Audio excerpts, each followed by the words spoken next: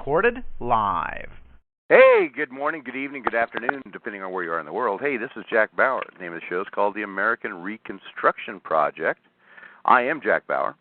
I do this every week, 6 o'clock p.m. Pacific time, 8, 9, 10 o'clock, wherever the hell you are. And tonight on my show, I'm supposed to have Howard Griswold. I've left a message for him. He hasn't called in yet. Howard, but he was supposed to be on an hour and a half, or a bit about a half an hour. Also, I've got a fellow named Robert who was put in jail for 6 months because he had the nerve to call his son, and which just totally pisses me off. I can understand where he's coming from. Again, if you want to light up the lines, hit *8 on your telephone. What state is that from? You know, I'm not sure where he's from. I put the word out. Don't you ever read your emails I send you, Ranger? What's up with that? You know how many emails I get in a day? You know how many I send you in a day? Too many. Bob is from Missouri. From Missouri, that's right. It is from Missouri. So he's Benton back there County, Missouri. He's back there from your neck of the woods. He talks funny like you do, so you ought to get along with him real well. So what did he do? He called his son because his wife had custody of him? Yeah, and they had trumped up some kind of bullshit court order that said he couldn't call his son except special days or certain days and hours, which he, as I understand it, was in compliance with. But that really didn't matter. They went out and arrested him anyway, and what got him out was he wrote an affidavit or a court order or something suing him for several $million. Mighty Mo, you know the specifics? You know what I like about what he did? It goes to show me that toilet paper has more than just one use. Kind of like the American dollar, which is about as good as toilet paper. Robert, if you're on, or Howard, if you're on, hit *8 on your receiver so I know who you are, and I'll unmute you. Well, I was told yesterday that American dollar is going to be finished by the end of December. Well, you know, I had a accountant on, or a financial advisor on a couple months ago, and he gave us until July, and he said it's done. Yeah, he said he's a very popular accountant. Financial advisor says that we're done. He said, and that was barring nothing critical happening before then and now, but we're up to July. So anyway, Howard and Robert, if you're on, hit *8 on your telephone receiver, and I will unmute you so we know you're there. See California. Well, Howard is probably laying on his couch, snoring away, and his Pomeranians are probably trying to wake him up. They can't get him up. Let's see, Craig, are you on? What's that, Mike? Hey, what's up? No. Just driving. Hey, what's going on, my friend? Tell him he's not driving, he's traveling. He's traveling, absolutely. I can't get it through to him. He's typical Californian, doesn't listen. And, yeah. Also, we've got some good news here out of California. Got a fellow named Adam that Craig kind of had a little bit of a hard-on for, but because he's taken, it looked like, in appearance, it looked like he'd taken some of our patriot friends for a ride, stolen money from them, taken money from them. However, he got a DWI. Craig, you there? Yeah, I'm here. How long ago did he get that? Can you kind of fill us in, since we're waiting for our guests to come on, fill us in what went on and how it went down and what has happened, what's transpired in the meantime? I mean, this is some great news. Well, we filed an appellate brief about 6-7 months ago, and I guess on Wednesday he got a letter in the mail saying that he won his case. Now, that doesn't give him, I don't think that makes him free and clear, because that was just the case for the previous cases. And now in California appellate court, and I don't have the case number. He gave me the case number, and I tried it to go online to find the case. Of course, all pro per cases go unpublished. So you're not going to find it on the computer.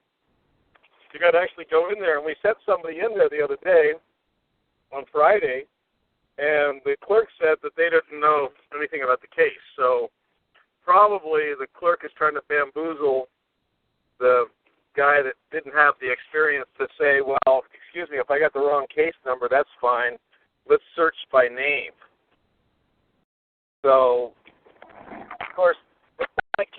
this secret, but they don't want anybody to know. But basically, it was Dave Merlin's brief that got him off, or that beats those last cases. Now, on Thursday, he was supposed to have a hearing in San Mateo, and I'm not sure if he showed up. If he didn't show up, now the whole game starts all over again with failure to appear. So it's and probably what I'm going to have to do is go down there myself and get it. And you know how I am, Mike. I don't let those people get away with it. So, well, if you really want to have some fun, Craig, take me with you. Have Ranger on, yeah. Take Ranger with you. We'll both get thrown in jail. Yeah, Robert or Howard, if you're on the line, hit *8 on your telephone receiver, and I'll know who you are so I can unmute you. Otherwise, our belcher farter, obnoxious piece of shit, has a tendency to come on, and I'm not going to allow that again. Oh, there we go. There we see. We got Maryland. Hello, Maryland. You there, West Maryland? That's Cynthia in Maryland. Hi, Cynthia. Hello. How are you, my dear? I'm still kicking. Yeah, that's what I've seen. You've been sending me lots of stuff. So. Well, I hope it's not all bad. Howard's supposed to be on in the after the first half hour to an hour, so we've got to give him time. And Robert should be on any time. Robert, if you're out there, hit *8 on your receiver, and I'll unmute you. These folks, I think, are new to Talkshoe. But anyway, Mike, let me finish. I got to go and do some work here. Sorry about that, Craig. Go ahead. The brief was based on Merlin's right to travel stuff. Open as a matter of right to public vehicular travel, all statutory, no common law, no quorum nova sui juris, man on the land, man of God, any of that stuff is all regular law that most patriots don't think much of, but that's what prevailed. But I won't know for sure until I see the documents, just like the Iraqi dinar. I don't believe any of this crap anybody says anymore because, they don't have any real connections, and if they do, their connections may be skewed, who knows. But I'm going to probably go down there next week sometime and get that case. So, well, you couple that with the Supreme Court decision on the 9th and 10th Amendment being good for anyone, not just states, not just whatever. This is some pretty dramatic stuff. Yeah, right at the time the whole system is crashing. That's the problem. Correct. Oh, yeah, and it's crashing big. It is definitely crashing big. So. And just for those people with dinar, we may get revalued by the 30th, but the U.S. dollar might be going in the tank soon after that. So you may have $1 million, but it might cost you $1,000 to buy a loaf of bread. Well, if you get dollars, you better turn them into something else. Well, you know what, Craig? We just had that conversation yesterday, about 4 or 5 of us, and what they're doing is going down to Bahamas and turn them into Cougarans. Hey, Dark Knight, thank you. Dark Knight here's texting into me here. And again, anyway, go ahead, I'll Craig. call in later a little bit, Mike, but I got to go put some cleats in on these stairs. Thanks, Craig. Appreciate it. Talk to you later. All right. Robert or Howard, if you're on, hit *8 on your telephone receiver. Push *8, and that will raise your hand, and I can unmute you. I can't tell if you're on or not because your name's not. Hey, Jack. Yes. What was Craig just talking about? That Merlin's got some stuff on the right to travel? Dave Merlin, who was my guest host all the time, his stuff for right to travel is brilliant. He's one of the smartest, best. I know. You don't have to give me the big lecture. Where's his stuff at? He used to post everything on his website. He has a package that he was selling, right to travel stuff. I've got it. Give me an email, whatever, and I can see if I can hook you up with how he has, what he has doing, what he's doing. Give you an email. You send me 200 of them every day. I'll see if I can remember when I get out of my drunken stupor. See if I can remember. Send it to me so I can go look at it tomorrow. Okay, very good. And again, Robert or Howard, if you're on, hit *8 on your handset so I can unmute you. They haven't come on yet. Anyway, Cynthia, what's going on with you, my dear? Oh, well, quiet on the home front over here other than but actually I'd like to ask a question of the listeners, and that is if they've noticed an increase in the number of canine unit cars going around in their area. Not just canine, it's cops in general. They have kicked this up. On the East Coast, in fact, Ranger here knew about it. I'm going to unmute another one here. Ranger here sent me something on it and knows about it. On the East Coast, a lot of military stuff going up and down the coast. And from what we understand, they're going up to protect the UN and they've been told over the airwaves, comply with everything in your packet, exactly what you've been told to do, which sounds like martial law. Anyway, German Research, are you there? Yep, we're here. Who's this? Howard. Hey, Howard, how are you, my friend? We've got him. This is the good guy, Howard Griswold. Did you have a hard time getting in? No. Great. Got one of our guests. Robert hasn't showed up, but we'll take off with you, Howard. I'll take you any day of the week, my friend. This is Howard Griswold. Howard is probably the original patriot in the U.S., as far as I know. I mean, he came over on the Mayflower with Columbus, didn't you, Howard? Well, my great-great-great-great-great-great-grandfather did, and he was the first governor of the new state of Connecticut. Howard, God bless you for being here, man. I sure appreciate you coming on. We've got a lot of people here listening. They want to hear from you. What is the latest? Is this country going to survive? Are we going upside down? Is it dead and over? What's your spin on what's happening in this country? That depends upon whether you are a U.S. dependent or if you're an American. Wow, that's kind of like saying if you're an American citizen or if you're a sovereign. Or if you're an American with a little bit of common sense and a little bit of education instead of a whole lot, and you're not a real well-educated U.S. citizen, then you'll probably survive. But the well-educated morons, they're going to perish. And it's coming hot and heavy, isn't it? It's too much for most people what's going to come down. What is already coming down is more than a lot of people can stand. You've seen all kind of turmoil all over the place. It's going to get worse. Absolutely. So, Howard, what is the latest and greatest in your life? I know you've been all over this for how long you been in quote unquote the movement? How long have you been battling this fight? Which, like I say, you're one of my heroes, all-time heroes forever, and it is so appreciated to have you here. Around November of 1979, so wow. November of 2011 will be 32 years. Gosh, I've been married and divorced 7-8 times since then, so you're really out there. I'm just kidding. Anyway, we got Ranger Ron on here with us. Glenn Murphy's on here with us. I've got Cynthia, which are all current patriots, kind of new to the movement within the last 5-10 years. But what do you see happening? What can we do? Could people get hold of you? Are you doing new pleadings? Where are you at in the movement right now? Right now, all I'm doing is spreading the information around about the fact that the government is a public trust.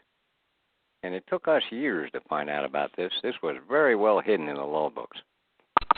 Of course, 99% of what they do is very well hidden with the words they use. And people get out of school and think they know how to read because they taught them how to pronounce words, but they never taught them the meaning of words. So actually, we have a great difficulty in actually reading. And I do, too. I mean, I'm no different than anybody else. It's taken me years to figure these words out and find out what the meanings are, track some of this stuff down and unwind some of this fraud. But it all started right after the Constitution was originally passed, and Congress went into session and started making laws, and they violated the Constitution immediately to a small extent.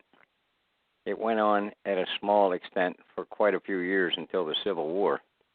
And in the Civil War era, following the Civil War, all kinds of things were done to pervert the original intent and meaning of the Constitution.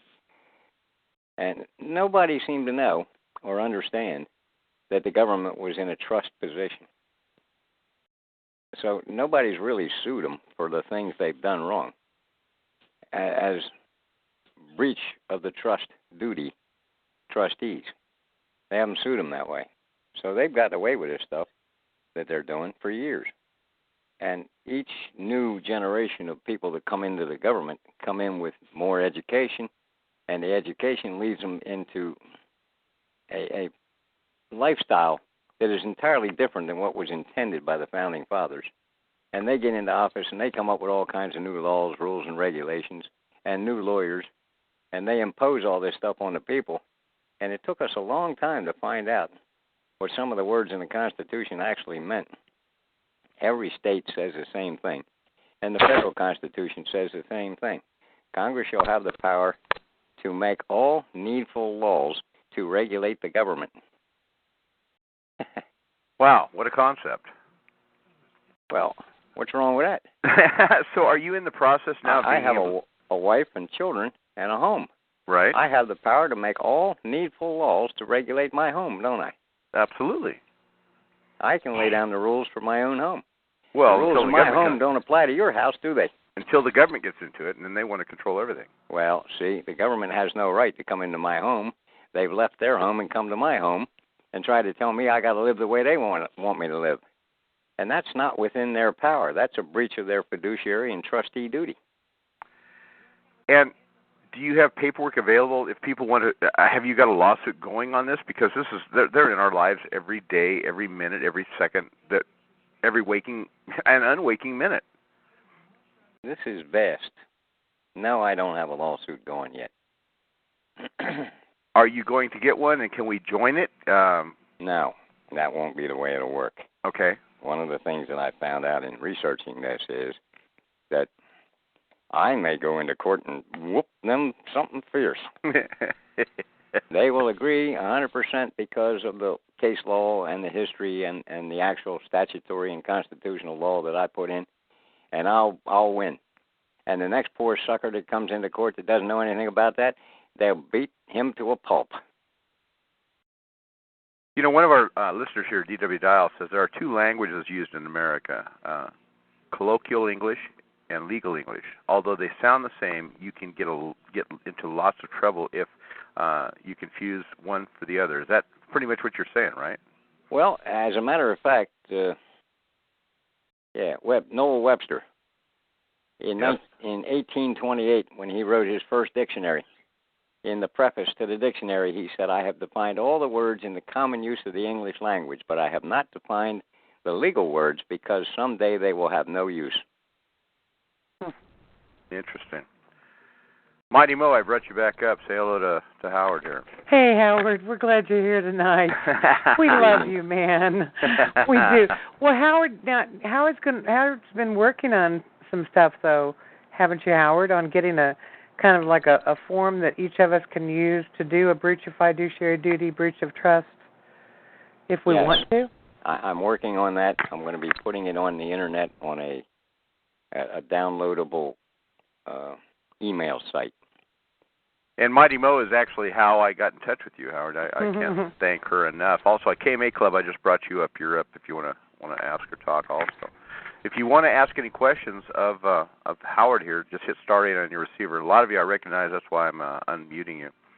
So I got North Indiana there, and I think that might be our Belcher Farter. I'm not sure, but I'm not going to unmute him. So anyhow, Howard, like I say, your stuff has been brilliant forever and ever and ever. And my claim to fame is, I lived with Irwin Schiff for a whole year prior to him being convicted, and as brilliant as a man as he is, and he still is, he's in prison now, he didn't understand courtroom procedure. He could recite you the IRS code upside down, didn't matter, but he didn't understand courtroom procedure. And being the Jewish background that he has, he didn't want to spend any money to have somebody that could take care of it. And therefore, he's sitting in prison right now, which is an absolute atrocity. And I guess you had some dealings with him also, didn't you, Howard? Yes, I met him. I was very impressed with the man, but at the time, I didn't know what to tell him. I did tell him that as far as I could see, the answer was not in the IRS code. The IRS code did not apply to most people, I told him, but I wasn't sure exactly how to show him that at that time. Now, this is years ago. Geez, that's sometime mid-'90s, so at least 15 years ago. Uh-huh. So at that time, I had a lot of stuff out here that that time about the Uniform Commercial Code, and that all law today and all court rules are all patterned along the commercial law line, not along the common law line. Well, boy, did I have a hard time getting that through to a lot of people. I can't imagine. you are wasting your time going into court, bringing up your religious views, because the courts have no religion. Law is not based on what you believe to be religion anyway. They may have their own religion, but it's not the same as the one that the rest of us believe. Mm-hmm. So you're wasting your time with that. You're wasting your time going in under the common law until you've exhausted all of the commercial law. And it says that very clearly in their commercial codes, that in order to get to the common law, you must first exhaust all the commercial law. And in most cases, you don't have to exhaust the commercial law and get into the common law, because there are remedies available in the commercial law. The trick was learning how to use them and where they were. It's all been hidden. It's all been so hidden, isn't that a better word, I guess, to get through to this stuff, to understand it. And simple words and terminology have so much to do with everything. If you say you're a sovereign citizen, you've screwed yourself. If you're a sovereign that is a citizen, it's a whole different meaning. The two, even though they sound kind of alike, one can put you in jail, one can keep you out of jail. Well, I don't fool with sovereign or citizen other than private citizen. I tend to lean toward nothing more than private. The government is a public corporation. The government is the public. There is no such thing as private in the government. Anything to do with government is always public.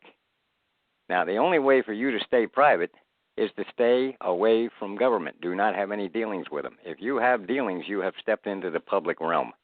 And this foolishness going around the patriot community here for the last 5 or 6 years about on the private side instead of on the public side and all that foolishness. You can't be dealing with government and be on the private side. Mm-hmm. Mm-hmm. The Constitution and the people that organized it in the very beginning spoke about that. And Madison wrote about it in his paper number 38. He explained the difference between the two styles of government that were combined together to make this Constitution. The federal government being all of the states combined, and the parent government called the United States. And they were self-regulating. And then the national citizenry was the independent private people in their private capacity, not doing business with the government. And they were self-regulating, self-governing. As long as you didn't do business with the government, you could be private. But as soon as we recorded a birth certificate, your body was no longer private. It now became public property. As soon as you grew up and went to school and utilized that birth certificate and went to church and signed up with some church business, you stuck yourself further into the public operation, because all churches are government-licensed churches, 501c3 corporations, and all government permit, I should say, religious operations, and government schools. And all the private schools are licensed by government, and the public schools are owned by government. So again, you're dealing with government. When you get out of school, or nearly get out of school, you get up to the age where you might be considered capable of driving an automobile. I think you should be 95 before you're allowed to do such a thing. But they claim 16 years of age is good enough. Right. We've got another fellow that just came on. Then you make a new contract with government to put your business dealings of traveling about, moving about freely. You surrender that and give it all to the government, let them control it in the public realm.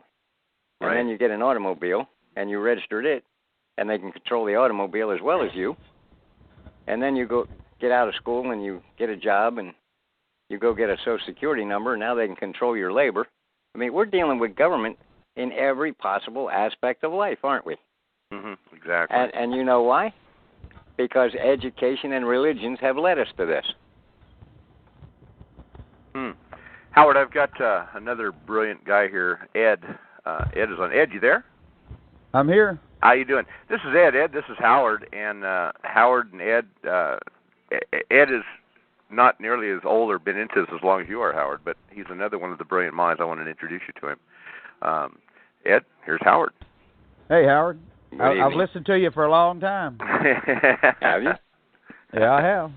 Well, be careful because I haven't always been right. Well, who has? Who has? I don't know anybody that has so far. But I'll tell you what, 90% of what I talk about, I can back up with what I can find in their books. And I agree with everything you say. You're exactly correct. There's no doubt that everything that you're saying is correct, because that's what I found too. When I was doing my research, exactly the same thing, and that's what led me to further to find out what it is that our founders did to ensure that our liberties would be untouchable. There was a very interesting case in Chicago, Illinois, that went from the little court there in Chicago up through the appeals courts, got all the way into the United States Supreme Court. The police arrested a man in the middle of the night walking down the street because he didn't have any ID on him. He carried this case all the way to the Supreme Court. This was not a rich man, it was a poor man. And he got one of these legal aid type lawyers that do things at no cost, and took this all the way to the Supreme Court. And you'll never believe what the Supreme Court said. No telling. Government personnel are required, upon request, to produce an ID. That does not apply to anyone else. Yeah, that's pretty amazing. I mean, we've got a public servant questionnaire that we provide for the policeman when they pull you over, and there's a good chance if you ask them for it and have them whatever, they'll thump you, or they'll throw you in jail or call you. What is this crap about resisting arrest when you haven't been arrested? But they throw it up all the time. I mean, I got a buddy out here, Barry. They've arrested him for resisting arrest when he wasn't under arrest in the first place. How are they getting away with this crap, Howard? He laughs. It's a game of words, and they're winning. Yes. And they're how do winning we take it because, back? first of all, the police do not have arrest powers. Wow. Okay, go ahead. You got to go off on this because I got lots of people listening that. Now, I've been there, done that also. In every one of your state code books, you can find police powers and dig it up. The police have the power to detain you and take you to a court magistrate or commissioner, depending upon what they call him in that local jurisdiction that you're in, and present his claim to this court commissioner or magistrate. And the magistrate decides that you're under arrest. But the actual cops don't have that authority or power? They do not have arrest authority. They have detention authority, and that's all they have. Well, I know out here if you bring that up and you demand a magistrate, they say, well, you got to go to jail because it's going to be 72 hours or 2 or 3 weeks before we can get you a magistrate. Isn't there some rules and regulations about that also? There are. In your state rules books, you will find those regulations, and they have to get you there at certain times. Now, you'll have to look your own regulations up and see what they are, but none of them go beyond 72 hours. And if they don't actually arrest you within 72 hours, an official arrest by the court commissioner, they have to release you, most of the laws say. And there's an interesting court case, and I don't remember the name of it anymore, but it involved, Los Angeles County, I think it was, and some petitioner. And now you brought this to mind that I'd mention it, but it's not something I have right in front of me, and I haven't even looked at it in years. But that was a case that, again, went up to the Supreme Court. Somebody got arrested. They held him for 10 days. He filed complaints and took it all the way to the Supreme Court. And, again, this was a poor person who got legal aid help of some kind. And they took it all the way to the Supreme Court. And the Supreme Court said that if they do not officially and actually go through all the procedures of arresting you and booking you within 72 hours, then they have to release you. Wow. What do you think or know about also them stealing our cars? I mean, my friend Barry, he's on the line here with us. They've taken 6, 8, 10 of his cars in the last 2 years. How, where, and how did they derive that power? And what is the remedy if they don't have the ability to do that? Start looking in Black's Law Dictionary under the word property, and then scroll on down until you come to a little subheading, private property, and read that definition. It gives you a court site. Go read that court site. Look up the other sites that are cited in that case, and you'll start getting a grasp of private property rights that are being invaded constantly by government because they have no right whatsoever to force you to register your automobile, to get a driver's license, to record a birth certificate, to register your land deed, to get a Social Security number, unless you're going to work for government. Then if you're going to work for government, you got to get a birth certificate, you got to get a Social Security number. You've got to play the game. Sure. If you're going to work for government. And there's nothing wrong with that. And government has a lot of good positions in it, and nice Can you money. name me one? Come on now, Howard. Name me one. I hate these SOBs so much. I mean, my eyes go red when I think about government, when I talk about cops. I've got such an affinity to these low-life SOBs. Give me one. The only reason why they're low-life is because of the way they've been trained. Most of the people that are in there, most now I say, because there are some evil elements walking the streets that shouldn't be. There's evil elements that run the court system. There's evil elements that are in the Congress and the state legislators. There's evil elements out there in the police. And some of the police will be honest enough to tell you that some of the other cops are very evil. And they're dirty. But they can't do anything about it. Because the system is dirty. So then, Howard, what is the answer? How do we eliminate it? How do we resolve this? How do we bring it back into what it should be? Again, I'll agree with you. The old cops that knew how to spell discretion, who knew what the meaning was, were decent. But they're driving them out left, right, and center, give them early retirement. Yep. The ones that are in there now are these young pieces of crap that are right out of the academy, where they've been taught to threaten, duress, coerce, collude you into obeying their orders, and that's all they understand. And they will shoot you, thump you, tase you in a heartbeat. So how do we bring it back? Well, what was the name of the retired governor of Minnesota that's writing all the books? Jesse Ventura. Oh, yes. Jesse Ventura wrote a book, put it out on the market. Everybody ought to buy his book. I'm not promoting it because I'm promoting Jesse Ventura. I'm just promoting what he said in the book. What he said in the book was, don't start the revolution without me. He's got all kind of explanation in there of why this is leading to a revolution. This is going to be a bloody mess. And that's how it's going to get straightened out. That is the only way. If you go back and look at history, the history of every big nation that has ever fallen, and every little country that has ever fallen, it has fallen because of an overthrow, a revolution. And unfortunately, this country started with an overthrow of the king and his magisterial control in this country. I think I've got Craig. You back on there? Yeah, Mike. Craig, this is Howard. Howard, this is Craig. Craig's one of my dear friends. He's a legal beagle. He's not. I mean, he's just. He doesn't have much of a looks or personality, but he really knows the law. Well, join the crowd there, Craig. You're so nice. Hey, Mike. Yes, this is what kind of pisses me off about you. Is you keep looking for answers. You already got the answer. Which is what, Craig? The Silverman brief. You got case law that says they can't do it, and nobody uses it. I give that out to everybody. Remember the Silverman brief? Oh, yeah, I carry it with me. But you know what? The cops don't give a shit. They do it anyway. I don't care what the cops give a shit about. You take it to court, and you shove it up their nose and somewhere else at the same time. I'm not familiar with the Silverman brief, but there's another brief floating around, the Donovan brief. And it's all about standing to sue.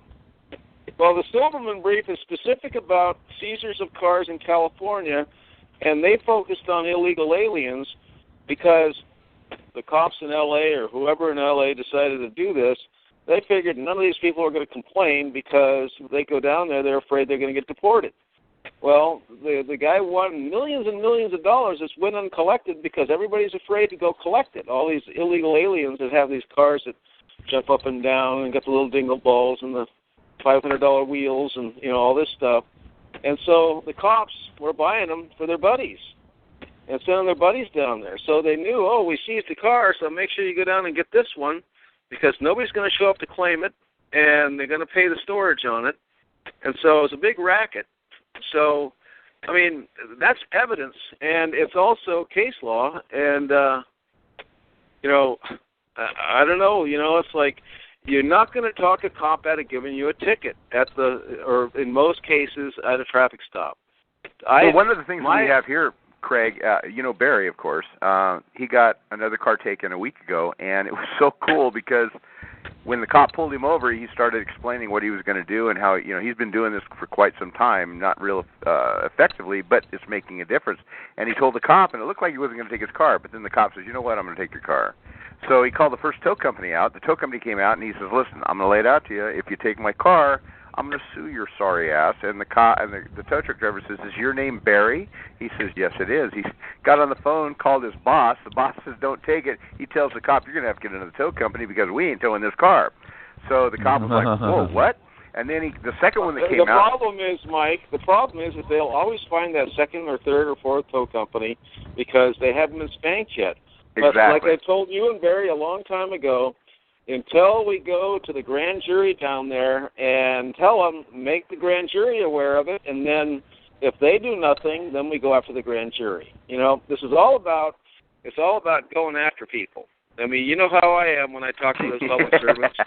Yes, I do. Well, the reason they take your car, is because they claim that it is obstructing traffic. Okay, and so no, the answer that's strictly addressed in the Silverman lawsuit, where it says that if the car is not impeding the roadway, the only time they can take it is say they pull a Mercedes over in a ghetto. And the cops don't want to leave it there because they know as soon as they turn their back, it's going to be stripped or stolen.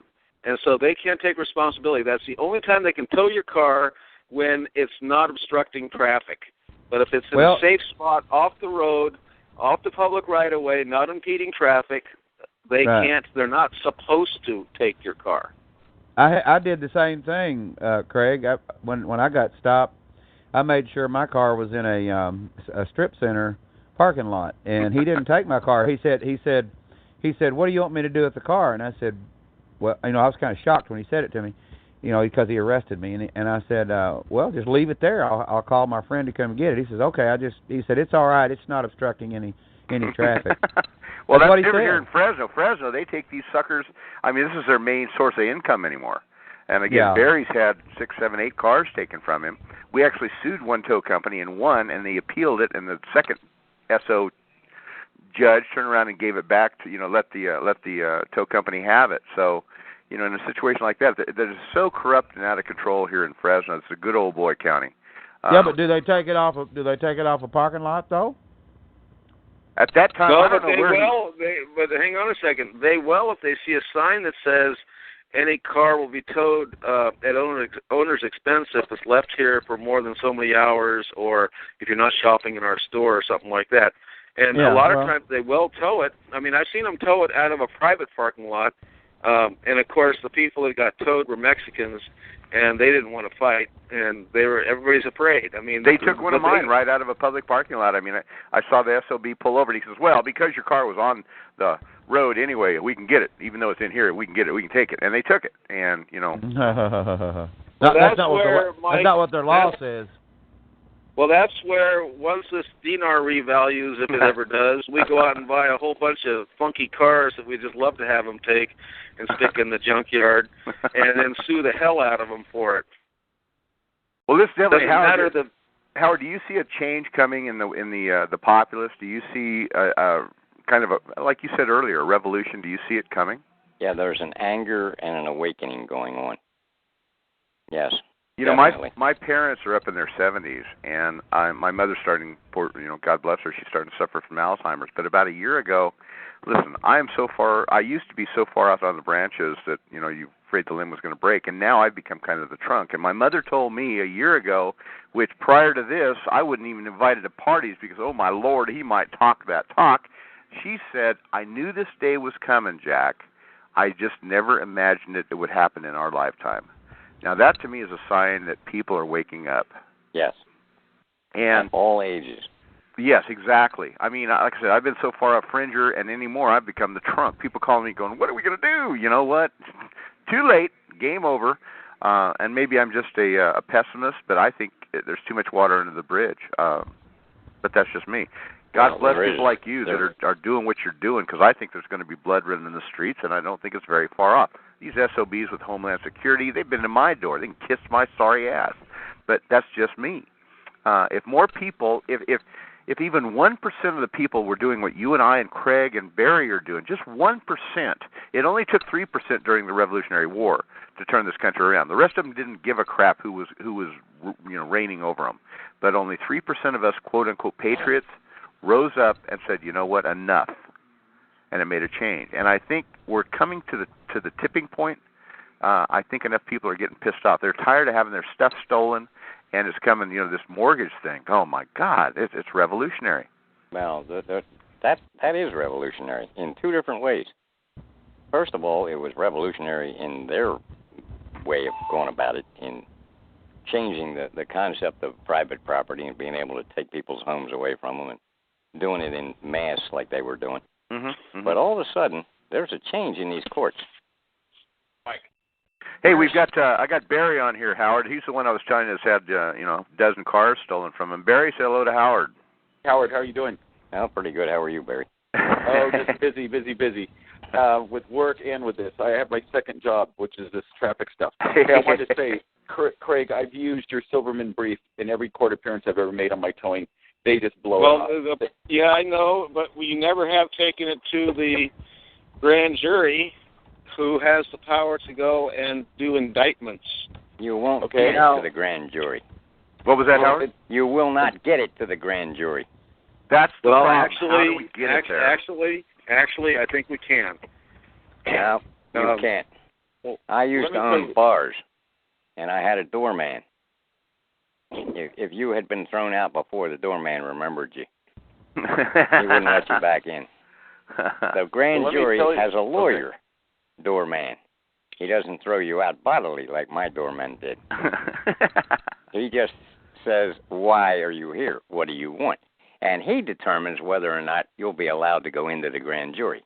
What about a private grand jury? Any effect there, Howard? Of what? Private grand jury. That's useless because the system isn't going to pay any attention to it. Sounds like they're out to get Craig right now. They get you, Craig? I heard the sirens. Well, I wanted to say, though, that, I've been parked at a private parking lot, too, and I've actually told the cops there's only three ways they can tow my vehicle. The caretaking doctrine, I'm obstructing traffic, and there's been an accident. They don't give a shit. Their policy. Matter of fact, I had a towing hearing a couple days ago with two cops and at the Fresno Police Department. And they basically told me, we know what you're all about. We've heard you. We understand what you're saying. We understand, your position. But they said, this is our policy and it's based on law. And I said, no, it can't be based on law. I said it flies in the face of law. Now I said it is your policy because we the people have not done anything and it's gone on so long. So now that's become your policy, but it's not right. It's not lawful. Yeah, and their policy only deals with them. It has nothing to do with us. Policy means nothing to the individual out of the corporate. Right, but he basically told me until we get something that somebody tells us that we can't do this, like somebody higher up, he says, we're going to keep doing this. And I said, well, I just got a letter from the DMV saying that I need to file an injunction. I said, that's what I'm doing right now. And I said, but they, they dance around it and everything. I said, I'm going to be doing this, continuing to do this. I said, I have a federal lawsuit right now. It's in the Ninth Circuit Court. And I said, it's not going to stop. And they said, well, fine. When you can get it to the point where we're given orders not to do this, we will stop. But until that happens, it's our job. That's what we're doing. That's exactly the way the system works. We're going to. That's right. We're going to be corrupt and do whatever we want to you until you manage to stop us. Yeah, we're going to stomp on your hand until you tell us to stop. And they say this is the law. They think it's the law they're enforcing. And you know what else they tell me?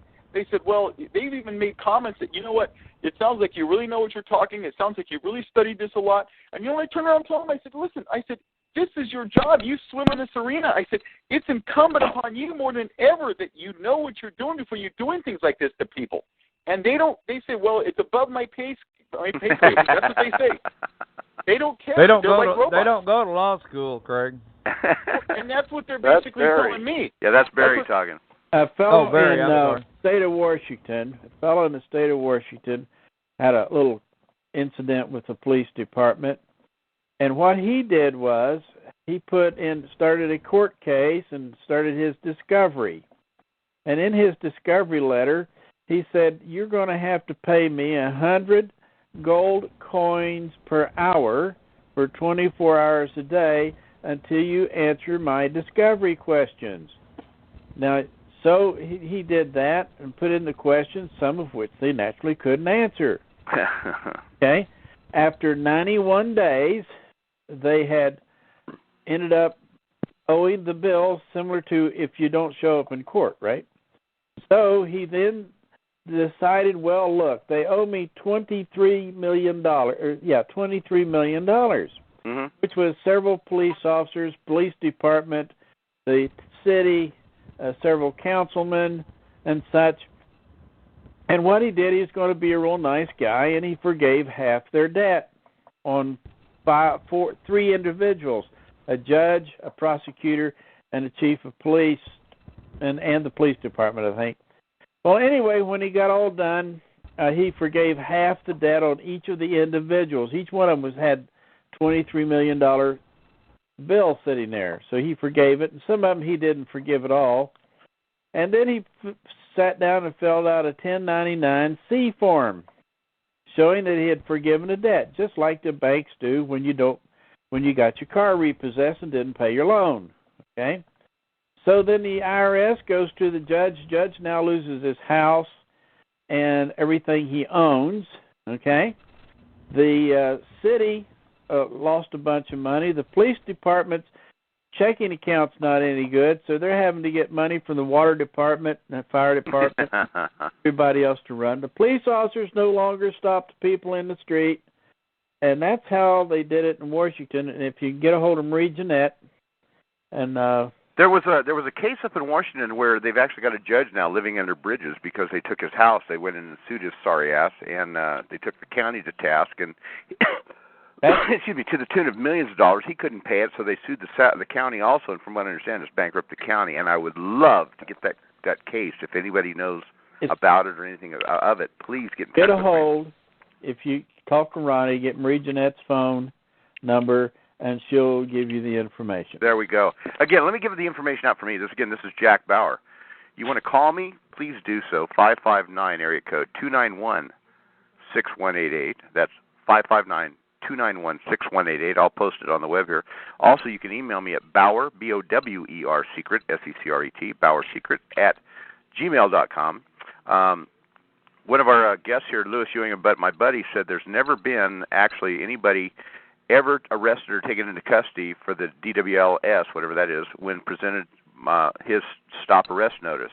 Again, Louis is another one of these gurus, legal gurus. And if you're online, you want to ask a question, hit *8 on your handset. I'm keeping our farter Belcher from interfering with our information here.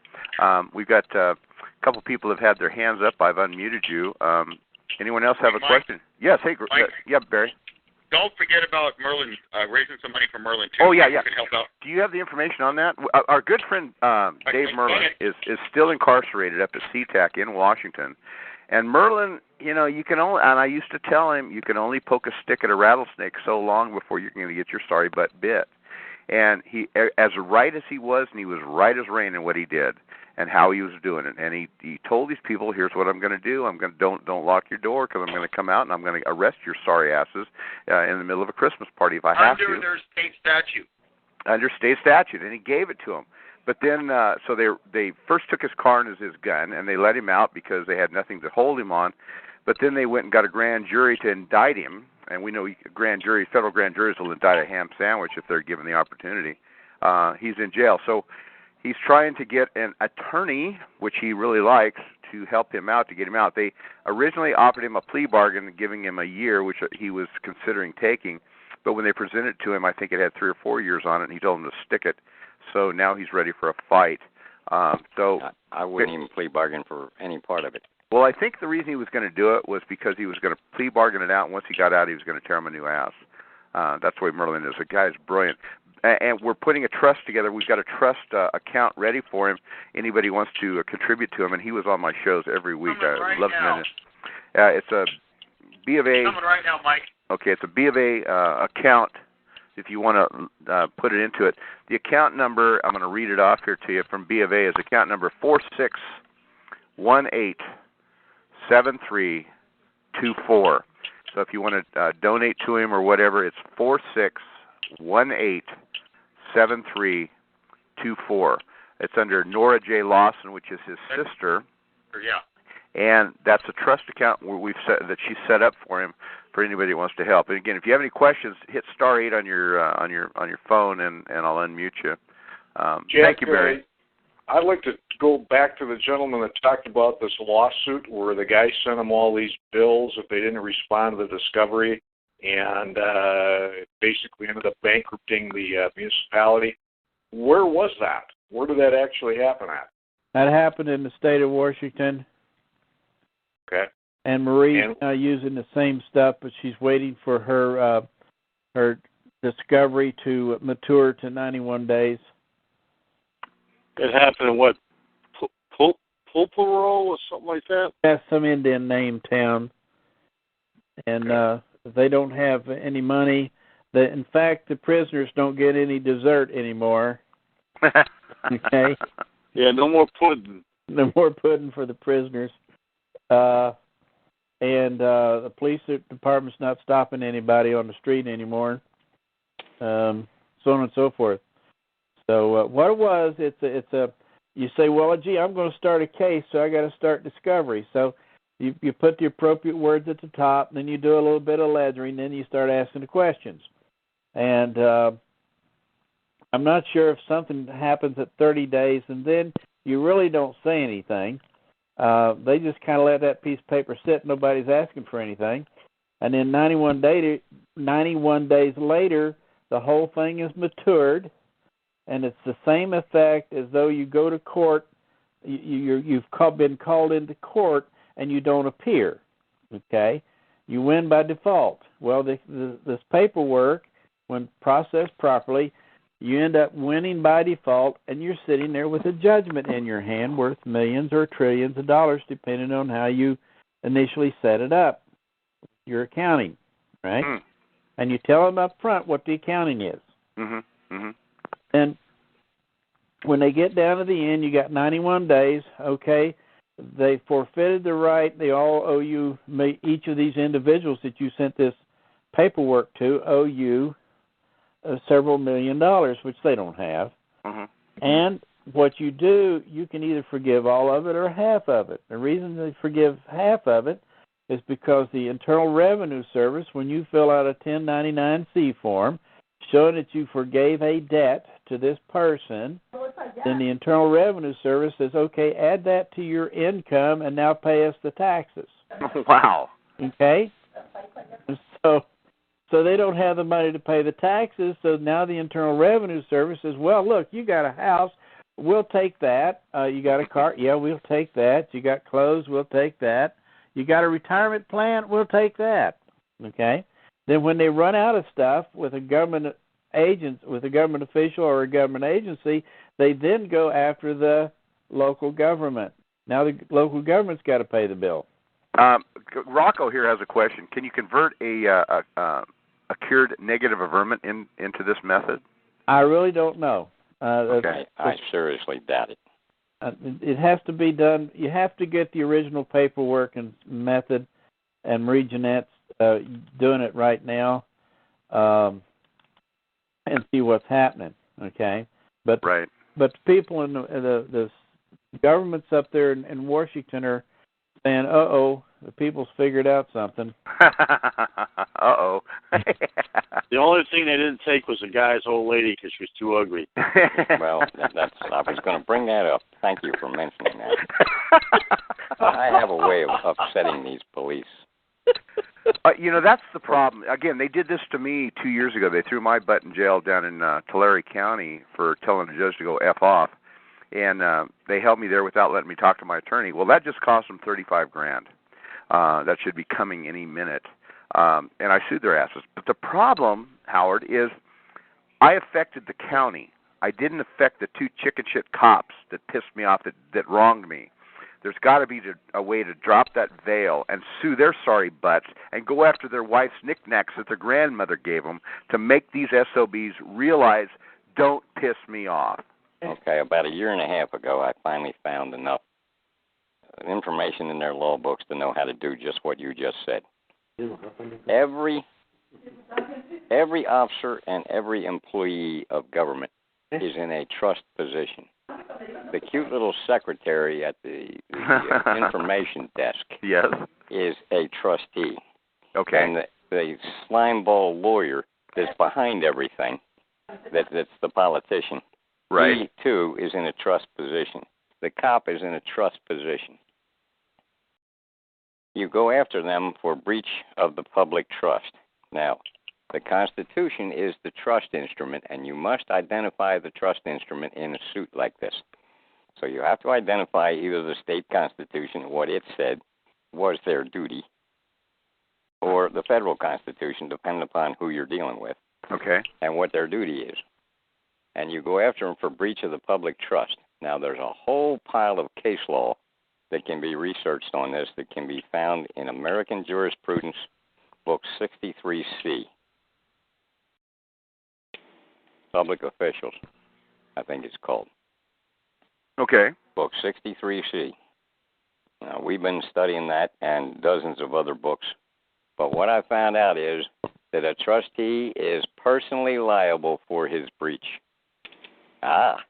Now you want to get that cop? Yep. You don't have to go after the county.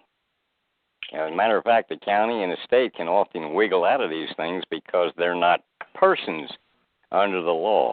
Mm-hmm. Mm-hmm. Now, bull crap. I don't know who came up with that, but some judge figured out a way to get the state out of trouble by saying that. But they are a person because they're a corporation. And a corporation is a person. A person is a corporation. We're people. We're not persons. Sure. We don't understand the language. We use what we were told to use. Mm-hmm. So we admit that, I'm a person. No, I'm not a person. And I told a judge I wasn't a resident. And this was years ago. I was just playing, trying to figure out what I could do about some of these words they used. Yes. And I tried to tell this judge that I was not a resident of the state of Maryland. And he said, well, you're here, aren't you?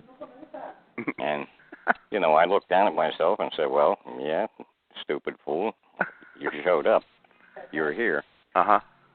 After a little bit more study, I realized that there's a difference between me and him. He works for the state. I don't. Uh-huh. He is resident in the state as an agent of the state corporation. I'm not a resident agent of the state corporation. So the fact was, no, I wasn't there. So you should have answered that question. You should answer the question, no, I'm not here. I can hear a woman talking in the background. If you're listening and you're not wanting to ask a question, hit *6 on your phone, and it'll mute you out so we don't hear your background noise. Sorry about that. Go ahead, Howard. Anyway, this breach of public trust is a very important approach. You can go after every government official who does something that violates private property rights. The biggest problem we have. Thinking. I can still go after these low-life SOBs, can I? Well, the biggest problem we have in this country is words and the meaning of words.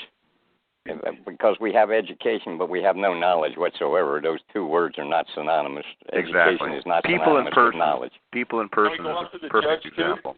Anyway. Can we go after the judges too? What did he say? He said, can you go after the judges also? You can go after any of these people. They are all in a trust position. Wow. We're getting ready to put a suit together against the judge. Now, if nobody will interrupt, let me tell you this story. Go ahead. We have been winning on mortgage foreclosure actions. Another fella that I've been working with for years has really been hot on this debt collection stuff, and he was starting to get people to beat credit card collection cases. Mm-hmm. Right and left. He's got over 800 wins in the last year and a half on credit card cases for people that have gotten in touch with him and learned how to do it.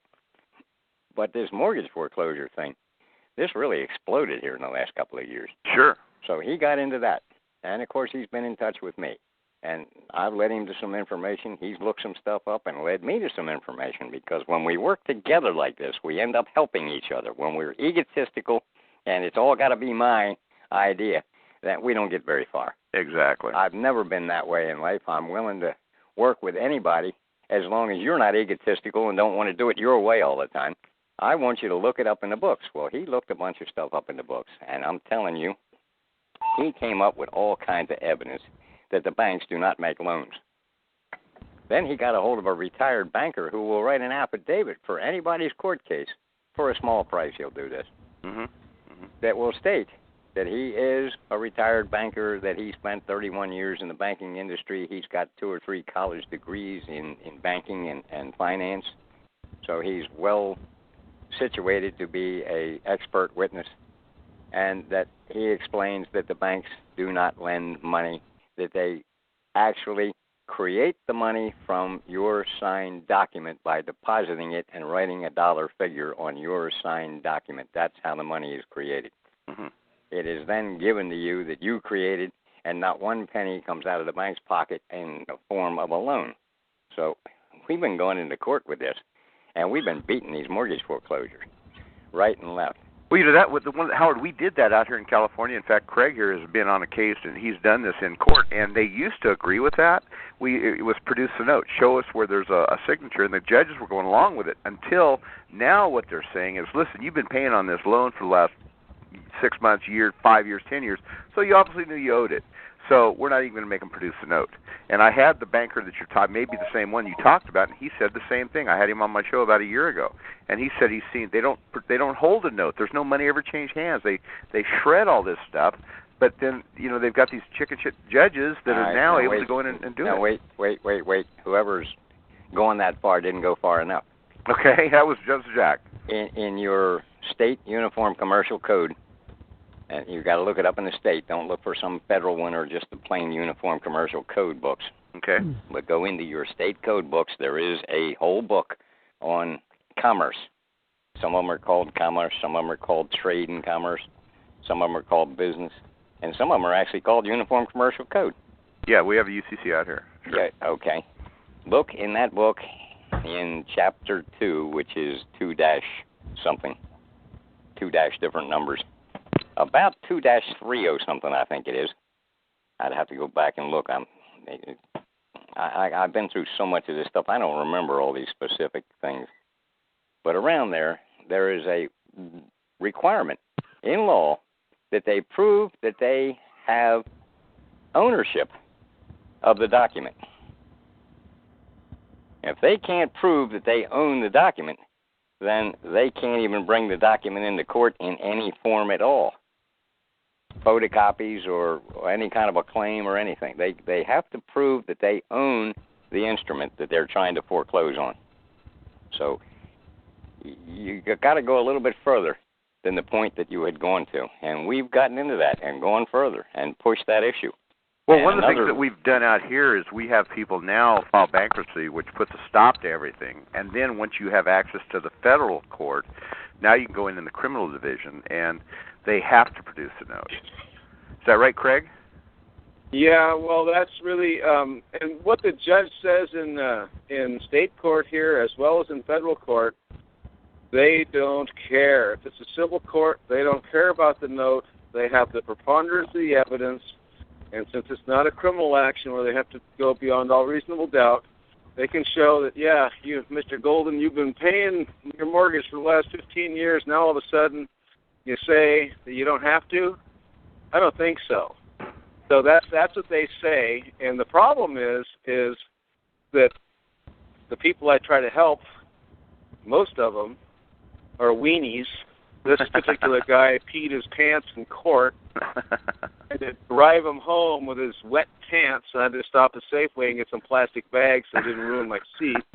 But the thing is the weak part of this whole thing is that most of these people that are fighting foreclosure, they're not into the movement. They're not into fighting for rights. They're into fighting for their money. And when it just boils down to money, they don't last very long. Because as soon as they're intimidated, they go, ooh. So that's the thing. You get somebody who's been fighting for their rights that understands at least some court procedure and something about law, now you have a chance. But you got to be able to stand up to the judge. We've gotten a number of judges kicked off of cases. Now, we didn't solve the case. But those people are still in their houses because every judge that comes in after them knows that they're going to be scrutinized by their Form 700, their Statement of Economic Interest. Yeah, here in California, it's called the Form 700, Howard, which is an economic form that all public servants are supposed to fill out, and we find nothing but errors on all of them. Well, not just that. And if they don't, like there's this one named Hockman in Marin County here, this judge, and so he has a trust, apparently, so nothing's listed. He filled it out, he signed it, and it says no interest on any schedule. There's a box at the very bottom where it says that, so basically he thinks he's bulletproof. And so all we had to do was ask him, well, excuse me, do you get a retirement plan? And if so, is it invested in REITs, REMICs, any kind of real estate other than your personal residence? And if it is, you got to step down. So, but you got to be fairly ballsy, and you got to be able to stand up for your rights. You got to be able to stand and fight. Yeah, here in California, Howard, we have found that these CS judges, the retirement program they have is all based upon they get a percentage of the traffic tickets that they bring money in on, which is absolutely a conflict of interest. Oh no, Mike. The cop told me in my hearing the other day that all they get is $10 out of every ticket. Can you believe that? It doesn't matter. It doesn't matter how much they get out of it. I'm joking, Oh, yeah. It doesn't matter. Well, that's what they told me, though. Yeah. Well, if they only get $1, it doesn't matter. It's still a conflict. Yeah. Let me get back to my story. Sure, I'm sorry, Howard. Because I asked you not to interrupt until I finished it. I apologize. Go ahead, Howard. The other day, we had a case in, I think it was in Wisconsin, in front of a judge. Well, over the course of time, we had put all this different stuff into the court, had hearings on this and that. And we put in this book that this fellow wrote on banking, and it reveals exactly what the law says, exactly what the Federal Reserve Bank has revealed in some of its publications. That this is nothing but just a repeat of statutory law, case law, and history and publications by the Federal Reserve Bank. That's all his book is. It's not his opinion at all, okay? Now listen. What's it called? It's Mickey Paletta's Brief. Okay. Okay? It's not a brief, it's a book. Mickey put so much stuff together as far beyond. A brief is a couple of pages. This is 150, 200 pages in this thing. It's a book. Anyway, this fellow had submitted that book to the judge and asked him to read it. He also gave him this affidavit from this person from the bank that testifies that they don't lend money. And in the hearing, the judge came out and he said, I have read all the stuff that you've given me. He said, as a matter of fact, I read Mr. Paletta's book twice. He says, that was very informative. He said, I learned a lot about what a corrupt system this is. Mm-hmm. You people are absolutely right. But a jury is never going to understand this, and you asked for a jury trial. Right. I am not going to allow this to go to a jury. So all of your motions and petitions and affidavits are denied. Now, let me go back now and tell you what this breach of trust is all about. A trustee is bound to be honest. He must act with the highest level of honesty, integrity, and good faith, the courts have said, and I chuckle every time I repeat that statement. Yeah, I have never seen anybody anywhere in this government at any time in my life, and I'm now 68 years old, and I've had a lot of business dealings in my life. Uh-huh. I own construction businesses, bar businesses, trash hauling businesses, landscape businesses, engineering offices. I've had all kind of things in my life going on. Made a good bit of money in my younger days. I had 7 businesses going at one time. I had all kind of dealings with government at all times. I have never in my life seen honesty and integrity in the dealings of government. Now, I have never in my life been anti-government. And to this day, I am still not anti-government. I think this is a wonderful government that was created by the documents that created these governments. There's another case that I put information out about years ago. Hi, Jack. Yes. It's Paula from Maine. Hi, Paula from Maine. Yeah, Maine here had a question for you. Can you take a question now, Howard, or do you want to finish your story? Well, let me finish, and then, Paula. Okay, Paula, hang on, Paula. This case that I found, well, actually, I didn't find it. I made somebody so damn mad up in Maine that he actually went to the library to prove me wrong. I told him the Constitution does not apply to the American people. It has nothing to do with us. It is not our Constitution, as you people claim it is. That is a concept that so many people have a hard time understanding. You're going to have to delve into that. I'm telling you, I got him so upset. But I told him flat out, I said, you got to learn how to read. You people went to school, and all you learned to do is pronounce words. Read. Doesn't the preamble... Let me finish, please. Hold on. Doesn't the preamble to the Constitution say, we, the people of the United States, do ordain this Constitution for ourselves and our posterity? What the hell does that mean? Do you think that means us? Are you part of the United States? Are you a government employee? Wow. If not, it does not apply to you. Well, there's a court case, Barron versus the City of Baltimore, 1833. This case went before the United States Supreme Court. And the Supreme Court ruled against the fellow named Barron who had sued the City of Baltimore for violating his Fifth Amendment property rights by doing damage to his property with their excavation work. The rains came along and washed the loose dirt that they were excavating down into the river along the side of his pier, and it filled the base of the river in so high that he couldn't get ships in to his pier to unload them anymore. And he sued them for taking his private property for public use without just compensation. Now, that's a Fifth Amendment statement that is extremely important, but in 1833, the Supreme Court said that that was the wrong way to sue the City of Baltimore.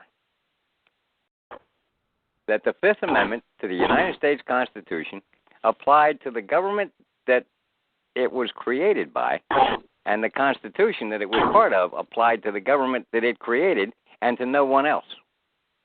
Mm-hmm. Now, I don't give a damn what you people believe. As a matter of fact, you can believe any of this hogwash you want to, including that some white bearded guy with a red suit rides a sleigh around and brings presents one day every year.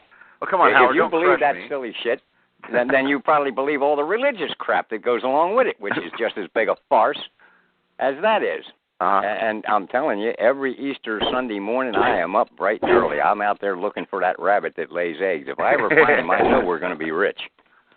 You know, I'm a fool too. I believe all this silly shit. Mm-hmm. Howard. But the fact is, this government was created by a small group of people for the business of government. It is for the business of government. The business of government today is the taking of your private property because we are so stupid that we don't even know what private property is. And boy, did that upset me. I started talking about this 10 years ago, private property. You'd be amazed at how many people called me up and said, how do I know what private property is? Uh-huh. How do I know it's private property? If the government didn't give it to you, then and you earned it on your own, it's private property. If the government gave it to you, it's their property. They have a right to tell you what to do with it. Sure. If it's your private property, you have a right to tell yourself what to do with it and anybody else that comes on your property what to do.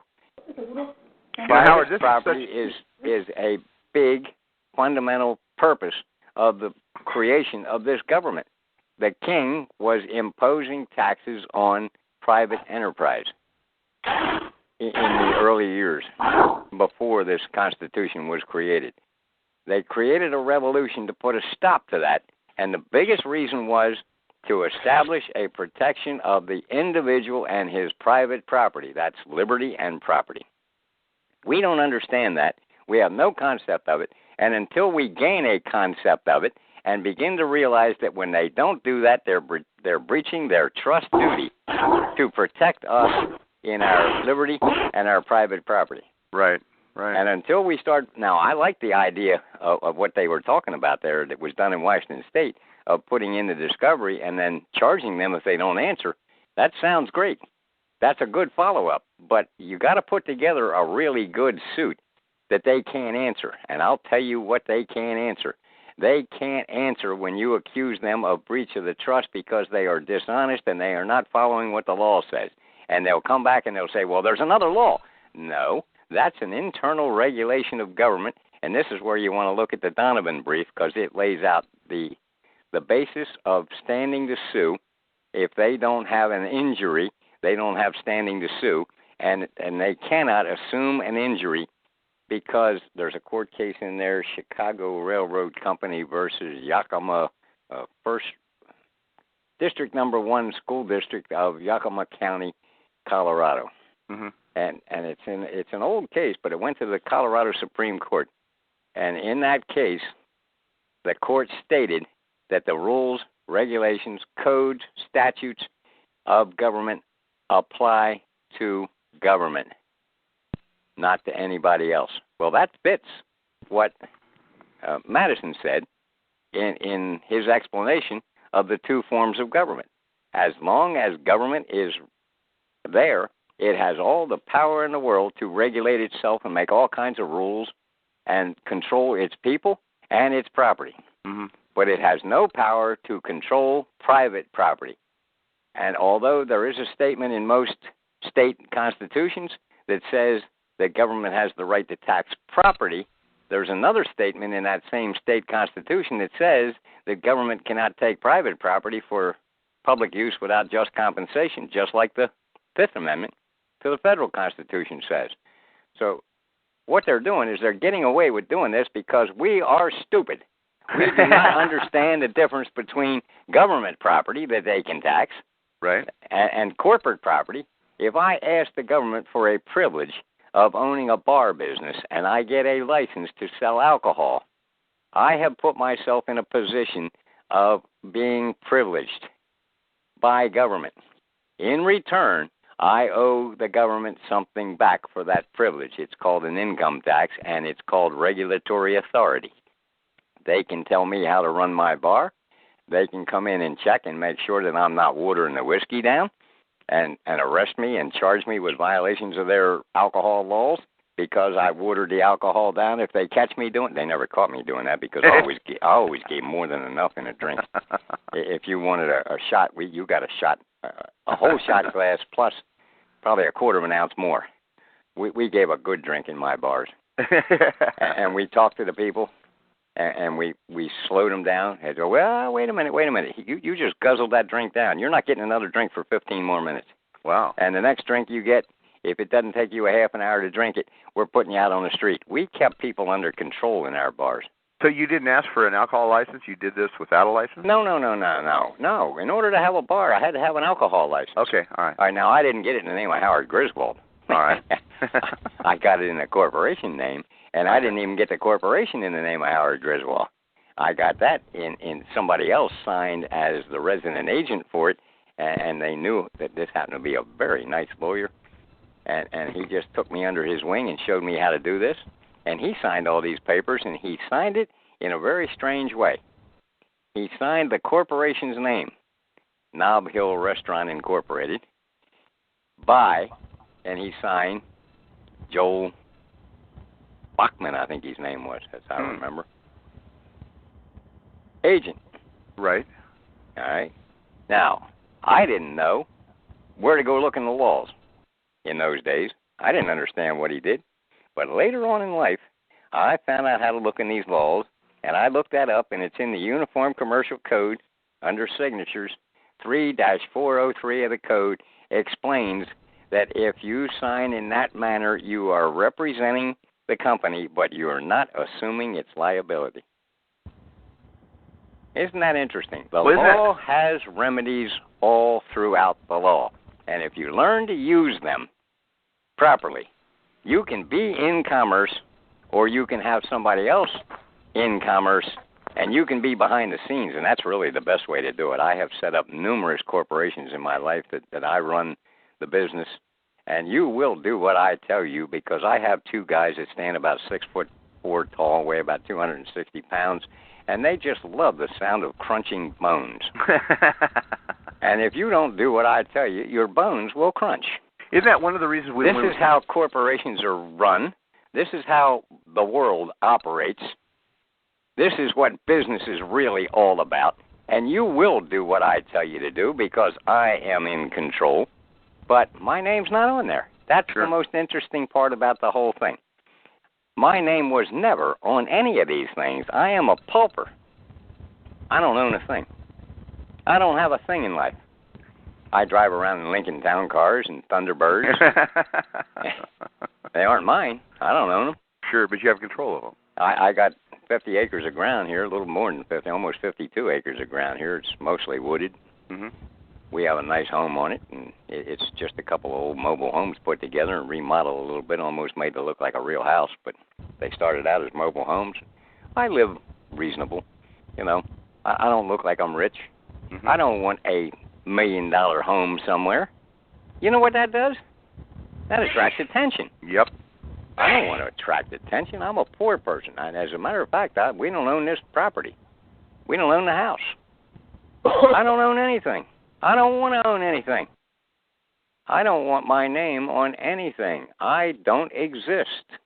Is this, Howard, one of the reasons when we go into court, you should always say you're not who you are, but you're there in the capacity of, the trustee of, because again, they put everything in capital letters. No, I don't agree with that either. I did not come up with that and put that out.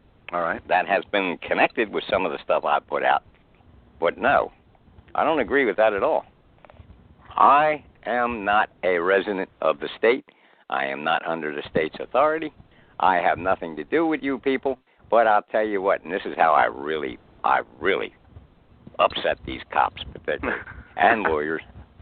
I tell them, look, you're interfering with private property. It is owned by Joe Schmo Trust or John Dinkelhammer LLC, and it is their private property. And you're interfering with it. And I was using it. So you interfere with my liberty to use that property. So if you keep doing this, I'm going to file a suit against you. And because I understand the rights of private property, I'm going to win this suit. And when I win it, I'm going to take everything you got, including your wife, and I sure hope she's good looking, because I can't stand ugly women. Now, you know what? I don't think there's such a thing as an ugly woman. I think women are the most beautiful thing that God created. Oh, no, I've got an exit. You've been the ugly tree. again, She hit every branch on the way down. Well, sometimes their attitude is bad. But women are basically beautiful things. You know, you mentioned Mickey Paletta. We've had him out here. He was trying to do a mortgage thing, and he just, not putting Mickey down, but he blew it bad out here because he took a lot of people's money and didn't do anything. Now, when it comes to the credit card stuff, he is absolutely brilliant. And if you'd have stuck with him, you'd have found out he's just as brilliant on the mortgage foreclosures. You just jumped the gun too quick on him. Well, the problem was he's not a good businessman, and he was trying to control the money and the business and everything going on instead of taking care of it, doing what he's best at, which is the paperwork and the law. And it just didn't work. It wasn't working. Actually, what he's trying to do is the same thing I've been trying to do for years, and that is teach you where to find it in the law and how to go into court and argue it. Sure, yeah. I'm not going to do it for you. This has been 3 years ago, and he, I took him to dinner a couple times. I love Mickey. He's a great guy, but he just, when it came to business, he wasn't there. So no, Mickey's not a real hotshot businessman. No, he isn't. He's first of all, he's too damn honest to be a businessman. Right. You've got to learn and understand how dishonest it is in order to function within it. And you don't have to be dishonest. I'm certainly not dishonest, but I tell you what, I'm damn strict. Right, right. You will do what I tell you, and you will do it the way I tell you. And if it's the way it's done, then that's what I'll tell you to do. Do it the way it's done. Sure. All right. Well, Howard, you've got the lady from Maine had a question. Have you got a second to take a question? Yeah, Paul. And also, I've got Richard wanting to ask you a question. Go ahead, Maine. Paul, I'm sorry. I didn't mean to make you wait so long. Go ahead. All right. Well, I had a question about a credit card, but also I wanted to mention some important cases regarding person. I've got one listed at my website. I don't know, Jack, can I give out the website? Yeah, absolutely. We're on this together, absolutely. Okay. It's dirtydecisions.com. If you go all the way over to the right-hand side, go all the way to the bottom. I mean, this is something that I figure people don't read much about anymore, but the case was 1993, Rowland versus California Men's Colony. That was a group of prisoners, okay, which were trying to get informa pauperis status, okay, because they were complaining because tobacco was being stopped from being given to poor prisoners, okay? So they weren't granted the status. The case got to Supreme Court on the status of informa pauperis, on that issue, okay? And they never got the status because the group was considered like a person, and there was a big discussion, of course, like always, and you can listen to the discussion online through Oya's project. It's very interesting. I think they were saying, how are we going to know if this group is really poor? And so they didn't want to grant that status as a person to the group to be able to get the free, like the informa, which is usually gives them the ability to proceed without any fees, without informa pauperis means you're a pauper. It means you have no money. That's what informa pauperis means. So those prisoners were denied that. Well, I had a case to the Supreme Court. Well, it never got there because I got a letter from the clerk. I had a case go all the way through Maine Supreme Court, and I just took it further, and I knew the chances were slim, but I said, well, I'm going to file a certiorari petition.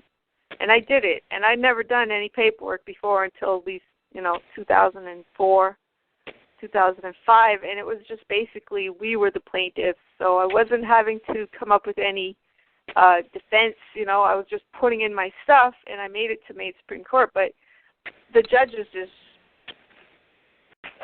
basically affirmed ridiculous decisions of other judges. In the Supreme Court, I never got it to the judges because the clerk sent my petition back. The letter cited the Rowland case, Rowland. Rowland was the like a probation officer or the prison guard, something or other. Anyway, so it's interesting if you want to read about that case. It does talk a lot about the person and corporation status. Now, my question, I was asking a question earlier. Oh, by the way, and if anybody wants the actual letter, I don't post it because I don't know how to post a PDF. Again, give me a call, Paula, and I'm an IT tech full-time.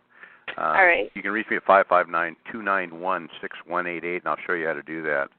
Yeah, I have your phone number. I just don't know if it's going to cost something. I did have a free software at one time. No.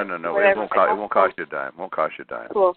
Great. Yeah, I got to get on that because there's a lot of things I need to do in PDF. Thank you, Paula. Now, my question was about the credit card issue, though. Just basically, can you say if people who have their loans in-house, like with a credit union, that's typical, right? If it's a credit card loan or a mortgage, isn't that something that usually you just can't get out of because they hold it there? Absolutely not. That again, it's on your signature. No money ever changed hands. And once you get past that understanding, the rest is easy. Yeah, if you only stick to that argument. Now, correct. Don't bring up the Fair Debt Collection Practice Act against the bank itself or the... Yeah, again, give me a call after the show or tomorrow, Paul. I'll be glad to bring you up on that. I'm pretty well Fair Debt Collection Practice Act rules only apply to third-party debt collectors, not to the bank or the credit union. Oh, so it has everything to do with the collection process. Yeah. How they're doing it. When you're dealing with the bank, you got to go down the road of the money issue, and the fact that they never actually loaned any money, and that there isn't really any money except what you create by your signature. That's exactly with mortgages and everything. It's the same basis. If the bank comes after you, if a lawyer, a third-party debt collector lawyer comes after you, then you can use the Fair Debt Collection Practice Act rules, and they always violate them. Exactly. How's that help you, Paula? Yeah, a little bit. Okay. Thank you. You betcha. I got one more question here from you, also, Howard, from Richard. Richard, are you there? Yes, I am. Hello, ahead, Howard. Richard. Hello. Hi. I've been listening in on various different entities and that specialize in various different specialties. And I just want to comment on your talent and skill, and I believe you are who you are, and I would like it if I can privately contact you. If you have like an email, obviously we don't want to give out the phone number. You know what? He has in fact, a good question. But instead of that, Howard, why don't you give out your? You have a group meeting also, right? That on the air that you have group sessions. Yes, he does. But I'd rather not speak on Talkshoe. I see. That are the best of the best. I will give out the phone number because my name is as Checo. old-fashioned as they be, as anybody can be. Here's what I do with everybody, and I have this for Captain Mike and Constitution Man. If you email me, I will forward it to him, and that protects him and protects you. So Now, just don't email forward it to me because I don't do emails. Oh, that's right. But I don't do computer. I can give him a telephone call. I think that's a wonderful little box. It's very heavy, and I put it in front of the door, and it keeps the wind from blowing the door around. Come on now, Howard. But you can also I can telephone him and give him the information, and he can call back to you. Yeah, I work with the telephone. And again, my number. I have one of these modern, stupid, computerized little inventions on my telephone, and I'm stuck with it. I can't get my free long distance in that unless I take these other three wonderful inventions, and one of them is call waiting, and I absolutely refuse to call waiting. Sure. And again, you can reach me at 559 area code 291-6188. Yeah, I have your contact. Great. Flower. I'll give you mine. I gave it out. 1989 was the first speech I ever went out and did publicly. Yes. I went to a lot of meetings between 79 and 89, and I stood up at some of the meetings, and I made some comments, and I spoke a little bit, but I didn't step up in the front and become one of the speakers until somebody invited me to go to Connecticut in 1989. And I went up there, and I started this out with, I'm sure none of you people are going to understand what I'm saying. I doubt if you realize that we live in the land of the free and the home of the brave, and because we're in a debt money system, you're not free, and none of you have been brave enough to do anything about it. So I hope the hell I've just insulted you, but I'm going to proceed on. And their mouth dropped open, and I talked for 4 hours. Exactly. Explaining what kind of a debt system we're living in, why there hasn't been any money in this country since 1933, not even silver, despite your silly beliefs. In 1871, Congress abolished silver as money and made it a commodity. Even though it stayed in circulation for a lot of years, it was a commodity that could be purchased with paper.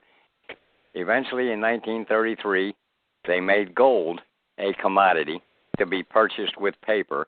And I've been telling people for years, you're wasting your money and your time buying gold and silver and thinking it's ever going to do you any good, because if the paper folds and collapses, you won't be able to sell your gold for the paper, so your gold will become worthless. But very few people listen to me. Anyway, I started out with that speech back then. Well, somebody tape recorded it.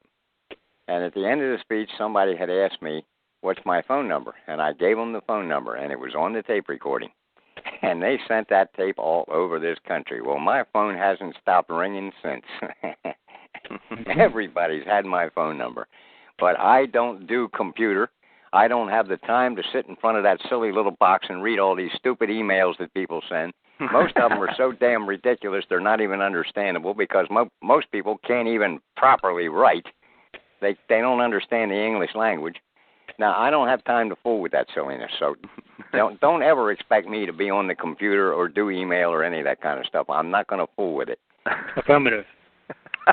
But you're more than welcome to call, and if you don't get an answer, call again an hour later or so, call again another hour later. If you don't get an answer that day, call the next day, because some days I am away, or I'm out here on my farm working, and you're not going to get me that day. And Howard, in the evenings, I'm on conference calls. I have a conference call on Monday, Tuesday, Wednesday, and Thursday night, and I've told people for years that Friday night I'm not available. That is the night that I cheat on my girlfriends and I take my wife out. And I do things backwards to what everybody else does. I believe in taking my wife out. The hell with my girlfriends. His conference call number is 218-844-3388, and his PIN number is 966771, followed by the pound sign. And what time are those calls, Howard? 8 o'clock Eastern Time on Monday night is the health and water call, and 8 o'clock Eastern Time on Thursday night is the law study call. So Thursday night's the one where we talk about this kind of stuff. Well, yeah. But if you're interested in learning how to stay away from drug-pushing doctors, you might tune in on Sunday or Monday night's call, too. Amen. I didn't realize you were a health guru also, Howard. I got into it. Well, I'll tell you what. What we do and what we know about health has nothing to do with the bull crap that most people promote about herbs and stuff like that, although I don't disagree with herbs. But I'll explain to you why they work in your body, because your body is actually physical and it operates under the laws of physics, which is vibration. And that's what we talk about, the vibratory energy in water and the vibratory energy that we can put into water so that we can transfer it through water to your body, and the vibratory frequencies measured in numbers that you can use for certain ailments that you might have. And we've had amazing results with people using this. You know, Howard, you were my hero before, but now I'm very impressed with you because you seem to understand this stuff. This is great. Well, one of the silly things I did do in life, although I quit high school in the 9th grade, I did go at night school, and I took some high school subjects to get my high school equivalent diploma. I went and took the test, and I read so slow I didn't pass the test. I said, "Ah, to hell with this. I don't need a diploma." Well, I went to work for a chemical company, and they wanted me to go to college and study chemistry. So they were going to send me. Well, it wasn't long after that I quit working for them. They promoted me to be, they hired me as a shop laborer when I was 17 years old. And before I turned 18 years old, they had promoted me all the way up to being assistant shop superintendent. But they never gave me a raise. So I stuck with them for about 6 months waiting for the raise. I said, the hell with this. I can make more money in a pool hall at nighttime than I'm making working. So I quit them. I never did let them pay for me to go to school, but I did, while I was with them, go over to the school and start talking about taking some subjects, and they said, yeah, well, we'll let you audit them if you're not interested in having a degree. What do you mean by audit? Well, you can sit there and pay the price for doing it, and you can take the classes, but you're not going to get any college credits for it. I said, what the hell do I want with college credits? First of all, I don't want to end up with 1 degree of knowledge, which is what I see these people with a college education ending up with, 1 degree of knowledge. And the rest of what they got is programming. No, I want to learn certain subjects, so I went to Johns Hopkins College in Baltimore, which is very renowned. And I studied strength of materials, statics, and physics. Boy, are they complicated subjects. What was that, Ranger? This Glenn. Hey, Glenn. By the way, Howard, we've got about 20 minutes left. This is my good friend Glenn Murphy. He's back in Missouri. He was right there out of the town that got blown away by the big windstorm, the tornado. Yeah, I'm glad to hear you're still with us. Yeah, he missed him by about a mile, he said. Anyway, what's up, Glenn? I was just wondering if he actually really thinks that they get 1 degree. Well, I don't know. They claim they do. They all run around with one finger up, claiming we're number one. That's how I figured out that they must have any of them. About 1 degree of intelligence or knowledge. Somebody on the radio last week said if intelligence and knowledge was measured in liquid form, most people wouldn't have enough liquid to fill up a 1-ounce eyedropper bottle. I thought to myself, you know what? That guy's rather generous. He's a lot nicer than I am. My comment has always been that if brains were measured in dynamite power, most people wouldn't have enough dynamite to blow their potato chip bag open. But you know what? And I fit in that category. I'm telling you, I went to their schools. I went to their churches. I got in business at an early age. I left that paint company. They wanted me to learn chemistry. Mm-hmm. And I went to work for an insurance company for about 3 weeks and realized that's not what I want to do. So I started my own little business when I was I wasn't even 18 yet. I was still 17. By the time I was 19, I had a $5 million line of credit with Dun & Bradstreet. I built something, and I built it with common sense, not education. From there, I built a business that turned about $3 million a year in business. Mm-hmm, mm-hmm. And I did that for quite a few years. And then at age 37, I retired.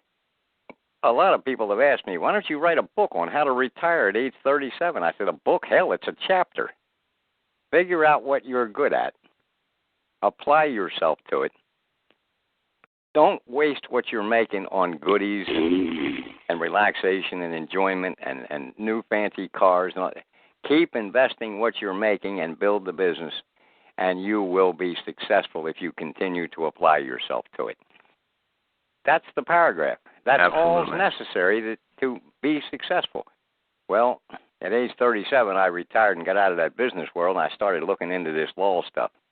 And you people seem to have a great respect for me, and the reason is because I have stuck to it and applied myself, and I have read their laws, read their cases, and stick to what it says, not my opinions. And I've told people before, you don't really want my opinion.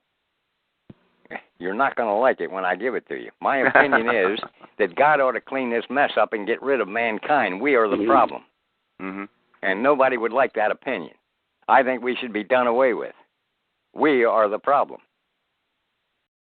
I know you won't like that opinion, so let's forget my opinion and get back to what the law says. Now, very importantly, and perhaps because we've just sort of shot the bull tonight, and, you know, that's not a good thing to do. That makes the cow mad, and then the cow doesn't give any milk. Well, I tried to tell you that's how my calls go. It's just kind of off the cuff. Well, Mommy doesn't have any milk then to give to the baby, and the baby cries and screams, and that makes Mommy mad. Mommy takes it out on Daddy, and the whole world is all upset because somebody shot the bull. Mm-hmm. So, maybe we shouldn't be doing this.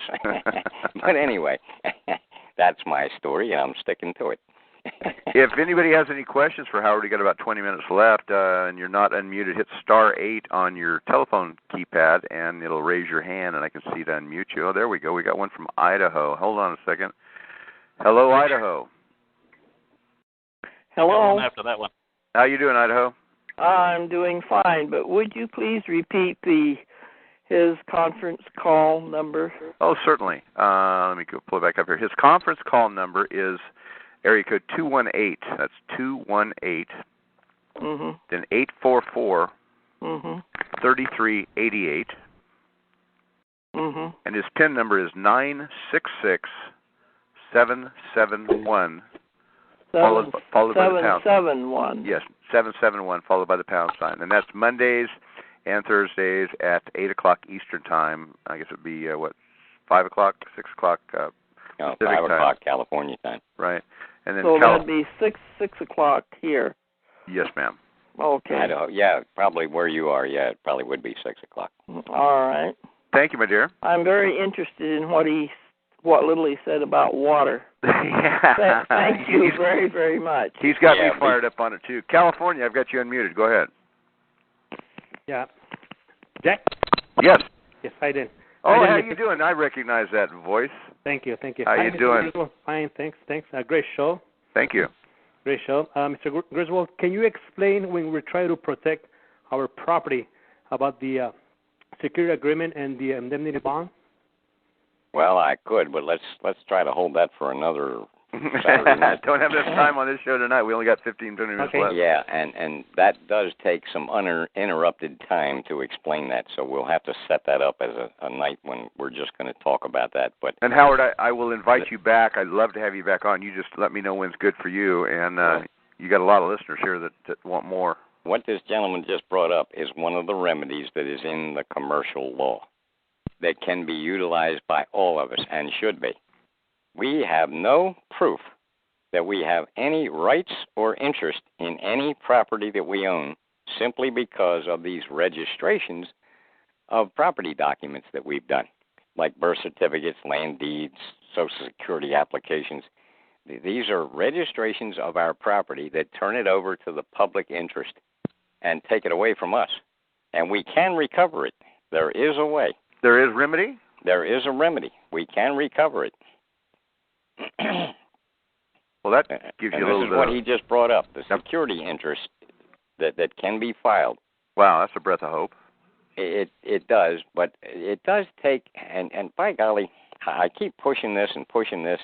It takes a lot of effort on your part to study and read and understand this stuff and look up the definitions of words so that when you go into court, you know what you're saying, because you will never get a lawyer to protect your interest in property. The lawyers are part of the scam that is stealing the people's property. And so if you're not I going to may get a lawyer to do any of this for you. If I may interject a moment, if you get a real good security agreement and you can't explain it and you don't know how to deal with it, the next thing that's going to happen, the judge is going to take everything you got and give it to somebody else. That's right. Because we got to know the material that we've got in our hot little hand, and if we don't know how to do it or defend it, just like Howard says, we're going to lose it. You can get the best security agreement in the world, and with these thieves acting as judges, they're going to steal it any way they can unless you can defend it. Unless you can point out the points of law that prevent them from being able to do that. And it's in the security interest. Now, there's a lot of these security documents floating around this country, and a lot of people selling these things for all kinds of prices. Mm-hmm. There's Bob Kelly at America's Bulletin all the way back in 2001, I think it was, put an article in his newspaper that Howard Griswold's security agreement was the Cadillac of security agreements. I certainly appreciate people recognizing the good work that we've done. But the fact is that we actually spent 8 months writing those 7 pages, 7.5, almost 8 months, writing the 7 pages of that document. Then we spent another 4 months creating the last 3 pages at the end of it, which is the terms and definitions. And when you get the security agreement from us, it not only secures your property. Now, you got to realize something. It only secures what you give us the information on to put on there. If you don't put something on there, it's not covered. So everything you got's got to be covered that's valuable. Don't put your guns on there. I don't think we ought to let the public record know what guns you have. We can always add one if ever there's a question about a gun. Right. You can do amendments to it. But I wouldn't put the guns on there. But other than that, everything has to be put on there that has to be that has any value to you, including your Social Security number, because that represents your labor, including your birth certificate registration, because that represents your body. And if you don't secure an interest in all those things, you can't prove in any other way that you have an interest. And the way the government gets everything through the courts is the government shows that they have an interest in the property because of the registration documents. And the evidence of those registration documents are things like, well, he uses our schools, and he uses our roads, and he uses our hospitals. That proves that your body is in their hands. Right. Okay. He has an automobile, and they give the license plate number. It's registered. That proves that they have the secured interest in the property. Mm-hmm. The code says that whoever has the secured interest has the priority claim to any right in the property, unless there is a competing interest. Then if there is a competing interest, Whoever properly filed it according to the law, which says it has to be filed with the Secretary of State's office and the County Recorder of Deeds if there's any land involved, then they have the priority over the other claiming party who didn't file it. Well, if we create one and we file it, they never file theirs, because if they ever did, they would actually reveal what kind of a scam they're running. Oh, man, that's great. So they don't file. It's not on file in the Secretary of State's office. Well, I think it's Section 9-303 that says that if there is no competing interest, the interest that somebody has on paper is sufficient to prove that they have the interest in the property. So see how they've set this up? They'll get you because you don't know anything. And you haven't properly prepared. And you're not properly prepared. Well, the terms and definitions give you all the terms in the Uniform Commercial Code, and we connected it to the state that you're filing in, because you're supposed to file in the state where the property is located. Uh-huh. So, Howard, so if you live in a state that doesn't accept the filing, and you find out that Washington State will accept it, and you file it in Washington State, you've just wasted your time and your money. I gotcha. Now, Howard, I know it's very controversial, the numbers, but let's say I started this process tomorrow. Can you give a kind of a roundabout number how long it takes you to understand this and get the proper stuff where you become, quote-unquote, sovereign? 10 years. Let me tell you something. It took me years to understand this. No, I can't give you a number, because you know what I really think? I really think that most of you people out there are much smarter than I am. Okay. I think you're much more capable than I am. All right. I'm not that bright. I never felt that I was that smart a person. I always thought other people knew more, and I always went to other people and asked them, how do you do this? And by the way, that's how I made a lot of money. I found out who knew how to do it, and I hired them to do it. Gotcha. There's a lot of things I don't know how to do, but I did them because I hired the right person to do it. We got another question out there, Howard. Go ahead. Hey, Howard. Yes. Let me ask you a question. Let's see if you know the answer to this question. Why is it that the King of England can rule over the subjects? In the Treaty of Peace, which is a French treaty that was created sometime around the time of the Revolutionary War, the United States agreed to the verbiage that was in the Treaty of Peace, which gave the control of the government of the United States back to the King of England.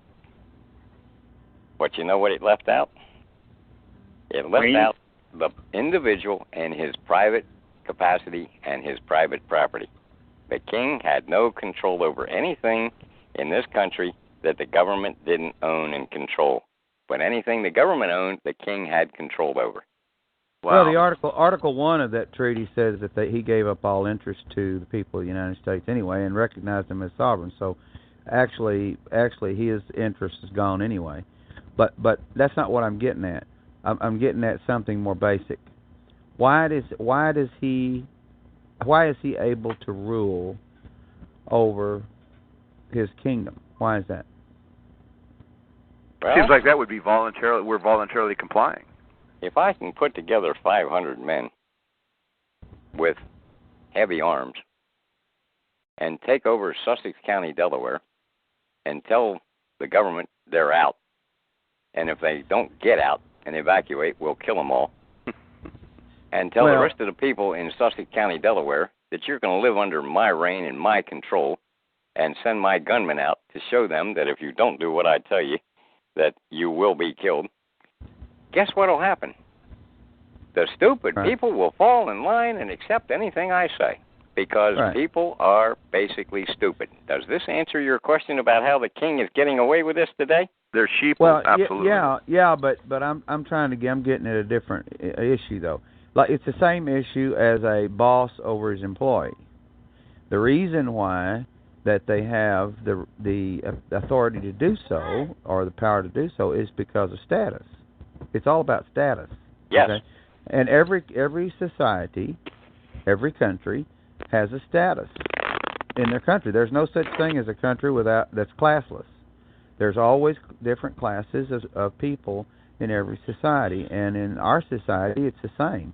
And so the things that you've been talking about the government having a different class as the people is correct. It's just that we don't recognize what the two different classes are. We have two different classes in the country. Mm-hmm. And that's what I just said. It's our own stupidity. I mean, I went along with everything. I signed all the government papers they wanted me to sign. I got a license to be in business. I did everything they wanted me to do. Right. But it took years for me to realize that I shouldn't have done it. Let me read something to you about status out of Beauvais Law Dictionary that might turn a light bulb or two on. It'll help everybody to understand the issue of status, because it's really basic. It's basic in everything. It's called master-slave relationship is what it is. Okay. It's under status in Beauvais Law Dictionary in Volume 3 of the 1914 volume on page 3129. It has the definition of status, and this is what it says.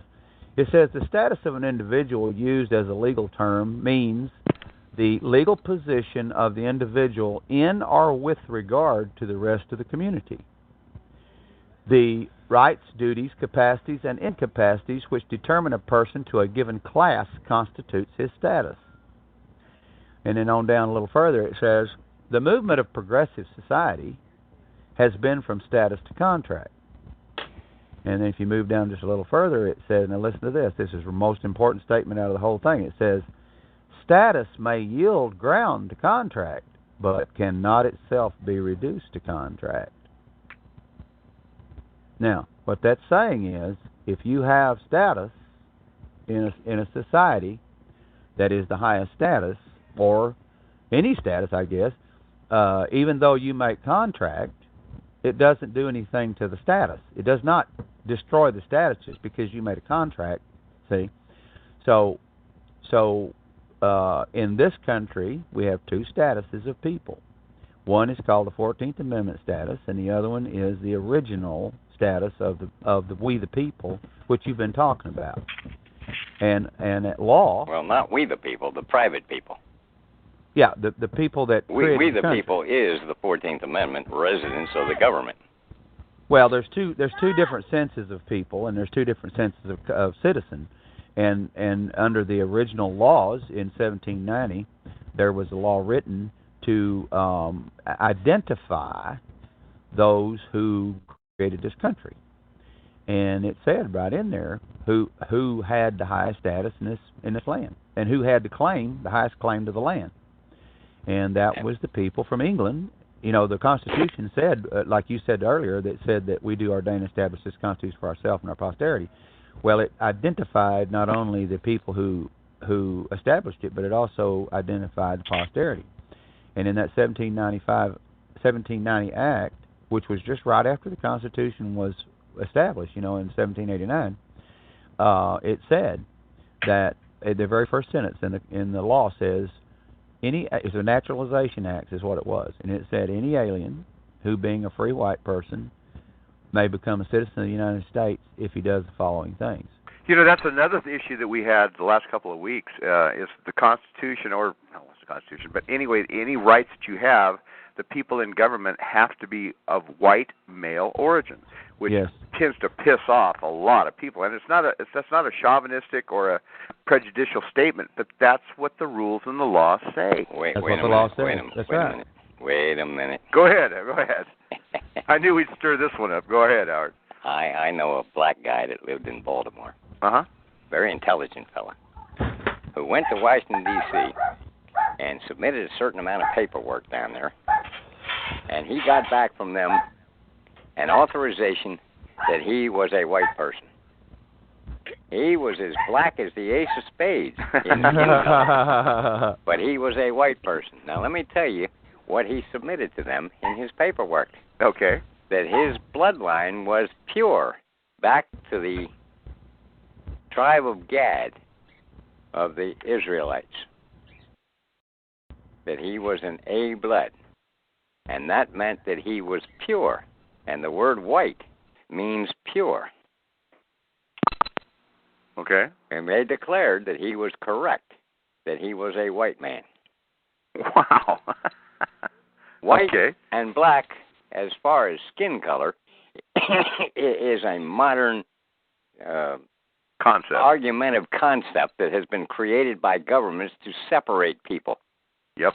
the separation, this is where you got to get in on a Monday night call, because we get into this every once in a while about the blood types. There were two creations on this earth by the superior creator that we all refer to as God. And that was the O blood, and 3,600 years later was the A blood. But 1,000 years before the O blood was created, there was an entity here that we call the devil, or Lucifer, or Satan, or all kinds of other names, including Yahweh. That is a name of the Canaanites for their God. And they got the stupid Christians praying to Yahweh today, so it shows you how little knowledge we have. But if you go look in Strong's Concordance, you'll find out that I'm correct in what I'm telling you. It is the Canaanites' name for their God, and the Canaanites are the descendants of Cain, which was the seed of evil by the sexual relationship that occurred between the serpent in the garden, which happened to not be a snake, but a man, a human that had been created by this Lucifer creation about 1,000 years before even the O blood was created. The O blood is a pure creation. The A blood is a pure creation, and if you still maintain those blood types, and I'll bet you I'm insulting a lot of people, and I'm sorry, I can't help it, but if you are of those creations, you are a white person, you are pure. As a matter of fact, my wife and I were sitting here one day talking about this story in the Bible about the Immaculate Conception. I said, what the hell does that mean? Yeah. What do you mean immaculate? What is a clean conception? Finally, we realized what it meant. Uh-huh. We did a little studying of who was who that came down through the story from David and Jacob and all the rest of them, all the way down to Joseph and Mary. And they were A bloods, which means it was a pure conception. What does immaculate mean? It means clean, pure, doesn't it? Sure. Okay, so it wasn't done without sex. It was a pure conception. Well, I'm sure some of the people that are listening on this line are still an immaculate conception. They are pure of the original bloodline. Yes. But there's a lot of other ones who are mingled, as the serpent was with Eve, who produced Cain, and the descendants of Cain are mingled blood. And if you read the book of Deuteronomy, this will really piss a lot of people off. God destroyed all those who had mingled the blood because he told them not to do that. Yes, yes, yes. You know, Lewis here just put in here the synagogue of Satan. Yeah, well, and what do you think Christianity is? Whew, man, I definitely opened a can of serpents, I guess you want to call it. Yeah, yes, indeed. And if you go look into who wrote all this New Testament and everything, they were all Canaanites. Question here. I know I'm past the time limit. If you give me a few more minutes, I would really enjoy it. There's one question here. Are you familiar with what's his name? This is a while ago. Tim Turner. I've heard of him. I've never met the man. I haven't met him either, but he has some paperwork out there, and one of the questions was, is his God, I've lost the question. I'm looking back here for it. Is his thing on equity, is it, or status, is it for real? But if you don't know him, you can't answer the question. So, here it is. Well, so what about the Tim Turner security agreements in those freedom docs? Are those security agreements be careful. Be careful. Okay. That is not well researched. That much I will say. But I got to give credit where credit is due. Over the years that I've been involved in this, I have seen people come and go. Mm-hmm. They come up with fabulous ideas that really sound great, and a bunch of foolish people that don't have the initiative to go learn on their own will fall for whatever the guidance is that they're giving. And sure. Most of the time they end up in more trouble than that they were in before. And eventually this individual that's leading all this stuff, he just fades out of the way. Mm-hmm. And he's gone. And I've seen this happen. I mean, I've been at this actively for 32 years. Now, from 1979 to 2011, you figure out the mathematics. That's 32 years. I've seen a lot of people come and go. I'm still here. The reason I'm still here is because I only give you what the book says. I don't come up with my opinions. I don't come up with off-the-wall stuff that I can't back up. But a lot of this stuff is off the wall. All I suggest to people is be very careful of what you hear and go look it up yourself. Absolutely. And if you don't understand the words, go get a dictionary and look up the meaning of the words. And if you don't understand that meaning, look up the reference it gives you to other words and look those meanings up. Our problem, Howard, is we're a microwave country. We want it now. We're not, instead of reading the Bible themselves or like, I'll wait till the movie comes out or I'll let the pastor tell me what it says.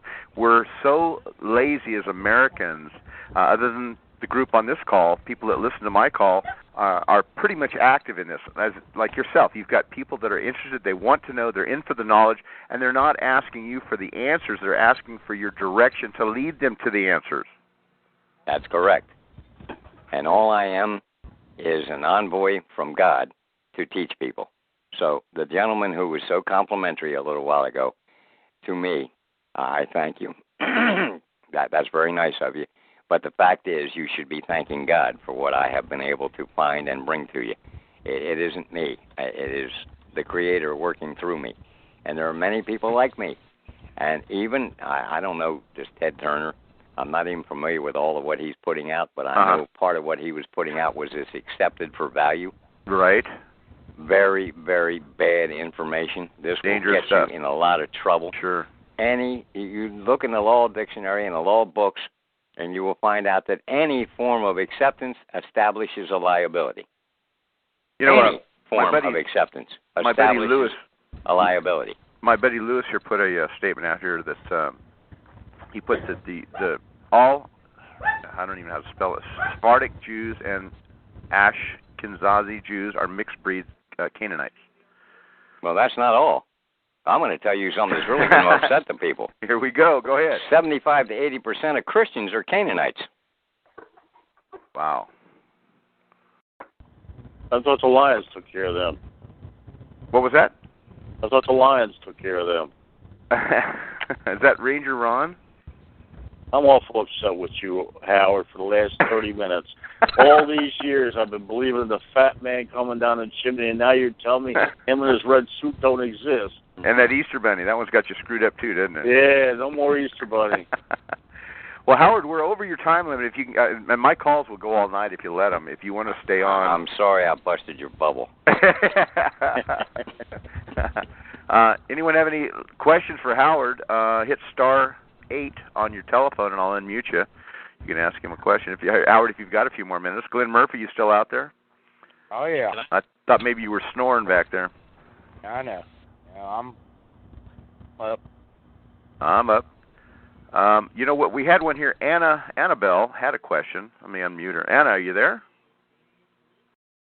Annabelle. Anna 88 Bell. There was also a question on the board too, Jack, about the land patent question. Okay. Oh my God. Let me go find it. Hold on. Also, East Michigan, I've unmuted you, or East Maryland, Michigan, Maryland. Had a crowd hand up, their hand up. Go ahead.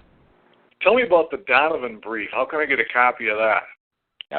Get on the Thursday night call and get my contact information. Okay. I'll sell it to you for $5. Thanks a lot, Mel. I'll send it to you welcome, for nothing. The only thing I ever asked for, I asked for you to send a couple dollars to cover printing and mailing costs. A couple dollars, not $5. Not 10, not 20, not 100. I don't sell anything. I'm not in this to make money and make a business out of it. You just want to break even.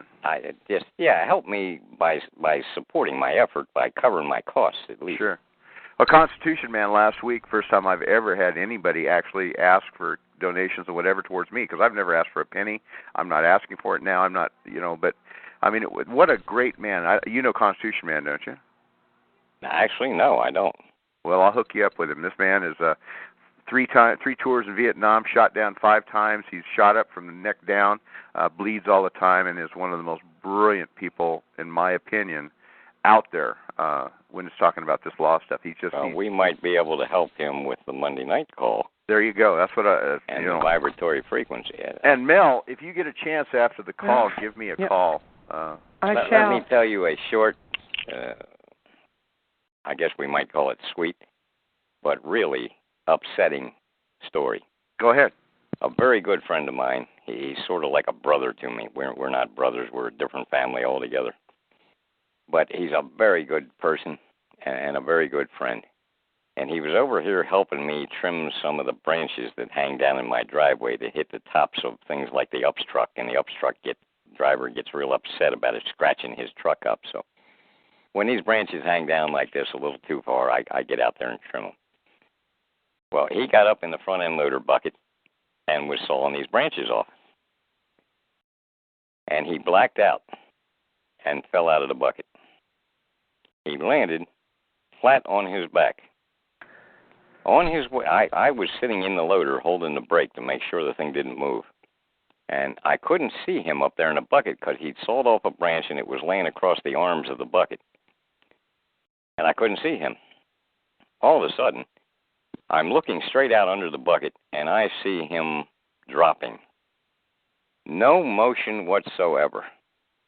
Now, I've fallen before off of a ladder. The wind blew so damn hard it blew me off the side of a building.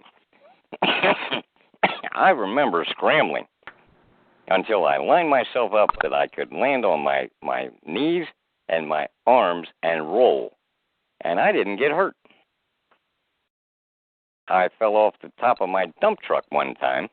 My brother pushed a 3x3 cube of paper up against the 3x3 cube that I was standing on top of, which was 3 cubes high, which was pretty high in my truck. And it rattled that cube so much it knocked me sideways, and I actually was falling off the truck.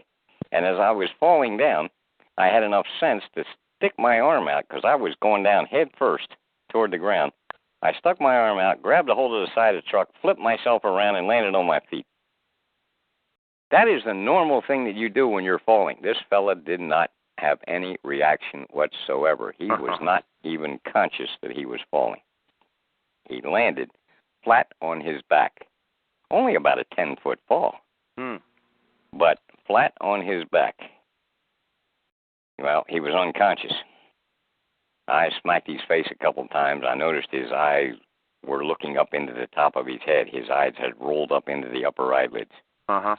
And I smacked his face a couple times, called his name. I finally got him to come to, and he couldn't move. I knew damn well he'd hurt his back rather bad. Well, the fact is, he broke up about 8 inches of the backbone. Wow. We called the ambulance. The ambulance called a helicopter. They medevaced him up to a special hospital in northern Delaware that can handle these kind of things. They operated on him. They put a steel rod in his back. And they said that his spinal cord was separated. He is paralyzed. He'll never walk again.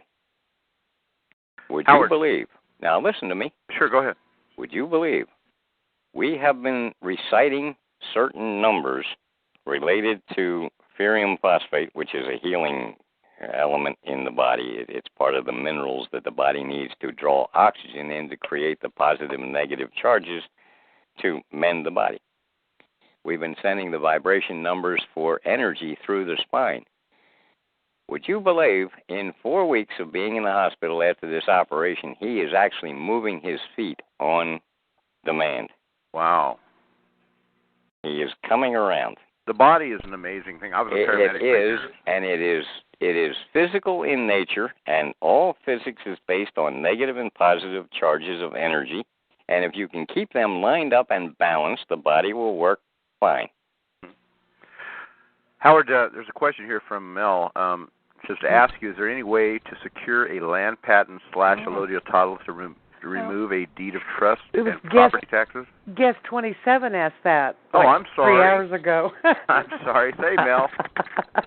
She just transferred the request. I knew that. It should be a real pain in the pocket. No, but that's okay. Mel wouldn't ask that question because she's talked to me about this before. She knows better. A deed that is recorded in the County Recorder of Deeds office is a recording of property that gives the government the control over the property. A land patent is recorded in the land patent office in the same manner that gives the government control over the property. A land patent does not do any more good than a deed does if it's recorded. The point is that private property was never intended to be recorded. If anything, there was a recording that the northwest corner of the state of Alabama was a land patent to be distributed to the people who took possession of the land. The northeast corner of the state of Wyoming was to be distributed to the people who took possession. That was the land patent that separated it from government's control and allowed it to be sold to private people. If the private people recorded the land patent or recorded the deed, it put it back in the hands of the government to control it under the commercial law.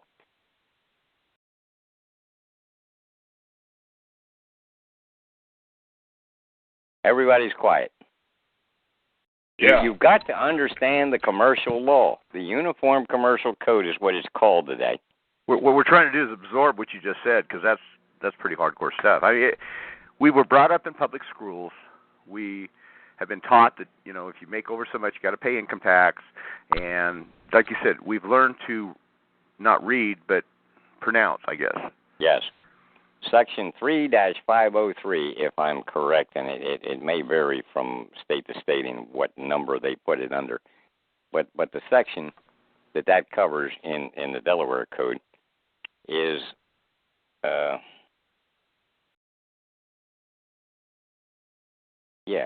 what's the name of it?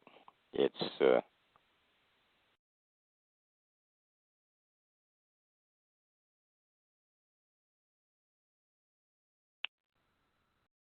I can't think of the name of it. The section has a name, and I can remember the words to the section. I just can't remember the name of it. No, holder in due course. The power and authority of the holder in due course. That's what the section is called. The holder in due course of an instrument, to the extent that he is a holder of the instrument, takes the instrument and all things described thereon, free of all claims by all parties. Did you hear what I just said? Yeah, trying to absorb it. Did it penetrate? The holder of the instrument. So takes you have the instrument. You have to create the instrument, and as long as you have hold of it, it gives you the right and the authority? Well, you don't have to create the instrument. You can let the dummy, stupid Howard Griswold, can buy a piece of property. Okay. And have his lawyer create a deed.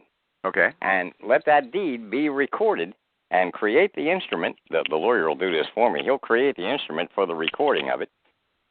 And as such, it gives them the holder status. And as the holder, they take the instrument, my deed to my land, my birth certificate, no matter what the hell I've recorded in my life, they take it free of all claims by all parties.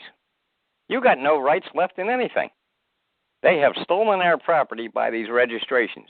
Now, the government has the absolute right to make the police department record the deed to the building that they build to operate their police department out of. They have an absolute right to make them record the deed to the fire department's building, to the health department's building, or any other government function. But they have no right to make you and I record the deed to our private home or our private farm or even our private little business operation, providing that we don't put the business operation into commerce with them by getting a license. I see. Okay. Okay? Man, you're making my head hurt, Howard. They have duped us into these registrations, and I'm not going to try to tell you that I'm any smarter than anybody else. I followed the rules, and I recorded everything, and I filed everything they wanted me to file, and I am dumber than hell. And I finally learned that I'm dumber than hell. I got a question here from guest 50, whatever it is, or 52. What if it's not, quote, recording as usual, but, quote, for the record only? If it's recorded, it's recorded. What the hell do you think it's recorded for? It's recorded for the purpose of a record. Ed here just put, it's time to talk about the real truth now, Jack. Go ahead, Ed. You're unmuted. Come on, back on here. Ed, you there? I hear him moving around. Ed. Oh, well, Ed, you're waiting for Ed to come on. I'm here. Okay. Go ahead. Ladies first. Go ahead, Ed. Yeah, go ahead. Ladies first. Mel, go ahead. No, go ahead, Ed. No, you can't call her a lady. Don't even go there. Well, I think she's a lady. Yeah. Sounds like a lady. Anyway. That was no lady. That was my wife. Go ahead, Mel. Okay. I almost forgot what I was going to ask. No, Ed, you go ahead. It's a blonde thing. I understand. It is. Howard, go into why Uniform Commercial Code. What is it over? It's over banking and commerce. Well, it's over all of business. All of it. And if the government could get you involved in their business activities, then the government could regulate you and tax you.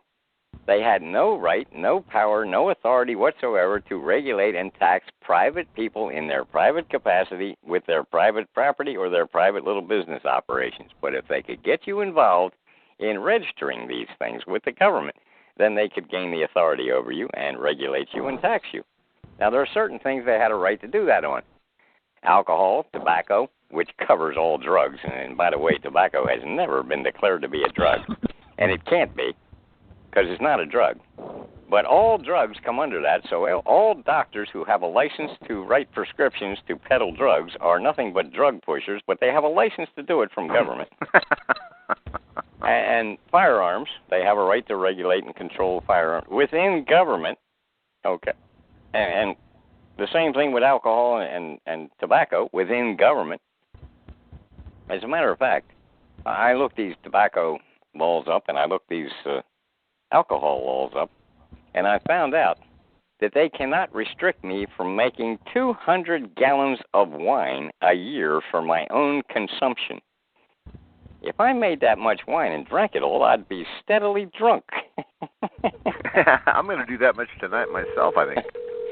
They can't regulate my private activity of making my own homemade wine. Now, I do make about 20, maybe sometimes I push it to 30 gallons of wine a year, but I usually come out with a good portion of that left because I don't drink that. But I do like a drink at night before I go to bed. And a glass of homemade wine is very good for you. As a matter of fact, it's in the Bible somewhere. It says a little wine is good for the soul.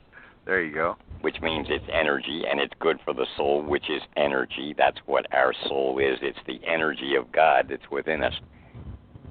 And it's good for it. It helps stimulate the energy. And they cannot regulate my own manufacture and consumption. I just can't sell it to you. Do you use formaldehyde for your to make your wine? No, I don't use formaldehyde.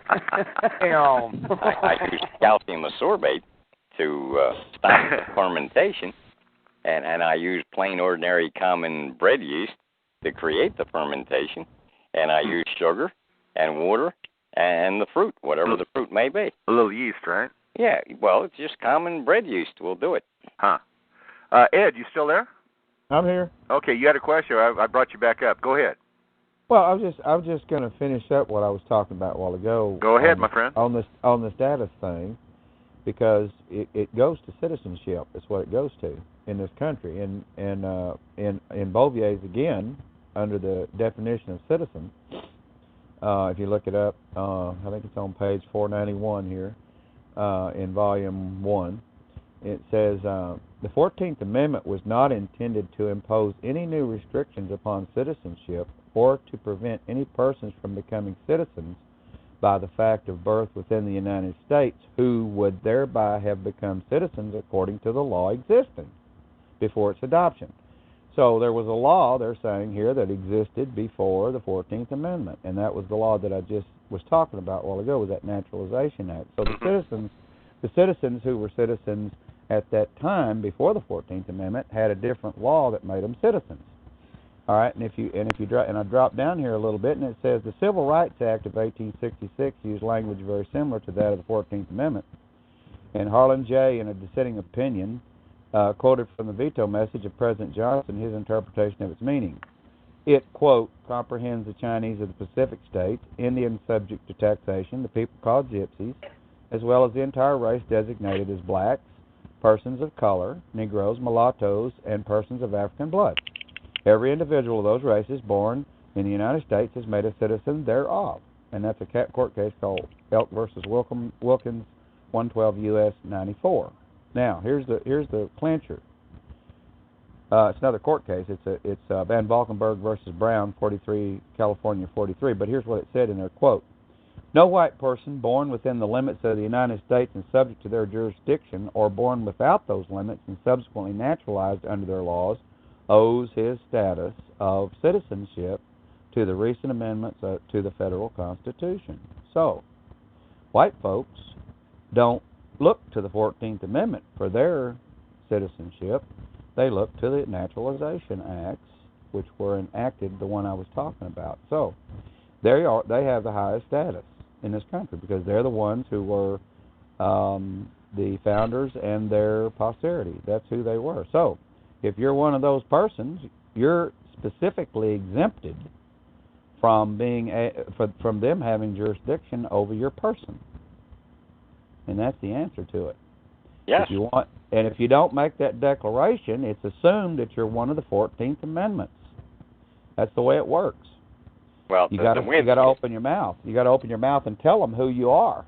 The way they trick you into that 14th Amendment citizenship is through the word residency, because if you read the 14th Amendment, as best I can quote it, it says, all persons born or naturalized in the United States and subject to the jurisdiction thereof are citizens of the United States and of the state in which they reside. Yes. And the lawyers have taken advantage of that resident thing.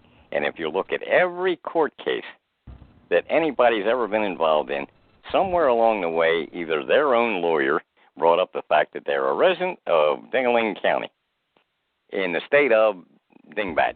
Mm-hmm. Well, it's more than that. They've said they're a resident of the United States.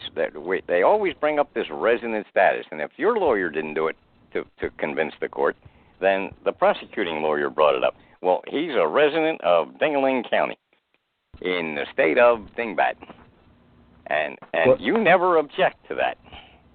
Right, you become a 14th Amendment citizen when you walk into the courtroom by default, because you don't open your mouth and say otherwise. Because Here's the reason why: he cannot read your mind.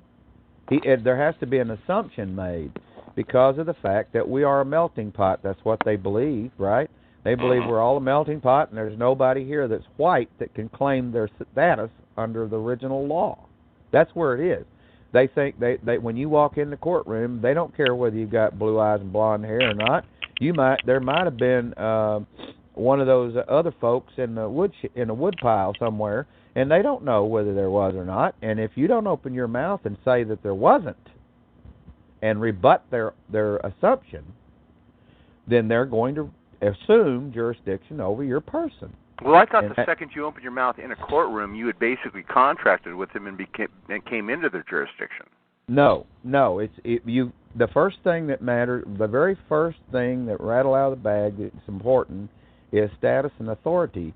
And if you go into a court that has pure equity jurisdiction, which most of the courts do, with attorneys in them, if you go into that court and you omit to tell them what your status is, either 14th Amendment under that Civil Rights Act of 1866 or under the original law of 1790, or today it's 1802 actually, because it was repealed twice to 1802 and it has never been repealed since then. It's still current controlling law. And if you do not say that you fall under the heading of and qualify under the 1802 Act, then he will assume that you are 14th Amendment. It's default 14th Amendment when everybody walks in. So that's the problem we have. Yes, and you are absolutely correct. I've already done it in a court right now, and we're supposed to be going to a hearing to hear an issue of jurisdiction in the matter. I challenged the jurisdiction because I told them I was a white man, and they don't have jurisdiction over a white man because it's a pure equity jurisdiction, and I'm at law, and they cannot do that. So they're supposed to be setting a hearing, and it's been 2 months now, and I haven't heard a word. If you want a little help of some statutory law to help you to prove that point, Title 42, Section 1982. Not 1983, the big popular one, but right. Go look up Section 1982. Right. And it tells you that it doesn't apply to white people. Right. It doesn't. As a matter of fact, there was a man that I heard on Rod Class's call one night that had an attorney. Now get this. he had an attorney file a Title 42 suit against some government agent, and when the attorney got into the courtroom, the judge dismissed the case, and this is what he said. He said, "I'm dismissing the case because you're not a minority." Exactly. I was going to tell you that. A little white girl here in Delaware filed a suit against one of the colleges here. Yeah, and she filed it under Title 42, Section 1983. And Howard, she lost, so she appealed the case. And the Court of Appeals came down with a ruling that the lower court was correct because she is not a minority. She's a white person. Wow. That's right. And so there's your answer. Now, we walk in there thinking that we're going to fight them with everything we got, using their stuff and all that other stuff, and it doesn't do any good because you're still under their jurisdiction because they assuming that your 14th Amendment, that you're one of their citizens. And so they're also assuming that you're a mongrel. Yeah, and if you are, you're white. one of their citizens. If you're a mongrel, you're one of their citizens. Exactly. And that's the thing. So yeah, Ed, we've had this discussion before as far as the way people perceive the way you and I talk, and gosh, you got to really skate on a thin razor blade. One of the guests here put down that he wondered if you were for real, and I said, yeah, you're a good guy. And he says, well, when you talk, it comes across, and it does. It sounds like we're racist, but it has nothing to do with race. It has to do with what the rules and the law actually say. All you got to do is go back and read it. Not that we're agreeing with it by any means of the imagination. What's your blood is my blood. What's my blood is your blood. I mean, that's just the way I am. There's not a prejudiced bone in my body. But when you repeat what the law says and what the actual codes and the rules say, it makes it sound like we're racist. Well, the thing of it is, though, Jack, is that you got to have somebody that is a ruling class, or else everything will go in the hole. You mean like we are now? Wait a minute. Sorry, Howard, go ahead. I told you the story about the fellow that went to Washington, D.C. with the right papers to show what his bloodline was. Yes, and they declared that he was a white person, and he was a very black-skinned man. That is the coolest story I've ever heard. I mean, that is wonderful. And I'm telling you that the dark-skinned people in this country, as a matter of fact, if you go back and look at some of the history, you'll find out that only 1/3 of the population of dark-skinned people that lived in this country during the time of the Civil War and prior to the Civil War were actually slaves. 2/3 of the black population or dark-skinned folks that were in this country at that time were actually either private little individuals or some of them were even business people. Again, it goes back to the public schools. We've been sold a bill of goods. We've been taught wrongly. Right. And we buy into it. We believe it. One time, one of the old gentlemen, and I say gentleman because he was a dark-skinned fella named Only. He wasn't a real well-educated man, and he was just a laborer in life.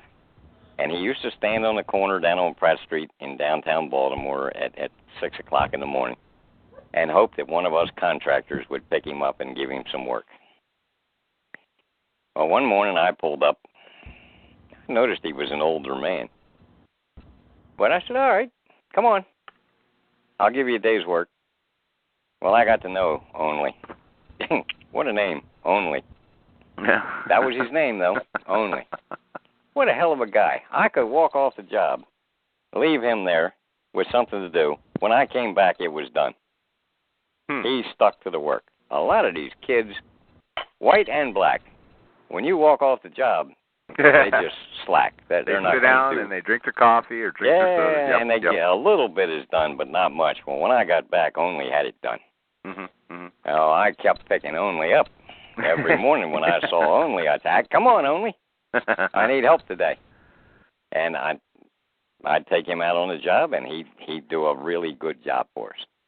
Well, one day Only said to me, he says, "Mr. G," he says, "I got a question." He says, "You seem like a right smart man." I said, "Now what the hell gives you that idea?" He says, "Well, you talk nice." He said, "I'd like you to tell me something." He said, "When black folks is born, they is black." He says, "When they go out in the sun, they is black. They don't get a sunburn." He said, "When they die, their skin is still black." He said, "Now you folks, He said, when you was born, you was pink. Now, you think about this. We are. Mm-hmm. You ever see a newborn baby? It's always pink looking. Sure. Okay? As you grow older, it turns to white, or at least whitish looking. He said, and when you go out in the sun, you turn red. And after a couple of days, you turn brown from it. Right. He said, now, tell me why they call us colored folks when you people got more damn colors than we got. That's too funny. I said, now, only, I honestly don't have an answer for that. Well, it was years later when I got into the books and had more time, because when I was running construction and I was building buildings that were up in the $1 million categories. Mm-hmm. And today, if I was still in the business, those same buildings I built would be up in the $5 to $10 million buildings because of the devaluation of the money. But they were pretty big projects, and I had a lot of responsibility on me. And I didn't have time to look into this kind of stuff at that time. But after I retired at age 37, I started looking into this kind of stuff. And I finally found out what colored folks means. It hadn't got a damn thing to do with the color of an individual's skin. Okay, go ahead. You got us hooked. 99 and 9% of the white people, light skin like myself in this country, have a recorded birth certificate. That put us into the control of government and made us colored folks. We have been colored with citizenship. Wow. And that's where it started back in the Civil War time. They colored these dark-skinned folks who had been slaves with the appearance of citizenship. That's where colored folks came from. Now, you talk about a corrupt damn government and a definitely prejudicial group of people. This government is prejudiced against the people, and it has used the dark-skinned people to create these rules and laws and then dupe the light-skinned people into accepting all the benefits that they gave to these dark-skinned folks under civil rights. And if you go look at a Social Security application on the second page, it tells you that they have the right to ask these questions that are in this questionnaire for a Social Security application, because they have the right to keep track of all those who are taking advantage of the civil rights benefits granted by government. That's the problem with this country. Everybody wants, well, not every, the majority, and I'll include myself in this. We all want to be free, sovereign, unencumbered, but we're all out there wanting to take a little handout. I mean, free cheese, free milk, free money, free food stamps, whatever. Oh, yeah. And that's what you write back into their system. When I get old, I want the government to take care of me. Exactly. Yeah. Cradle to grave. Well, that's not what God intended. Right. That's not what the Bible says. And the damn preachers are not teaching what the Bible says. They teach this Jesus Christ syndrome, as I call it. If you don't believe Jesus died on the cross for your sin, you're going to hell. You got to believe to save your mortal soul. What do you mean mortal? My soul is not mortal. Mm-hmm. Souls don't die. People die. All you do is leave the physical body behind, but the soul goes on somewhere into the others and becomes an entity in the spiritual world. Right. So what do you mean mortal soul? It's not mortal. The soul doesn't die. Why do we believe this foolishness that we are programmed into?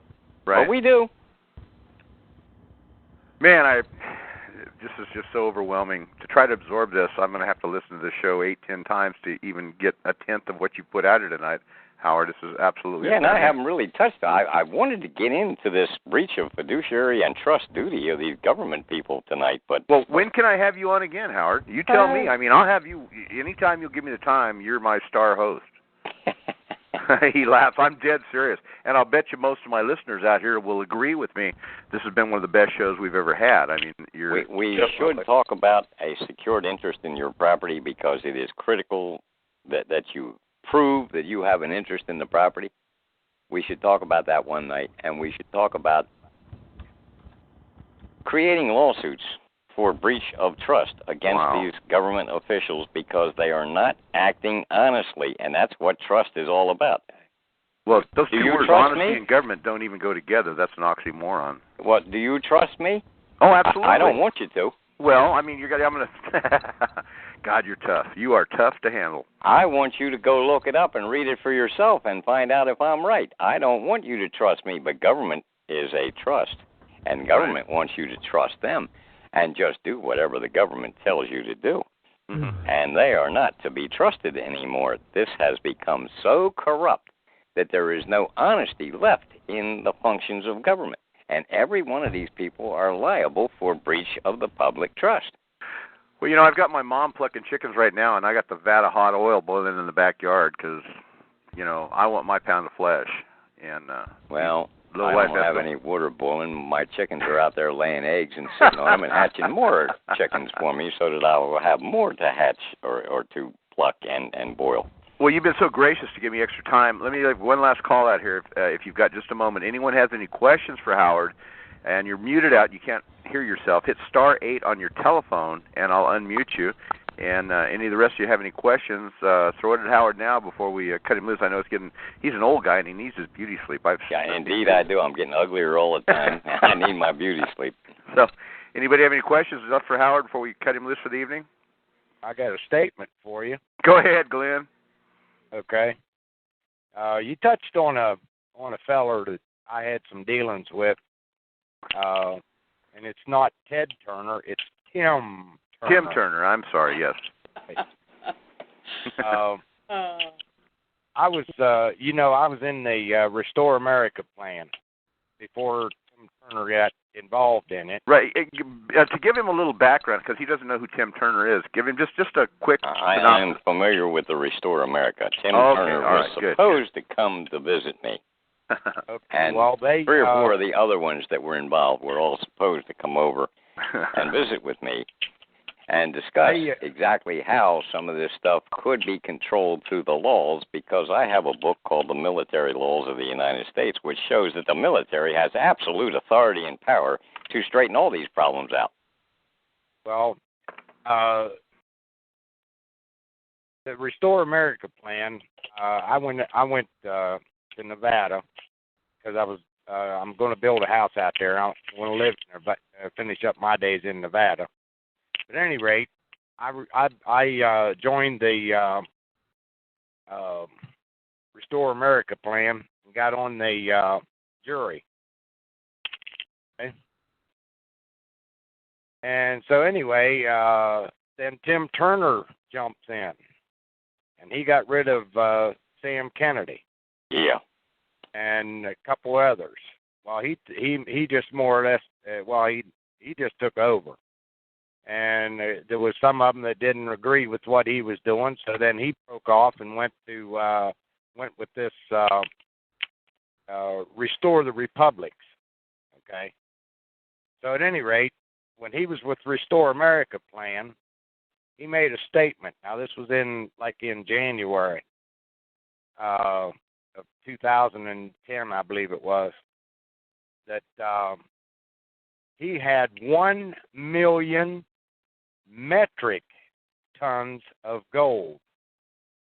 Well, a metric ton, anybody that knows anything about the weight measures, a metric ton is 2,200 pounds, where a standard ton is only 2,000 pounds. There you go, and being a trucker on us again. Well, but he said metric tons, okay? Mm-hmm. I want to make sure that I add that. In other words, 1 million metric tons of gold sitting in the treasury at his disposal to get this Restore America plan, to get this country back. That he was going to make the money and he was going to do this and do that. Well, about a month later, he changed his story. He had the access to this 1 million metric tons. And, I mean, the story just kept changing. And just to make a long story short, it finaled out that he had the gold We could see it, but you would never walk away from it. It's not in this country. If you saw the gold, you wouldn't live to tell anybody about it. And then he started asking for donations so he could go to different areas in the country. He was going to section it out like government, like it is now, you know, with your district courts, the federal district courts. And so he could go to a centralized location, and then all the coordinators and jurors would meet him in this specific place. But he needed donations so he could take these steps. Here it comes. I mean, with all this gold that he's got at his disposal, that he didn't have to do all of this, now all of a sudden he's asking for donations. Something ain't exactly kosher here. It's a crook. Of course, I I'm no started longer to tell with you the. that those people called me when they were trying to get all these jury people together and wanted to know if I would head the thing up in Delaware. I don't know who did eventually head it up in Delaware because I didn't have anything to do with them. But they sent me all their paperwork and they informed me about what their concepts and ideas were. And I said, look, you people, in order to execute what you're talking about, you better understand what the law says. I am more than willing to spend as much time as necessary. I'm just not well anymore. I'm getting old. I can't travel like I used to. You've got to come to me. Oh, we'd be glad to. I said, okay.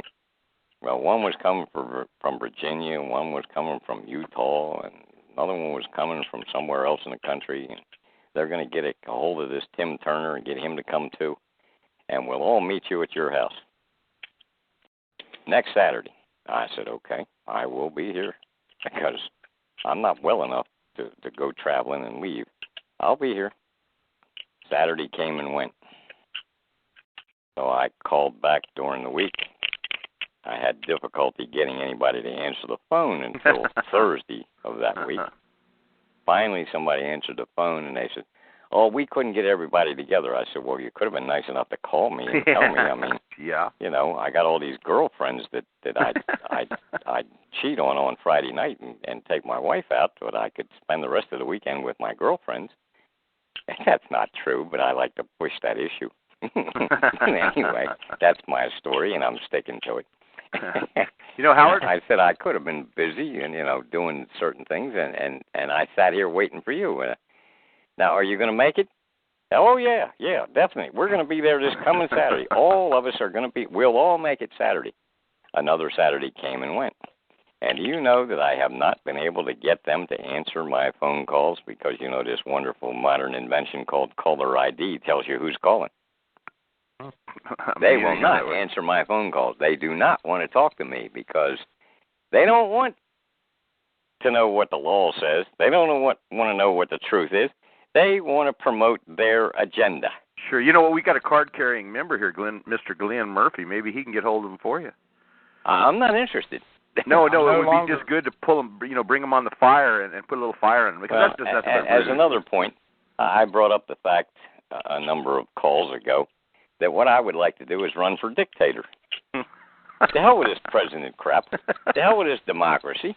I want the country to go for a dictator to take over. I want to run for dictator. Now, you know that that's never going to fly. I'd be wasting my time because the American people are too goddamn stupid to realize that there's anything wrong with this democracy that we have. They would not want a dictator, but what we need is a dictator like me who will chop off your goddamn head if you don't do what I tell you. Well, we got one almost up there now, this idiot that calls himself the president. He's trying his best. He's not a dictator. You know what he is? He's a puppet. Oh, yeah, okay. He's doing what he's told to do by the money people. What do you think the courts are doing? Why do you think that judge, in that one case that I told you about earlier, said that I understand what you said? I've learned a lot about what the money system is about, but I'm not going to allow this to go in front of a jury. Right. Simply because this whole money system crowd has complete control over the judges, the politicians, No wonder you're not going to win anything in the traffic court cases. You mean we're not free and living in a free country? God, you're destroying my concept, my perception here. I told you what I introduced to the people in the very first statement that I made in the first speech that I ever did that got recorded and sent all over the country. We live in a country that is called the home of the brave, or what is it? The land of the free and the home of the brave. Right. And none of you people are free because you don't understand that you're in a debt money system, so you're not free. And none of you are brave enough to do anything about it. I hope the hell I've insulted you. Would you say that you successfully extradited yourself from that said system?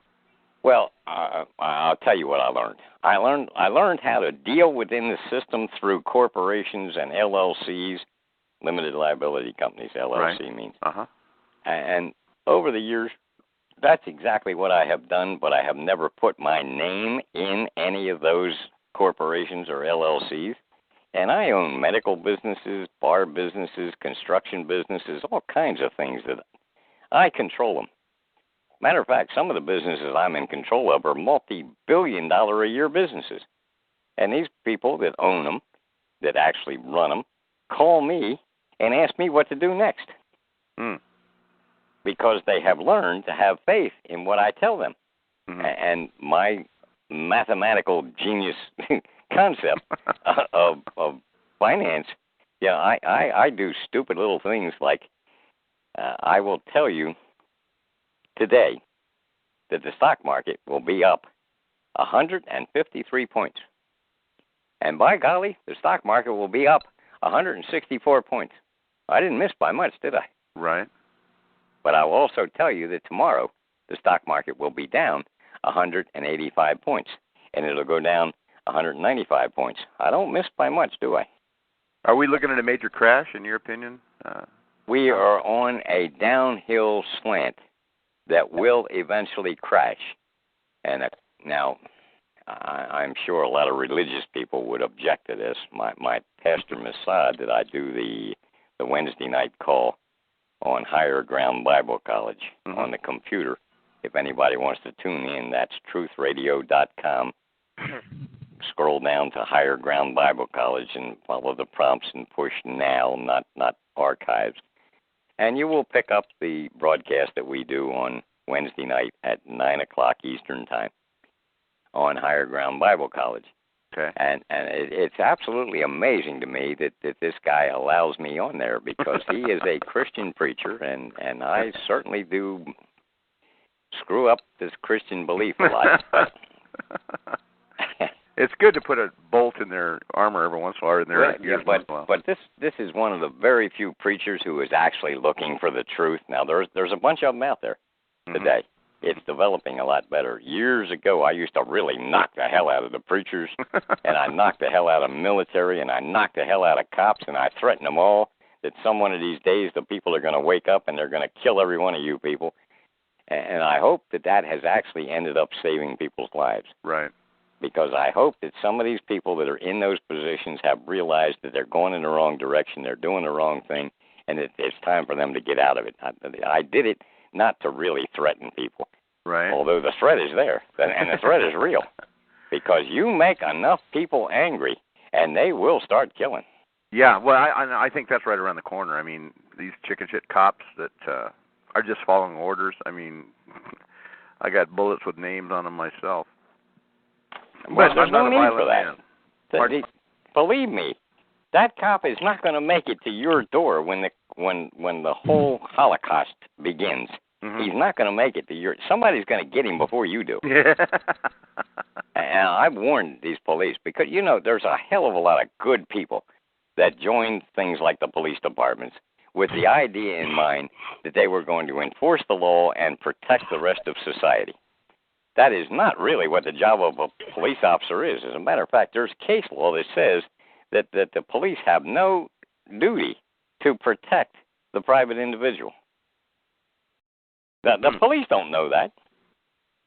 They actually think that they are doing the right thing.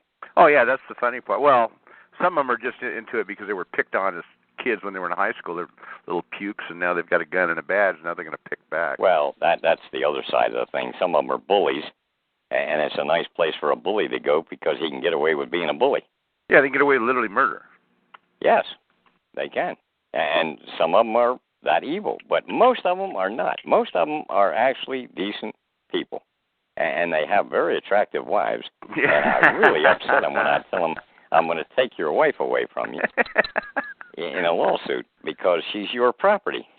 If you got a marriage license, she's your property, and I can take her. And if you got children and you recorded a birth certificate, they are property, and I can take all the property you have, including your children, and I'll put them to work on my farm as slaves.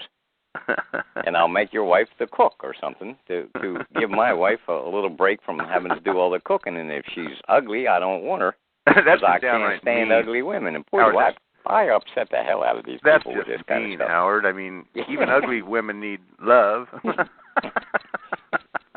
I'll tell you what, my wife is now 65 years old, and for that age, she's still not a bad-looking woman. But her hair's turned gray, and it used to be a beautiful coal black.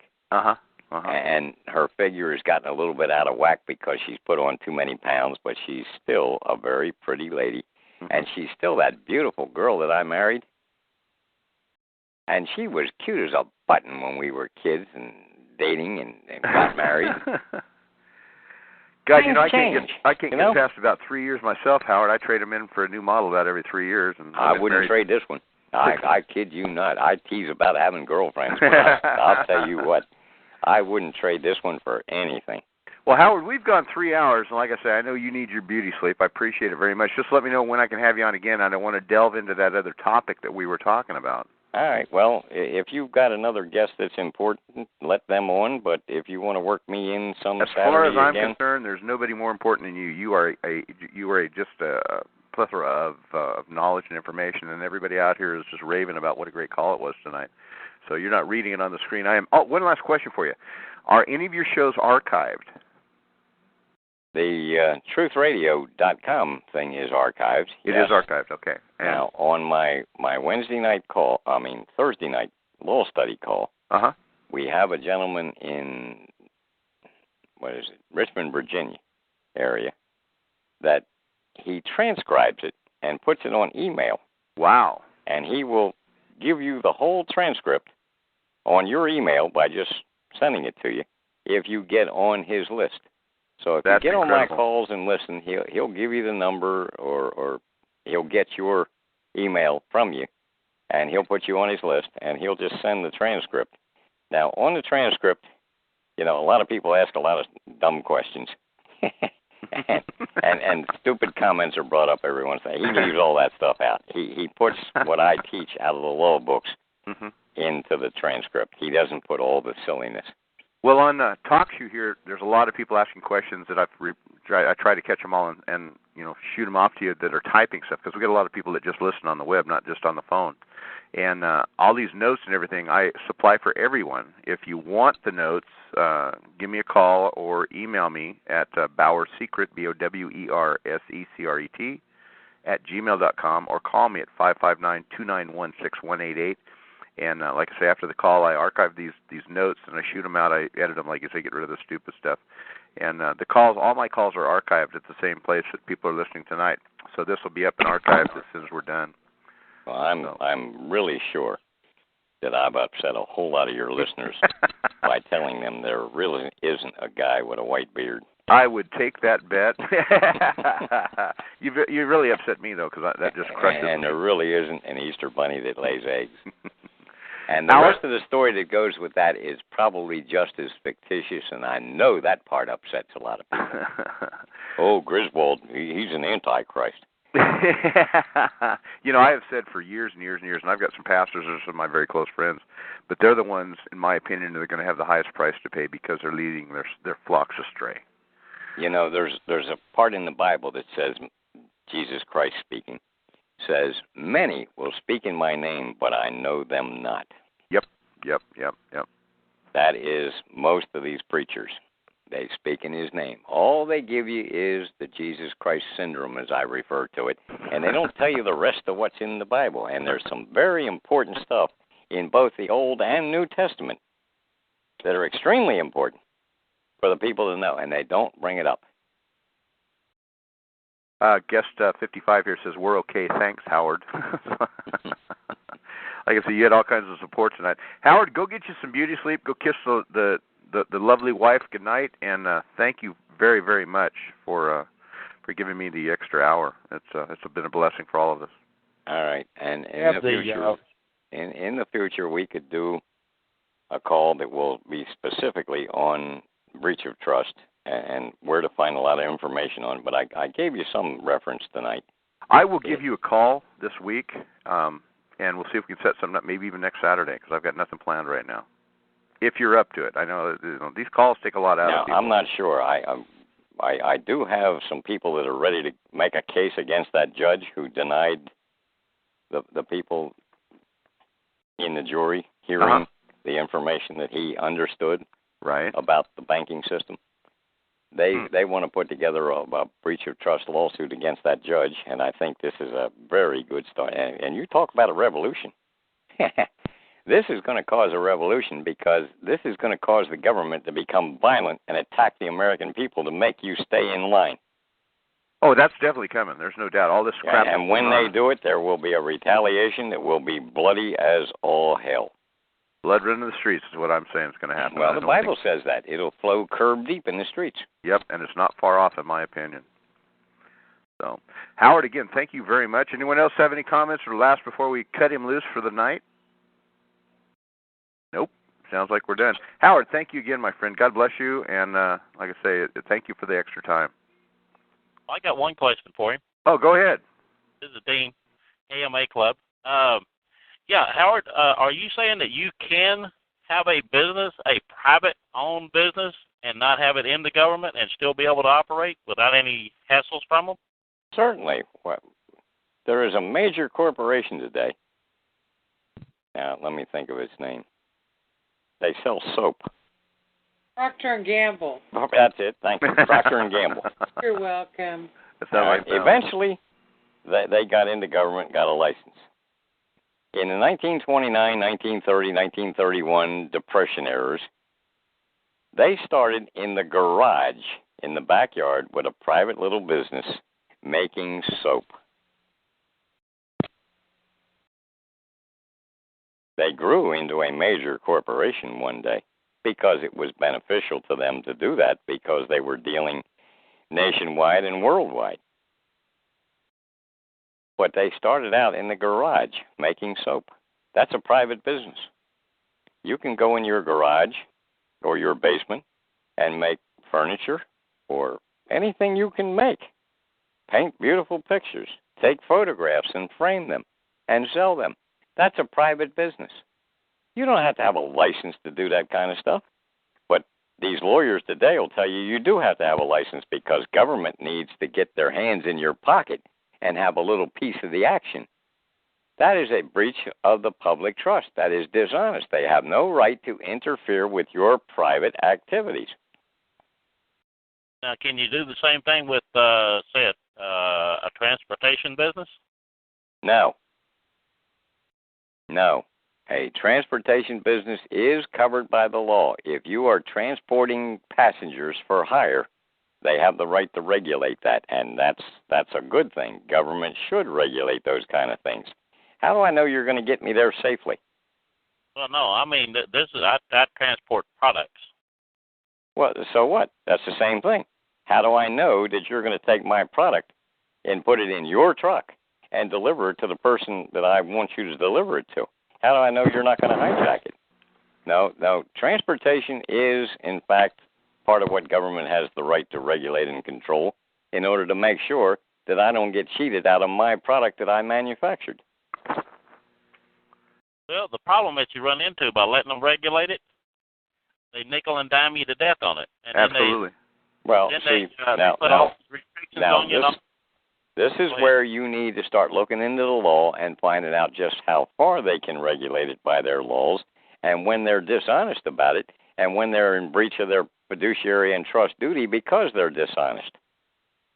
Well, isn't Congress supposed to write those regulations, but instead they've turned it over to the FMCSA, and they've turned it over to czars and the what's his name? forgot that guy's name right now, but Ray LaHood, and they're coming up with these things that they want to come up with, and they'll ask our opinions. What do you think about this? Well, it doesn't really matter. We're going to do it anyway. We're going to put these black boxes in there. We're going to record when you start, when you stop, and all this stuff. And you got to buy one of these boxes. Well, they haven't gotten there yet, but they're wanting to get it there. And if I'm driving 7 hours a day, and I'm allowed to drive 11, and I'm allowed to be on the road or be active 14 hours a day, then and I'm only using part of that, then I shouldn't have to have a black box in my truck. And I've got one truck. I don't have a fleet. I don't have a bunch of people out there breaking the laws. It's just me. If you're hauling someone else's property in your truck, you come under the regulatory authority. I don't care if you only haul 2 hours a day. Now, is there a way to say, like I temporarily buy it and then I sell it back to them at whatever price I need to sell it back to them plus my shipping cost? And while it's in transport, it's mine, not theirs. Now I'm hauling my personal property? No, it's not, unless you bought it and paid for it. I manufacture chairs in my garage. If you want to buy my chairs and pay for them, then they become your property. Then you have a right to move them across the roads because they're your private property, and you can deliver them to somebody who wants to buy them. And I might even tell you who wants to buy them. Okay. Now, let's take it from there. Let's say I do go get this. I haul flooring. I go pick up the flooring. I sign the papers, just like doing a banker's acceptance. I accept the load that's there, the load that's on the manifest, and I accept. And my signature is my, since we don't have any money, that's my promise to pay. And then I get it to the other end, and then they pay me and they pay them. Well, see, a promise to pay is entirely different than paying. Well, the thing is, we don't have anything to pay it. The only thing I can pay it with, to really pay it with, would be gold or silver. No, that's not true at all. Okay. You can pay it in cups of coffee if you want. Okay. Money can be anything that private people determine among themselves is money, or, as the law says, money is whatever the government determines that will be money. So don't tell me there isn't any money. That's patriot bullshit. Federal Reserve notes are money. They're the government's money. The government had no right to force us to use their phony paper money. Okay. So the argument that's been presented has been off track. What about the one about when they say that your signature is what's worth the money, and that's what they monetize and make the money off of? Oh, well, that's definitely fraud, isn't it, and dishonesty. Every one of these banks are definitely in breach of trust, and I don't know if you know it or not, but Title 12 United States Code, Section 112, says that the banking industry is an instrumentality of the United States government, which means that the entire banking industry comes under all the constitutional limitations of government. And you realize that they are not doing that. So they're in breach of the public trust because they are not honest to the mandates of the public trust instrument, which is the Constitution. Right. So you see the point that I'm trying to get to? Oh, yeah, yeah. So then if I have an agreement that my signature constitutes payment for those goods, and if I got that in my contract, because I wrote my contract with them, and they put in what they wanted, I put in what I wanted, and we covered a pretty good contract. Then, and what we did was we did it without lawyers, and that's what made it a good contract. Yes. But so if I get that agreement with them, then I'm transporting my products, and I'm transporting it to their warehouse, and then once I get it there, then they can take ownership of it by the same thing, or I can send them a bill for the products that I just delivered, and then they pay me, and everything's hunky-dory. There's an Arkansas case that's very old. There's a more recent Washington State case that's not so very old, where people have argued the fact that the goods belong to me. I was hauling my own goods. That it was my property. And you have no right to regulate me. You have no right to tell me I have to have a license on the truck or a driver's license to operate the vehicle, because it's not a motor vehicle. It is not motoring freight for someone else's good. It is not motoring passenger or hire. I know of at least those two cases. The Arkansas case, geez, it's somewhere in the piles and piles of stuff I have around here. It would take me hours to find it. You could probably Google it and find it. And you might be able to Google this Washington State case, which is somewhere around the early 2000s, like 2001, 2002, where this guy argued and he won. And he won on the premise that the logs he was hauling were his own logs. And he did not need a license, and he could not be regulated in commerce because it was his private property. This is the area of law that we definitely fail to understand. Private property cannot be regulated by government. They have no right to interfere with your private property, if it's your private property. But now, like I just said to you, if I manufacture chairs and I tell you that Sears Roebuck is interested in buying these chairs, but I need you to haul them over there to Sears, you're hauling my property. And they have a right to regulate that. Go look the court cases up. There's all kinds of case law on this pertaining to carriers. A carrier is a person who carries either goods or passengers for hire. If I hire you to transport my chairs to Sears Roebuck's warehouse, then you're a carrier. Right. You come under the laws and rules that regulate carriers, which means you have to have a license. You have to pay all the fines and fees and everything else related to the regulation of carriers. If you're hauling the chairs that you bought and selling them to Sears, that would be a completely different story. But you would have to pay me for the chairs that you're picking up from me on the spot. Not give me a piece of paper saying that you will pay. That's not good enough.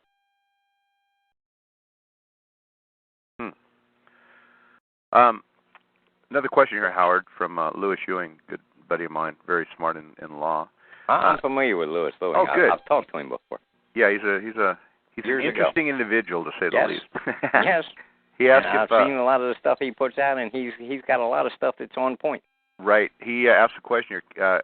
If I can ask for the case citation that says the banks are instruments of the United States, please. Title 12, United States Code, Section 112. Would you repeat that, please?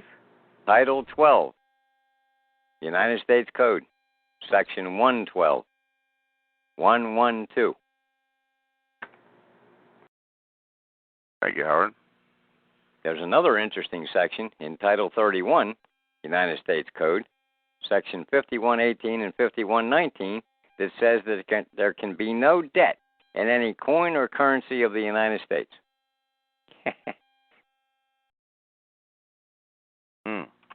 Okay, here's one, National Bank versus Commonwealth. It's back 1870.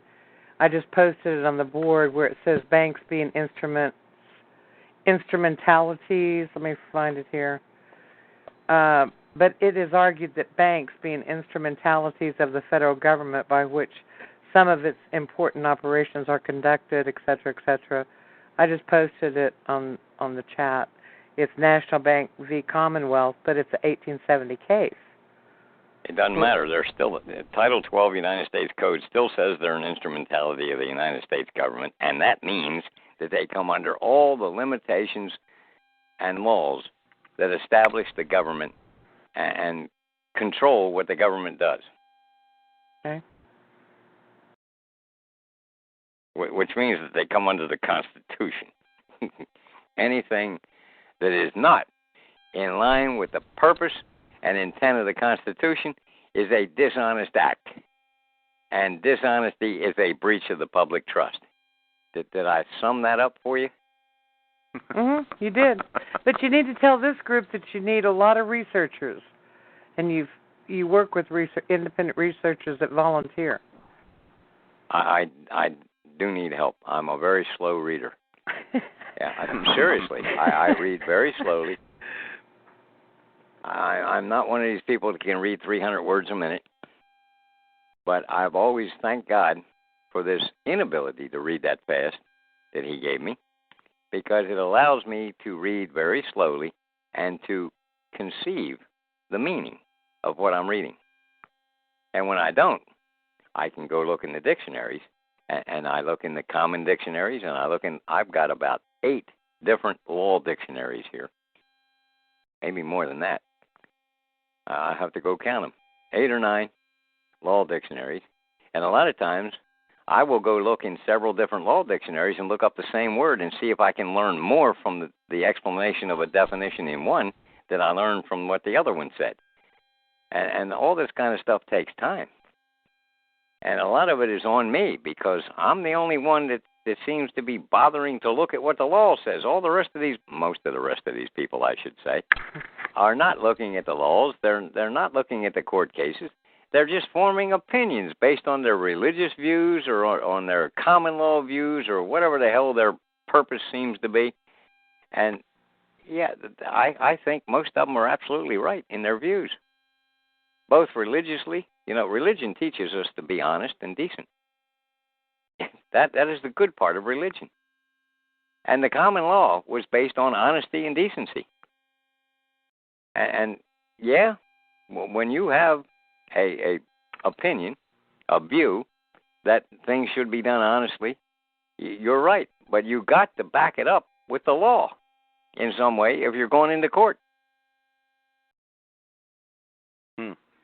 You just can't go in there with your opinion that they've done the wrong thing, because the courts are going to throw you out on your ear. And that's exactly right. What the courts do to us, and it works for them, is they throw enough crap at the wall, something sticks because they got a crooked bankster or a crooked judge that's going to let it stick. But you and I, they make us abide by the rules, and we have to not only make the statement, but then you have to support it and document it. Yeah, I have helped people to put together a number of cases in different situations. And when we do, we don't just file a complaint. We file a brief in support, or points and authorities in support of whatever that complaint is. And we've had lawyers come back to the court crying, we can't make a motion to dismiss because of the brief in support and they shouldn't have filed this. And the judge said, there's no rule that says they can't file a brief in support. Got a question here from Lewis. Ask if you could name the Washington Common Carrier case about hauling logs, please. No, I can't. Okay. I did say that that's somewhere in the piles and piles of information. It would probably take me hours to find it. Probably with this modern computer system, you could probably Google it and find it. Sure.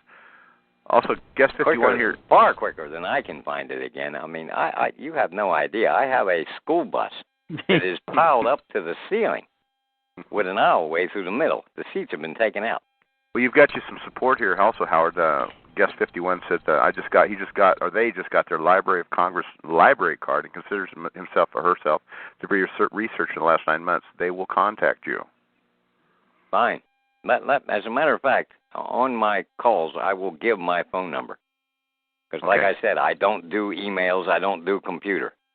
So if you want to contact me, my phone number at home is area code 302-875-2653.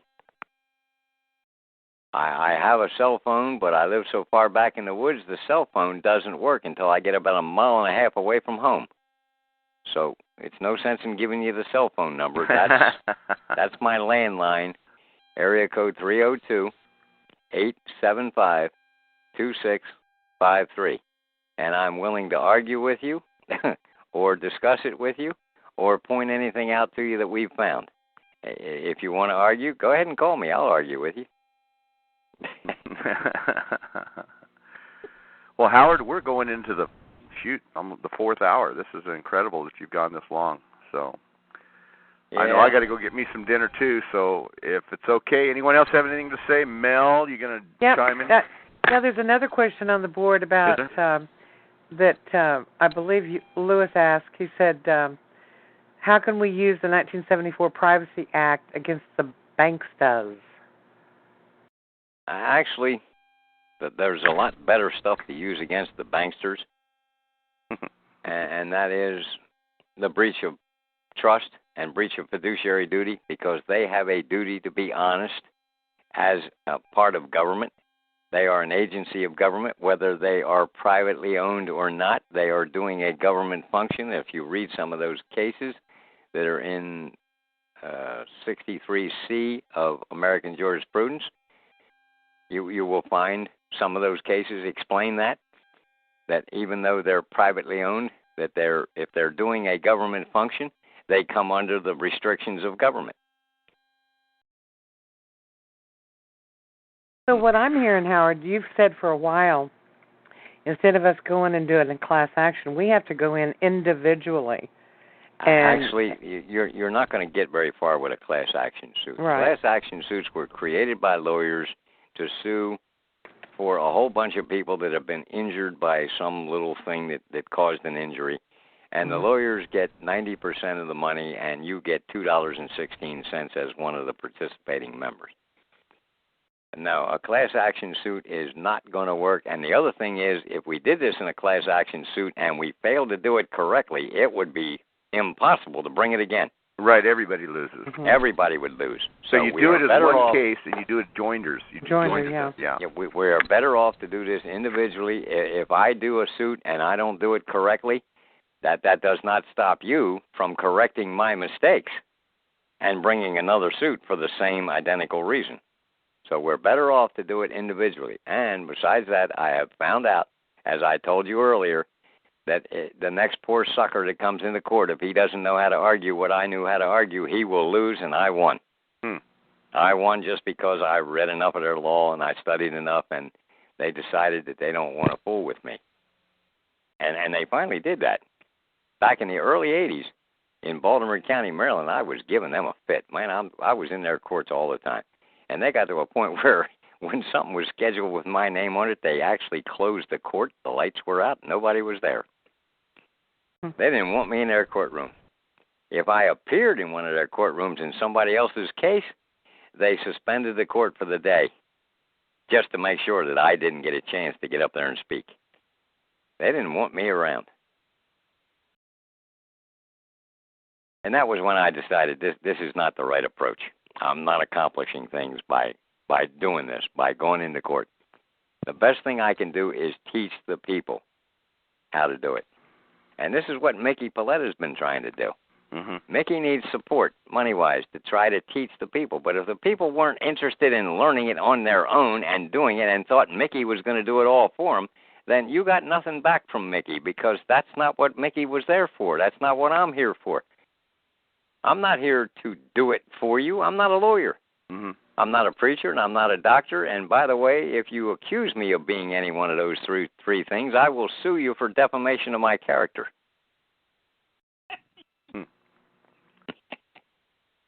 My God, we have opened so many cans of worms tonight.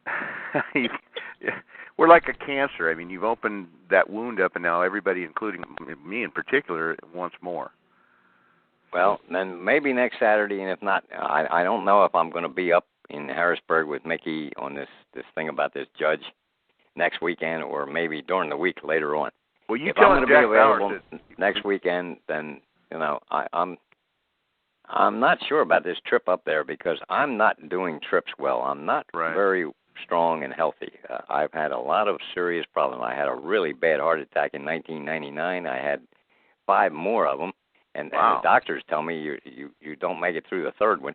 I've made it through 5 of them in between late 1999 and early 2000. And I've had a couple other ones since, and I've had all kinds of neuralgia problems, which is nerves which come from stress. And what do you think this racket is but stress? and last year, I even had to stop my calls for a while and let Dave DeReamer handle my calls on the law study class, and let Jim McKeish handle the water calls. Mm-hmm.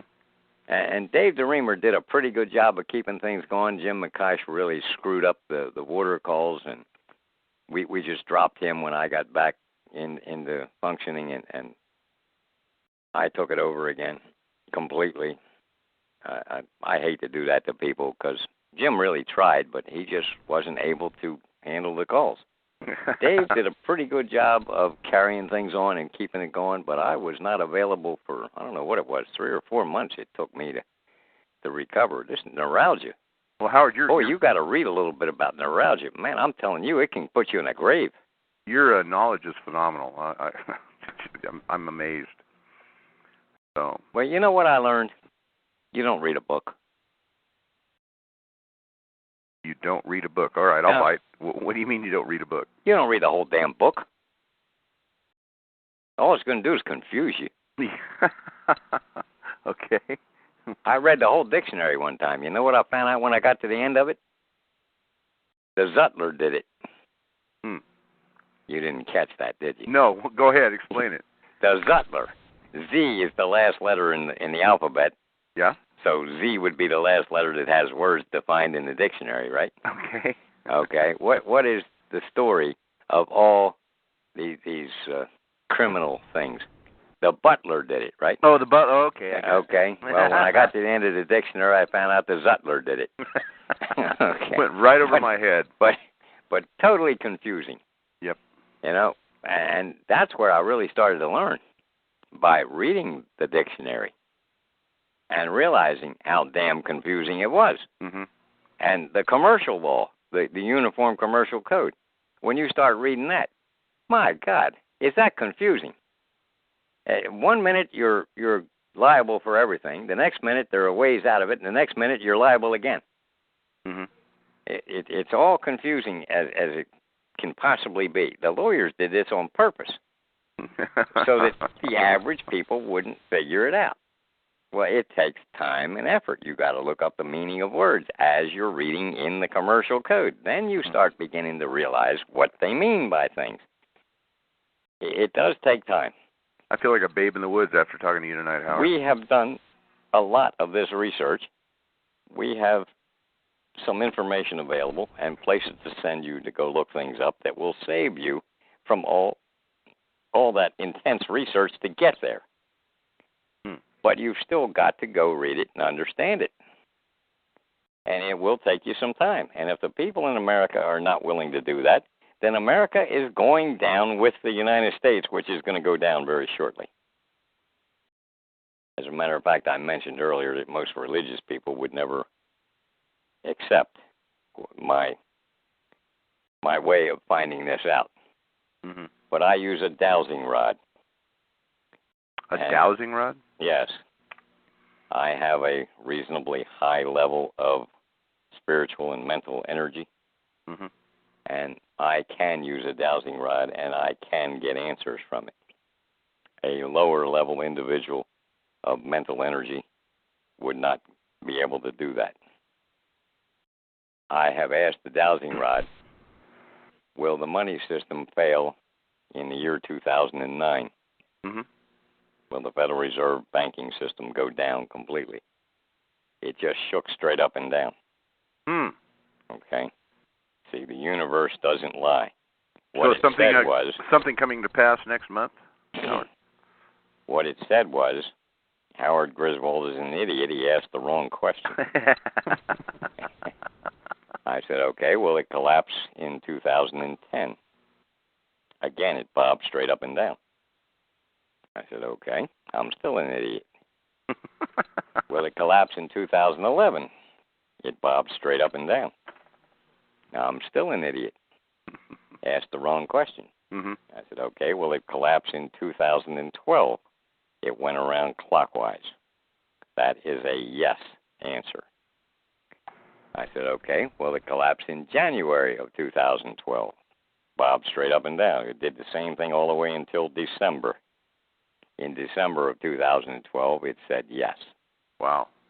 I think you will see a constant decline of everything economically worldwide. Because the other question I asked was, will the rest of the world money systems collapse like dominoes along with it? And the answer was yes. And that's what we're seeing that happen now. Every nation in the world, yes, we are seeing it beginning to happen. Now, we're bailing them out a little bit. We're propping them up. The United States is propped up by propaganda today. Mm-hmm. Why do you think the market's been up for the last couple of months? It's all propaganda. It's not real. These companies are not making money. People are not spending. Right.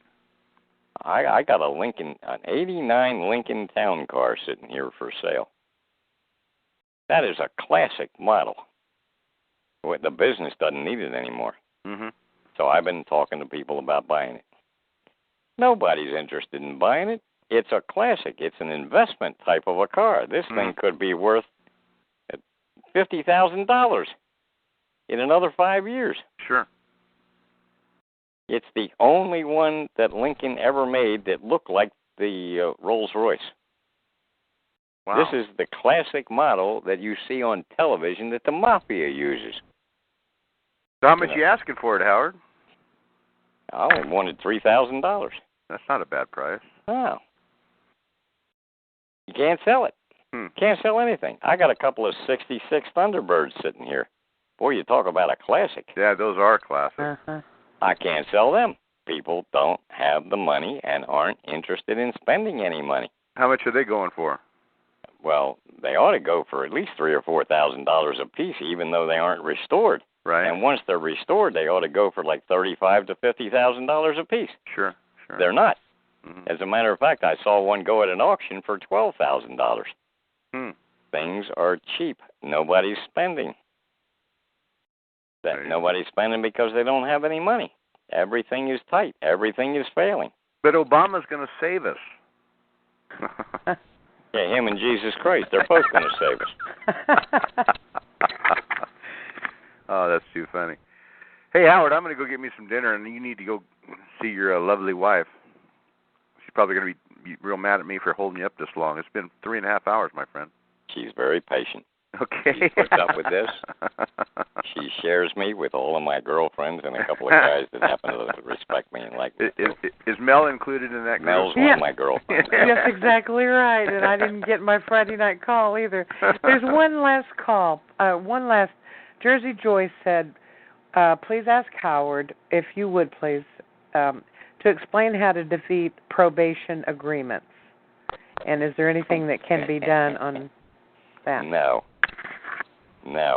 As a matter of fact, I did look into that a number of years ago. There was a fella in North Dakota who filed a complaint against the probation department because they weren't giving him all of his rights that he thought he was entitled to. And it went all the way up to the Supreme Court of North Dakota. And the Supreme Court said that he made the agreement. He has to abide by it. And that comes right back to what that gentleman was talking about earlier about as a citizen, you can make these contracts, and they can hold you to the contracts. But if you know how to prove that your status was different in the first place, they can't. But, see, we don't have enough knowledge of how to show our status being proper.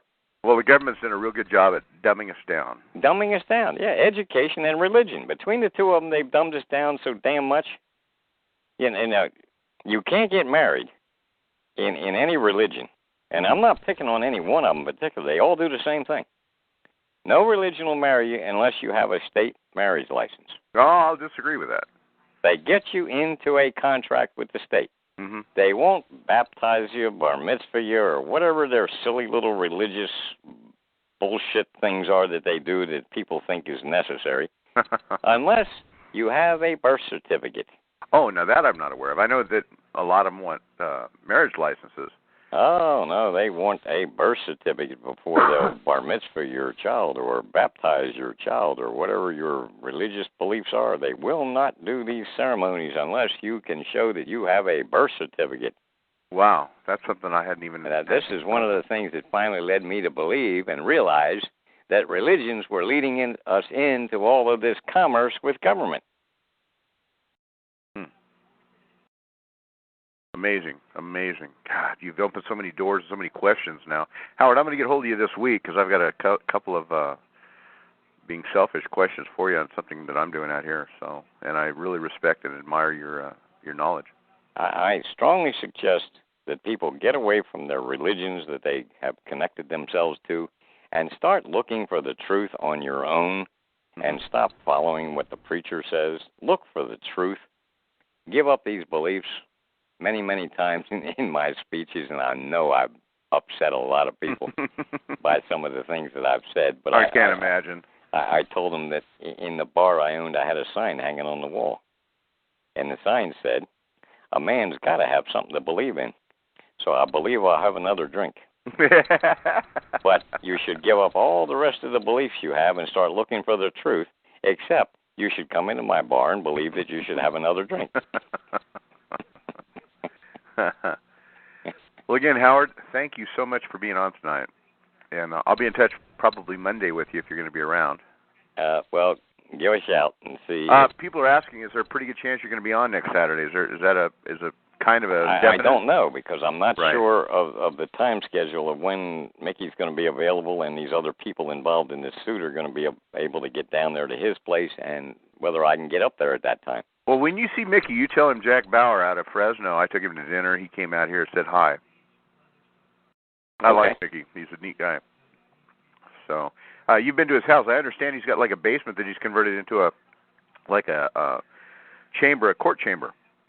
Yeah, he's got an interesting layout up there. Yeah, he puts on seminars and he teaches people how to respond with the judge and how to really piss them off proficiently and legally and all the rest. Mm-hmm. So that's what Mickey everybody tries to teach people how to go into court. Yep. For themselves. You know, not to go in there and wet their pants. The problem with most of us is we're so afraid of that faggot in the black skirt that's sitting behind that desk with a vibrator going on. We shouldn't be. He's nothing more than, like I say, a guy wearing a dress. I told one of them in the court one day, I said, with all due respect, you're a rectal cavity. He couldn't get me for contempt because I said, with all due respect.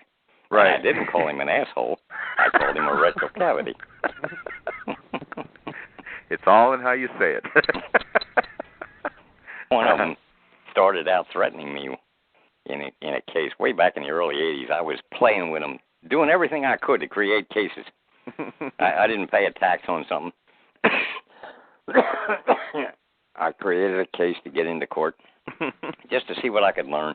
I didn't renew the state driver's license back in 1980 when it was due to be renewed just so I could get into court and see what I could learn. Uh-huh. And I got in front of this one judge, and he was opposed to what I was doing, and he threatened me with contempt of court. And finally I said to him, I said, look, I don't care if you put the handcuffs on me and put me in jail. When we get back here, you know you got to bring me back in front of this court again someday. No matter how long you leave me in jail, you got to bring me back here, and I'm going to do the same thing because you're not scaring me. Well, would you believe that in a courtroom the judge said, oh, shit. He gave up on the contempt threat. So finally, he started paying attention to what I was saying and the papers I had put in. And he said, you know, he says, actually, you're right. He says, the state's case is dismissed. So I said, okay. What's that mean? He says, well, you may leave. Okay. So I started to walk out of the courtroom, and as I got to the back door on my way out, the sheriff's deputy pulled the door open for me. They don't usually do that. Right. He opened the door for me so I could leave. And as I was starting to go through the door, the judge hollered, oh, wait a minute, Mr. Griswold. I turned around and I said, yes. He said, I did save myself from an arrest warrant, didn't I? I said, yes, sir, you did very well. And you know why he did that? No. I had filed the a warrant for the arrest of 3 judges. Really? And I filed a warrant for the arrest of the Baltimore County Sheriff because he did not execute the arrest warrants. Believe it or not, all 3 judges and the sheriff all dropped dead of heart attacks. So what you're saying is not good to piss Howard Griswold off? No, it isn't. No, it isn't. But then again, I never had the intention of hurting these people physically like that. Mm-hmm. That was not my purpose. I didn't want to kill them. But what I had put together was in line with the Constitution, right? In line with their duties, and I didn't realize that I was in line with the breach of the trust at that time. But I think they knew it. And I hit them so hard with this legal paperwork that I put in that they actually had heart attacks and died. So, Howard, did this legal paperwork have anything to do with sovereign state citizens? Or, absolutely not. He doesn't go there, Craig. Sui juris? Nope. I'm so glad. You know, here's the thing, Howard. When I heard you earlier saying that it's just using the law and we're not getting all this fancy, stupid stuff that all these other people are doing, I said, wow, finally there's another guy out there that I can say, yeah, this is the guy you listen to. Don't listen to me, listen to him. Just like Dave Merlin. Unfortunately, Dave got his ego in front of himself and did some stupid things that... Yeah, well, look, we've all... hey, they locked me up back in 1982, I think it was, for possession of a deadly weapon, which was the closest thing they could get to doing anything about me. Took me into the court, had the news media there, because this was a big deal. I mean, we were going to kill a bunch of cops and sheriff's deputies. The militia showed up to protect some guy's home. Mm-hmm. And I'm the speaker for the militia. So they went after me and arrested me, charged me with possession of a shotgun. I said, you damn fools. That was laying on the floor of the truck. You didn't look in the closed compartment of the door. He said, what do you mean? I said, well, there's machine guns in each one of the doors. And you missed them. Well, where are they now? I said, well, they're not there now. Anyway, they did take me into court. And, of course, they found me guilty, despite anything that I said. Mm-hmm. I even threatened to sue them under the Maryland militia law that requires every individual between 15 and 45 years of age to be a member of the militia and to have a weapon and 1,000 rounds of ammunition. And I said, you know what? I really screwed up. I only had 109 rounds of ammunition with me. I didn't have the 1,000. You should be prosecuting me for breaking the law. Oh, they didn't want to hear that at all. So they stuck me in jail for 6 months. Of course, they give you good time, so I only spent about 4 months and what was this, 4 months and 2 or 3 weeks or something like that in jail. When I left the jail, I had been teaching the people in the jail. That's what pisses them off. What the militia was all about. Right. And I taught them all how to kill with their bare hands. and the guards wouldn't even come into the jail cells anymore because they are afraid of everybody that was in there because they all knew how to kill with their bare hands. And they didn't like this guy Griswold, and they told me, don't ever come back to our jail. And I said, but I enjoyed it. It was a great vacation. I had a tremendous rest, and I really appreciate what you folks did for me. Howard, my friend Craig here that was just talking to you, he's gone in there and tore the judges a new ass, and where they've got up and left the bench, and you know what they do is they see me, and they decide they're not going to arrest anybody when I'm around, especially when, like we did this to one judge, we filed kidnapping charges against her because she didn't let a guy allocute, and it was funny. It was the next hearing we had with her where she had to eat shit and recuse herself. I never laughed so hard in my life. And so when I go into the San Mateo County court system,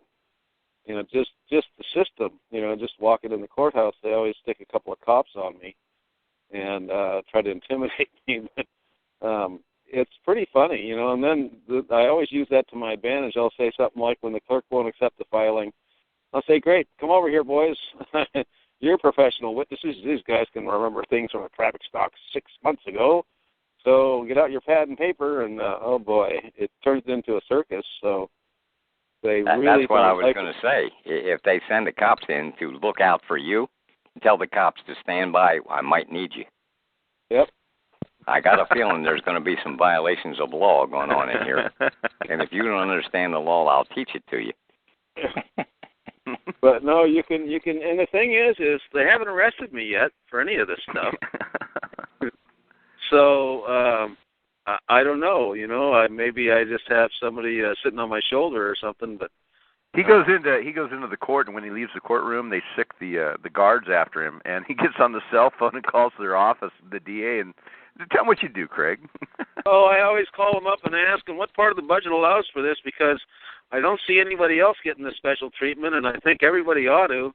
So we're going to go to the city council meeting and ask them what part of the budget allows for this. And usually they get a phone call about 3 or 4 minutes later saying, "Back off that asshole," because I can hear it. That's how close I'm standing to him. Back in '82, they had a real damn good reason for arresting me over that incident, because we sent 300 men armed, and we had 600 more men coming into town. With your militia? With our militia. Wow. That were armed. And the cops and the sheriff's department were scared to death to make a move. And they just had to quiet this in some way or another, so they had to arrest me and do something about it. And I said, good, come on. I want to get into the court. I want to learn how you do these things. The more you can bring me into court, the more I can learn about how your system works, and then I'll figure out where the corruption is. So those things did help me, because they told me things. Now, here's what I do in the courts. I ask a question of some kind. Now, that's not a real smart thing to do, because a judge does not have to answer questions. That's not his job.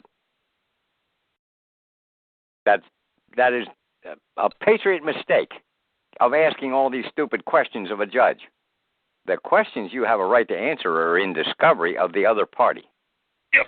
That you have a right to. And whoever it was that brought that up, this person in Washington State did this discovery and then charged them for not answering it. That is an excellent approach. But don't ask the judge questions. But I would do that. But see, I'm a very forceful person, and they found out who I am. As a matter of fact, in Baltimore County, they really didn't know me because I'm not active. I lived in Baltimore County, but I'm not active in Baltimore County. I own a bunch of construction equipment and stuff that was on the roads, and we did some work in Baltimore County, but most everything I did was in Baltimore City. And I owned a bunch of bars, and I controlled the entire bar system down there. I was the godfather, appointing people to have a bar. I was in control of what went on with the striptease bars. Mm-hmm. All right, so I was in a pretty strong position, and like I've said before, you don't do what I tell you, and somebody's going to make your bones crunch. And if you still don't listen, the next time we'll just remove the head from the shoulders. All right. I like your style, Howard. We're a little bit of a rough crowd. All right. So Baltimore County was starting to learn something about me because they were the ones who realized I was running around in this truck with no license tags on it. So they wanted to arrest me. Then this incident came up where the militia went out and responded to them trying to steal a guy's property under a mortgage foreclosure. And what really was the issue about that, you have 30 days in which to file an appeal, and on the 17th day they sent him out to take his property, didn't give him a chance to file his appeal. So they broke their own rules. Mm-hmm. So because they did, we sent the militia out. And these people were heavily armed. Well, they were really upset. They didn't know what the hell to do, but they had to do something. They had to make us look bad. So they did their best to try to make us look bad. Well, like I said, they could have put me in jail under the charges they brought against me for 3 years, and the judge said, this whole thing is really rather ridiculous. I'm just going to sentence him to 6 months, and of course you realize you get good time. I said, yeah, okay. I said, I could appeal this. He said, it's not going to do you any good because you didn't present enough for the appeal. I said, damn. There's something about this system that every one of these judges I've been in front of have told me things like this. They have told me where to go look. They've told me how things work. They've given me hints. I had one judge tell me one of the very same things that you said earlier, Jack, and that is that a lot of water's gone under the bridge. Yep. He said things are not the way they used to be. Exactly. Well, if I would have only had enough knowledge and understanding at that time that they can't change, these people have to abide by the trust instrument, which is the Constitution. And if they don't, they're in breach of the trust, and we can sue them for that. As a matter of fact, there's even criminal charges in every state criminal code for breach of trust in some way or another it's written. It's not necessarily under the words breach of trust, but in some way or another it is written that they can be criminally prosecuted for not abiding by the proper laws. All right, but you won't get the Attorney General to prosecute any of these people because the Attorney General's just as damn corrupt as the rest of them are. You think? Hey, I don't think it. I know it. Jersey Joyce here says they're in breach of their own contract. He won already. They just gave him his get-out-of-jail-free card. And if you study enough, read and study enough, and get yourself sharp enough, you will beat these people. They're going to beat you up. They're going to threaten and intimidate you everything they can to keep you from beating them because that's how corrupt this chicken shit is. Yeah, but I was beating them way back there in the early 80s. I was beating them on every damn issue. I was beating them. And I realized that, this is not doing the rest of the American people any good. Hey, Howard, Lewis here asked a question. Can you vacate a judgment at any time based upon fraud, which eliminates the statutes of limitation? If you can properly plead it, yes. Okay. Now you have to look in the law books and the rules of court to find out the proper procedure to do this. For instance, in Maryland, there is no such thing as vacating a judgment. That's not the words it's used. But if you look under amending a judgment, you will find the rules that show you how to go into court and ask the court to amend the judgment because of fraud. But guess what? Under those rules, it says that fraud is such a common thing that will not be considered as a reason to amend a judgment. Misrepresentation is the same thing as fraud, and it will not be considered as a good cause for amending a judgment. But what the hell was the wording?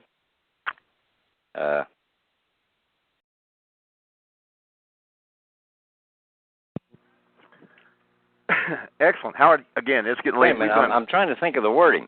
The third thing that they said was that I can't remember the exact words anymore. Dave the Reamer would remember them because he uses them all the time because he got a kick out of that. He thought that was the greatest thing. In other words, it's not proper. If it doesn't follow the law, then you can show that it should be amended. So you've got to look up your rules of court and find out how to do these kind of things. It's kind of like amending the judgment or vacating the judgment, depending upon the language that's used in the rules. You put in a petition for doing this, and you have to show that it's not in accordance with the laws and the rules of court. If the law was violated or the court's rules were violated, then the judgment can be amended. But based on some concept that there was fraud, that's not good enough. Lewis just corrected me. He wasn't asking a question. He was saying that you can vacate conviction for the gun violation. Well, I just told you that, yes, you can, but right. You better show that fraud was not in accordance with the rules of court or the law itself.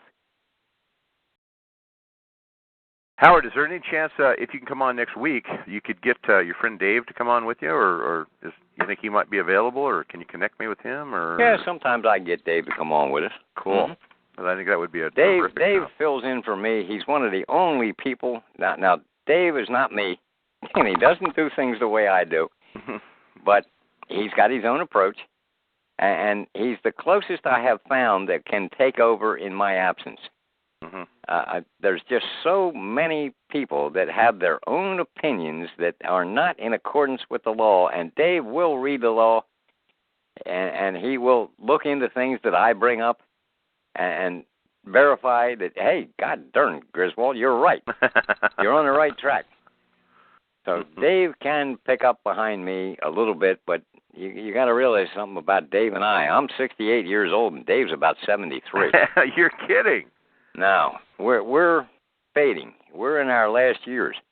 You know, if you people don't start catching on, you know, Dave and I are not going to be here much longer. This is one of the things that I get so ticked off about. You know, the older folks, and I'm up there with you. I mean, I'm not a spring chicken either, but yeah, right. we're losing. You know what, Mike? When are you having the baby, by the way? Hey, don't even go there. The problem is the young folk are so into their video games and whatever the hell it may be, Nintendos, all this other crap. I've got two children, 17 and 18, and their whore of a mother kidnapped them, but they had enough time with me, and they used to argue with me and go, that can never happen. But when I listen to them talking to their friends, they sound just like me. So part of it, through osmosis, has infiltrated their brains, which is great. But people like you and Ed or whoever else, you guys are you're a natural commodity that you can't be regained. When you're gone, you're gone.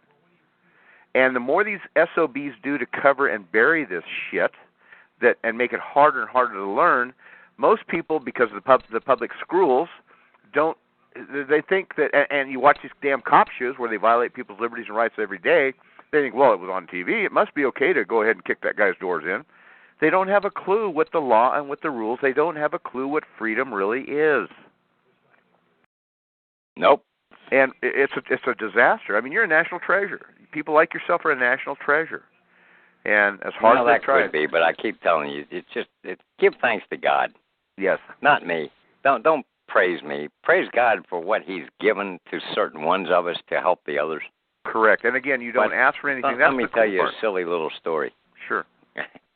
My daughter, when she got up into her upper teens, hooked up with some guy, and lived with him, and got pregnant. Created a beautiful little child. Well, she couldn't help it to create a beautiful little baby girl, because she's beautiful, and she is because she looks just like her mother, who is beautiful. So, you know, it's a good thing I got left out of this picture. Because, you know, I look like Abraham Lincoln, and Abraham Lincoln was once heard to say if he ever met a man as ugly as he was, he'd shoot him on sight. But my wife's a very pretty girl, and my daughter looks a lot like her. And this baby girl turned out to be a lot like her mother and grandmother. And my daughter threw this punk out because she woke up and realized this guy is nothing but a flake. He's never going to provide her with anything. So she hooked up with another guy. Well, she stuck with him for about 6 years, hoping that he was going to be decent and better and improve, but he never did. So she finally threw him out, but in the meanwhile, she had another little baby girl. So she brought 2 little baby granddaughters home for my wife and I to raise. After she threw that second one out, she hooked up with a third guy who was a real jerk. I'll give you an idea of what I thought of this guy. I told him one time, I said, I know something about my daughter you don't know. He said, what's that? I said, she's got 2 assholes. And he said, no, she doesn't. I've been in the shower with her. I've been in bed with her. I know what she's got. No, she doesn't. I said, yes, she does. The one she shits out of and you. So I had less use for him than I'd had for the 2 that created the grandchildren. Oh, my God, Howard. Well, finally, she threw him out of her life. I had 9 years of him being around here causing all kind of trouble. She finally threw him out. But through him, she met a very decent fella that worked at a place where he worked. This fella is the mechanic and the head groundskeeper and the boss in control of this whole country club. Mm-hmm. He was a little idiot that had a job of riding around on a machine picking up the golf balls. But the fella that was the boss, he had a nice boat. So he asked the boss, could he go out on a boat? because he was that type of person. He'd take advantage of anything he could get. And the boss said, yeah. He said, well, can I bring my girlfriend Pam with me? Oh, yeah, bring her with you. So that's how she met this guy. Well, after she threw this idiot out, the idiot told his boss, well, my girlfriend Pam left me. She threw me out. Oh, his eyes lit up. Oh, yeah? So he called Pam, asked her for a date. Well, about a year later, the two of them got married. Finally, my daughter has found a very decent young man. Wow. Very hardworking, very family-oriented, very mafia type. Even he's not mafia because he doesn't know anything about it, but he lives the same way the mafia does. Mm-hmm. Family is most important. Right. You protect the family. You work yourself to death if you have to make what you need to take care of the family. My two granddaughters call him Daddy. They both know he's not their father. They knew who their fathers are, but they call him Daddy. They have great respect for him. But when she married him, they wanted to be a family. They took my granddaughters out of our house and moved down to his house. Now, he's got a little 6-acre farm that came from his parents, and he's keeping it going. Plus, he has this job. Plus, he has 2 sideline businesses. He's a hard-working American. A hard-working, just average, everyday Joe American. A very good, decent young man. So, okay, let him go. I'd like to bet you if they put him in a regular school because they both work in order to meet the bills. He's got a mortgage and Sure. he's got 2 or 3 car payments, and they're in debt up to their ears. They're living the way we've been taught in school to live. Living the American dream. Yep. They Howard, I keep kids trying down to cut there. you loose, but I keep getting questions. Delaware, you there? Hey, Jack, tell Howard it's not irregular. That's it. That was the word. Thank you, Dave. There you go. Irregularity. That when you think about that, you think about not going to the bathroom normally. But in law, that means that whatever was done was not in the regularity of what government and law requires. So if you plead irregularity, now that's the Maryland statutes. I'm telling you got to look at the rules of court and the statutes related to those kind of cases in order to do them. You just can't go in there to vacate a judgment. Now, is that Dave? Is that Dave that just asked the question or answered That the was question? Dave, yeah. Hey, Dave, welcome to the show. I've been Anyway. on before, but you've always known me as the no tax man. Oh, Yeah. no tax man, of course. How are you, my friend? Anyway, let me finish telling you about my granddaughters. Go ahead. I'm sorry. They took them down here in Maryland to his house, and they put them in public schools. And I said to my wife, give them 2 or 3 months, and they'll be crying to come back home here. We homeschooled them for years. They're not going to like this public school. They're going to want to come back home with us. And I'm not sure whether we should let that happen or not, because that's not going to make my daughter and her new husband happy. I don't know what we should do. Well, 3 months went by. 4 months went by. 5 months went by. All of a sudden I hear these 2 girls are telling the principal and the teachers how to run the school. And the principal and the teachers are saying, my God, you kids are smart. We never thought of that. You're right. The kids took over and ran the damn schools.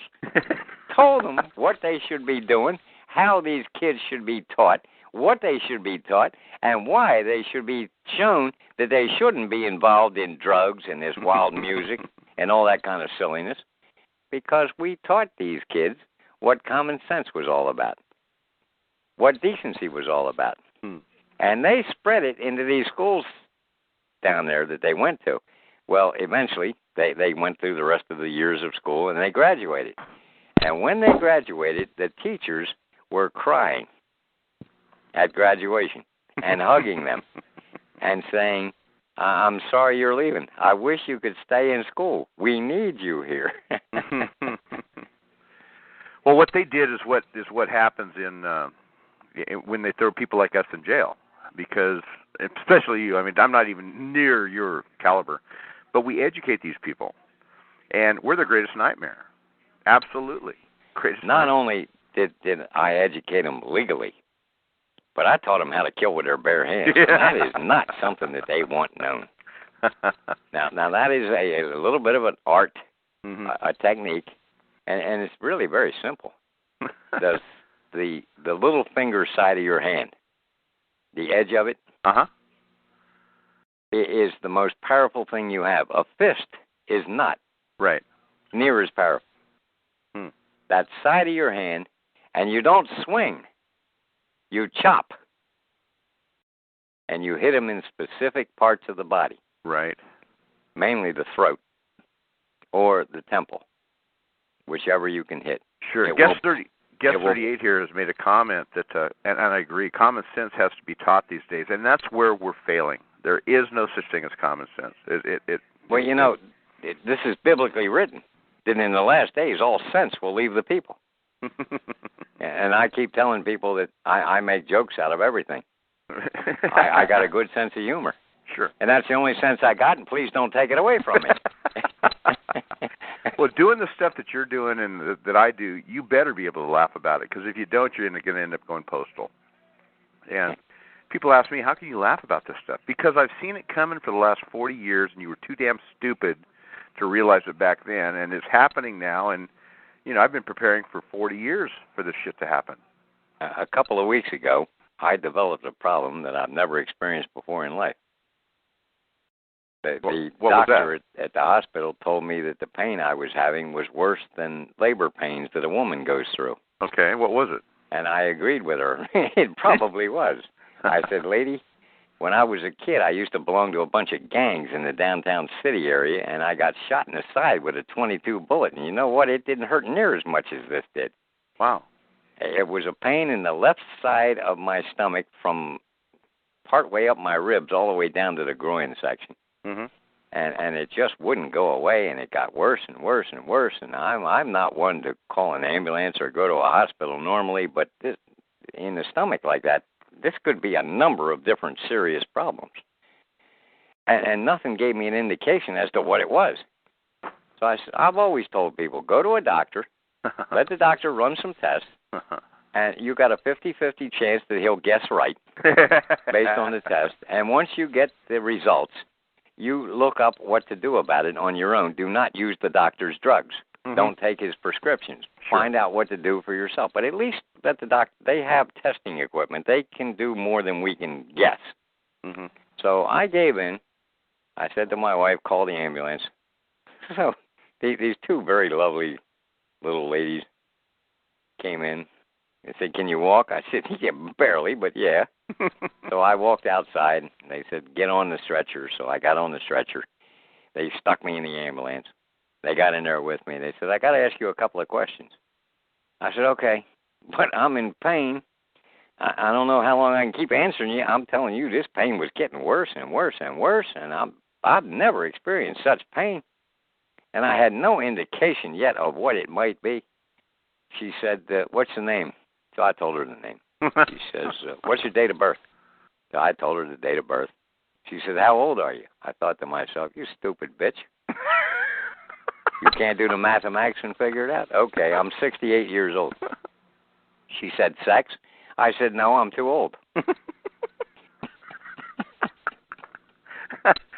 You got to be a hoot to go party with, Howard. There's no doubt about it. I'm sure she was going to say male, but I cut her off so quick, and I said, no, I'm too old. She says, well, at least you got a sense of humor. I said, yeah, but don't take that away from me. It's the only sense I got left. It turned out it was a kidney stone. Wow. How in the hell with the diet that I keep, developed a kidney stone is beyond me, but I developed one nasty kidney stone. It's the aliens. They implanted you. Well, they ran me through some kind of a newfangled X-ray type of a thing. They don't call it X-ray anymore. And afterwards, they checked the pictures that they took, and they came back and they said, you got a kidney stone. I said, you know what? I figured that out. She said, how did you figure it out? I said, well, you asked me for a urine sample, and all morning long I was trying to go to the bathroom, and I was actually going to the bathroom, and there was no blood. But when I gave you the urine sample, there was blood in it. And as soon as I saw that, I knew what it was. She said, well, what you got to do is go home and drink a lot of liquids. I said, okay, a lot of liquids. Would that include a gallon of Old Granddad? She said, no. I said, what do you mean? I won't feel the pain. See, I got a sense of humor. Absolutely. Anyway, then they just said, you can go home, just make sure you drink a lot of liquids, and here's a little screen, and you do your business in the screen and catch the stone. And then we'll give you the name of a doctor, and you take it to him, and he'll test the stone and tell you what it is, and he'll tell you how to adjust your diet. Did you have it made into a ring, did you? Pardon? Did you have it made into a ring? No. What I did was I came home, and for 3 hours in a row, I took 10 magnesium phosphate tablets. Uh-huh. And about 3.5 or so hours later, this white mushy stuff came out. There was no stone anymore. I dissolved it with magnesium. It, sure. Because magnesium phosphate, now not magnesium citrate or magnesium oxide, the crap you buy in health food stores, that's not the right thing for the body. Magnesium phosphate dissolves calcium. It breaks it down into a mushy solution, and you pass it right out of the body. Well, I did, and the pain went away, and I was fine. Well, you've hooked me. I got to get on your medical calls and your other calls. Like I said, this is amazing. I didn't know you had calls, or I'd have been on them already. Well, if I would have seen blood in the urine in the morning, I'd have known exactly what to do. Right. I didn't see any, and I had no indication of what this pain was about. Right. So I went ahead and went to the hospital, let them figure it out for me and tell me. Well, by the time I got there, I found out on my own, and then, of course, their diagnosis actually verified exactly what I figured out when I saw the bloody urine. But it's strange how little they know to tell you what to do. All she told me to do was go home and drink a lot of liquids, meaning water, and flush the stone out. Well, do you have any idea how much pain there is? Oh, God, yes, absolutely. In that stone coming through? Oh.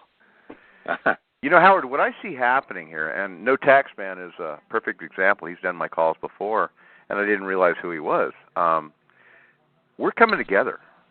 A whole bunch of us are coming together, and these SOBs better be scared for their lives because we're looking for you. And we're pissed off, and we're not going to take it anymore. Well, No Taxman and I have been working together for years, and Mickey Paletta and I have been working together for years. And there's a few others around the country been working, and the rest of them are all off on their own tangents. Craig, you still online here with me? Yeah, I'm still here. You're not snoring, so you're all right. Hey, yeah, Craig? I wanted to ask Howard, so if you go to jail, that mean you get to sleep all day? I didn't. You know what I did? Taught. They wouldn't allow you to have a hardcover book in jail. So I told my wife to take a razor blade and cut the binder loose and wrap up Black's Law Dictionary without a hardcover on it and mail it in to me. So she did. Wow. And they gave it to me. And I sat there looking up things in the law dictionary and helping people that were in the jail to put together arguments to go into the courtroom and get put out of the jail. Hey, and a whole bunch of them went to the court and never returned to the jail. What was that, Craig? You guys going to be on for a while, or because I'm going up this hill and I know I'm going to get cut off? Well, I keep trying to cut him loose, but the good questions keep coming. I mean, I'll keep him on as long as I can keep him, but I know it's late back there. It is getting late. We're past the 4th hour now. So. Absolutely. We're 4.25 hours. This is the longest, best show I've ever done. Thank you very much, Howard. And Mel, thank you for hooking me up, my dear. Actually, I should have been a politician because if you throw your hat on the floor, I'll talk until you pick it up and walk away. Hey, thank you, Howard. I'm going to go ahead and let you go back to bed or whatever. Go to bed, and I'm going to go get me some dinner, and I got a couple beers waiting here. So. Well, I would go in there and chase my wife around the bedpost, but the last time I tried to do that, she caught up with me from behind. So I know I'm failing rapidly. You're too funny. And thank you guys for being on the call tonight. I got we got bunches of people still on here. Thank all of you for hanging with me. I know it's been a long night. That being said, Howard, I'm going to call you either tomorrow or Monday and see if we can set something up with you and No Tax Man. Thank you, No Tax Man. I appreciate I'd be glad to Dave. do that. Yeah, because believe it or not, Dave has a better memory than I do. He's older than me, and he remembers things better than I do. Dave, are you really that old? Dave, you still there? Hello, Dave. I do like lawyers. I deny everything, admit nothing, and demand more proof. Again, this is such a shame that the young folk aren't more into this. I mean, we've got great people on the call, don't get me wrong. But the young brains that are going to be the future of America are too busy with their stinking Nintendos or Sega Genesis or whatever this crap's going on. The only future that America has, unfortunately, is those who are survivalists. Yep.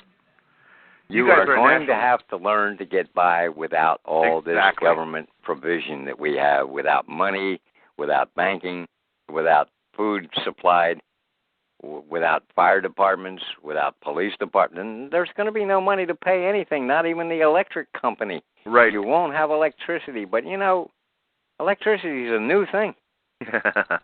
Well, you guys are absolutely a national treasure, in my opinion. What is electricity? Is what, about 200 years old? I don't think it's even that.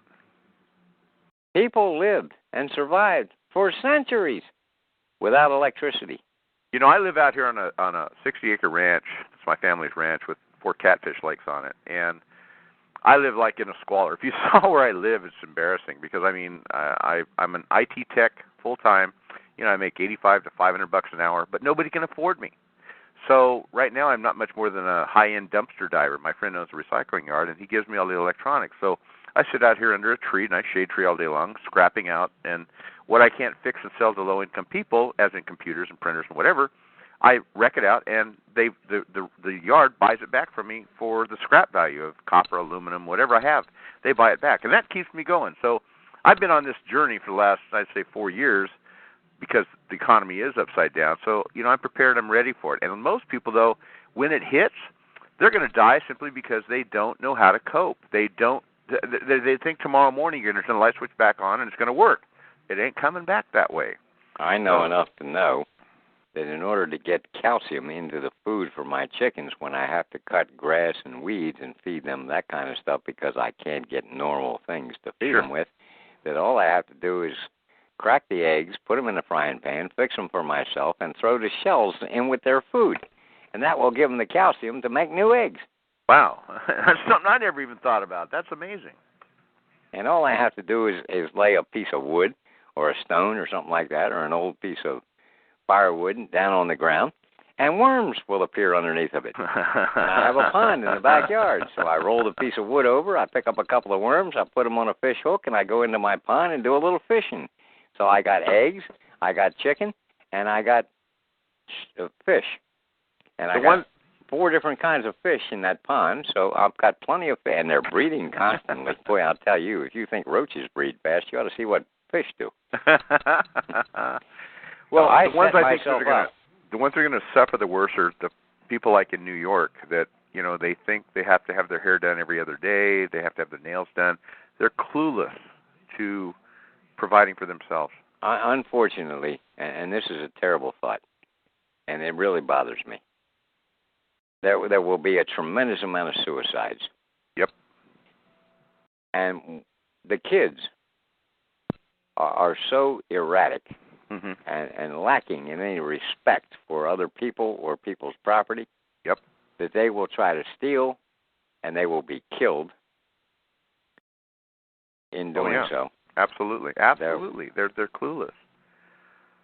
So, you know, camping I don't like and hunting what I and see fishing. coming. I don't like it at all, but it's written in the Bible to happen. Sure. The blood will flow curb deep in the cities. You know, camping, hunting, and fishing, things that my folks brought me up to do. I've did a little bit with my kids, not nearly enough because of their whore mother wouldn't allow it. I didn't say that. But, you know, they've had enough of it coming in input-wise. Hopefully they'll they know where Dad is and they know how to get back to me, and hopefully they'll make it here. And you better be ready to kill or be killed, in my opinion, because it's coming. What you just said is absolutely right. I think a lot of ex-wives will be coming back to their husbands saying, all right, so you were right. Now what do we do? And bringing the kids back. Well, my ex-wife, she looks like the Wicked Witch of the West. I wouldn't do her with your private parts anymore. She fell out of that ugly tree and hit every branch on the way down. I wouldn't loan them to you either. But she was a beautiful woman, but she's just, drugged herself, drank herself, and been so evil that, God does, I guess, have a sense of humor. Would you believe, through the graces of our Creator and the help that He's given me to be intelligent enough to say the right thing, that I have brought some people out of that situation and straightened them out? Wow. Yeah, you're a better man than me because I've got so much anger. No, not too many now, because some of them can't be. Right. And there are many out there that cannot be brought up to a higher level of intelligence. Right. And we can't change that. I had a friend for years from New York. He begged me for years to move down here to be near me. He needed a daddy influence. This guy was 12 years older than I was, and he needed a father influence. Mm-hmm. And finally, in 2001, I gave in. I let him move down here. Mm-hmm. I worked on him until a year ago. This Thanksgiving will be a year ago he died. Mm-hmm. In March, it was a year ago that he left and went back to New York to be with his boys because he knew he was dying. Mm-hmm. I never lifted him one iota. I worked on him. I did everything I could to try to help him, to bring him to a higher level of intelligence, to bring him to a higher level of energy. He never moved. He couldn't be moved, and that taught me a lesson. The lesson I learned was there are some people that are here, and they are at that low level of mental energy, and they cannot be moved. But that's not necessarily their fault. It has to do with the crap they're putting in the water, the crap they're throwing on us across the skies and the chemtrails. Not necessarily correct. Really? It goes back to who you are and where you come from. Okay, I'll give you that. It goes back to the blood type. Right. I gotcha. What's atrocious, though, Howard, is you've got so many sperm donors out there that don't want to be dads, and they want to run from it. Yet, I have spent hundreds of thousands of dollars to have contact with my kids, but because of my attitude towards cops and the courts, they've done everything they can to sever that connection. To the point where about a year ago, I finally said, "Screw it, I'm done. I'm not going to fight for them anymore." And now, because I did that, because I was a bigger person for it, they're now coming to me. And you know what? There's a lot of men and women out here that are in that situation. Mm-hmm. The man has the kids, or the woman has the kids. Right. And they are telling the kids that the other party, the spouse, male or female, was the bad person. Oh, They're sure. no damn good. They did all kind of wrong things. And as the kids grow older, they get back with that other person. Right. And they see Daddy was a liar, Mommy was a liar. Sure. Oh, yeah. And they come back. That's her worst I've nightmare. seen this happen. My ex's worst nightmare is that my kids have a relationship with me, and they came down here a week ago and spent the weekend with me because they wanted to be with Dad. And I know that's just burning her soul. But you know what? She's bought and paid for all the evil that's coming her way, and it's one of my problems with my quote-unquote Christian walk.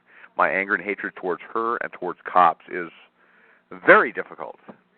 So, well, anger and hatred is not something we're supposed to have. That's what I'm saying. I don't hate anybody. As a matter of fact, doesn't the Bible tell us to forgive our enemy and pray for him? And pray for him. Yeah, sure. But the prayer is going to fall on rocks. Yeah. It's not going to help for these low-level minds. And I learned that the hard way. But forgive them, because they know not what they're doing. And they don't. And they don't have the mental capacity to understand why what they're doing is wrong.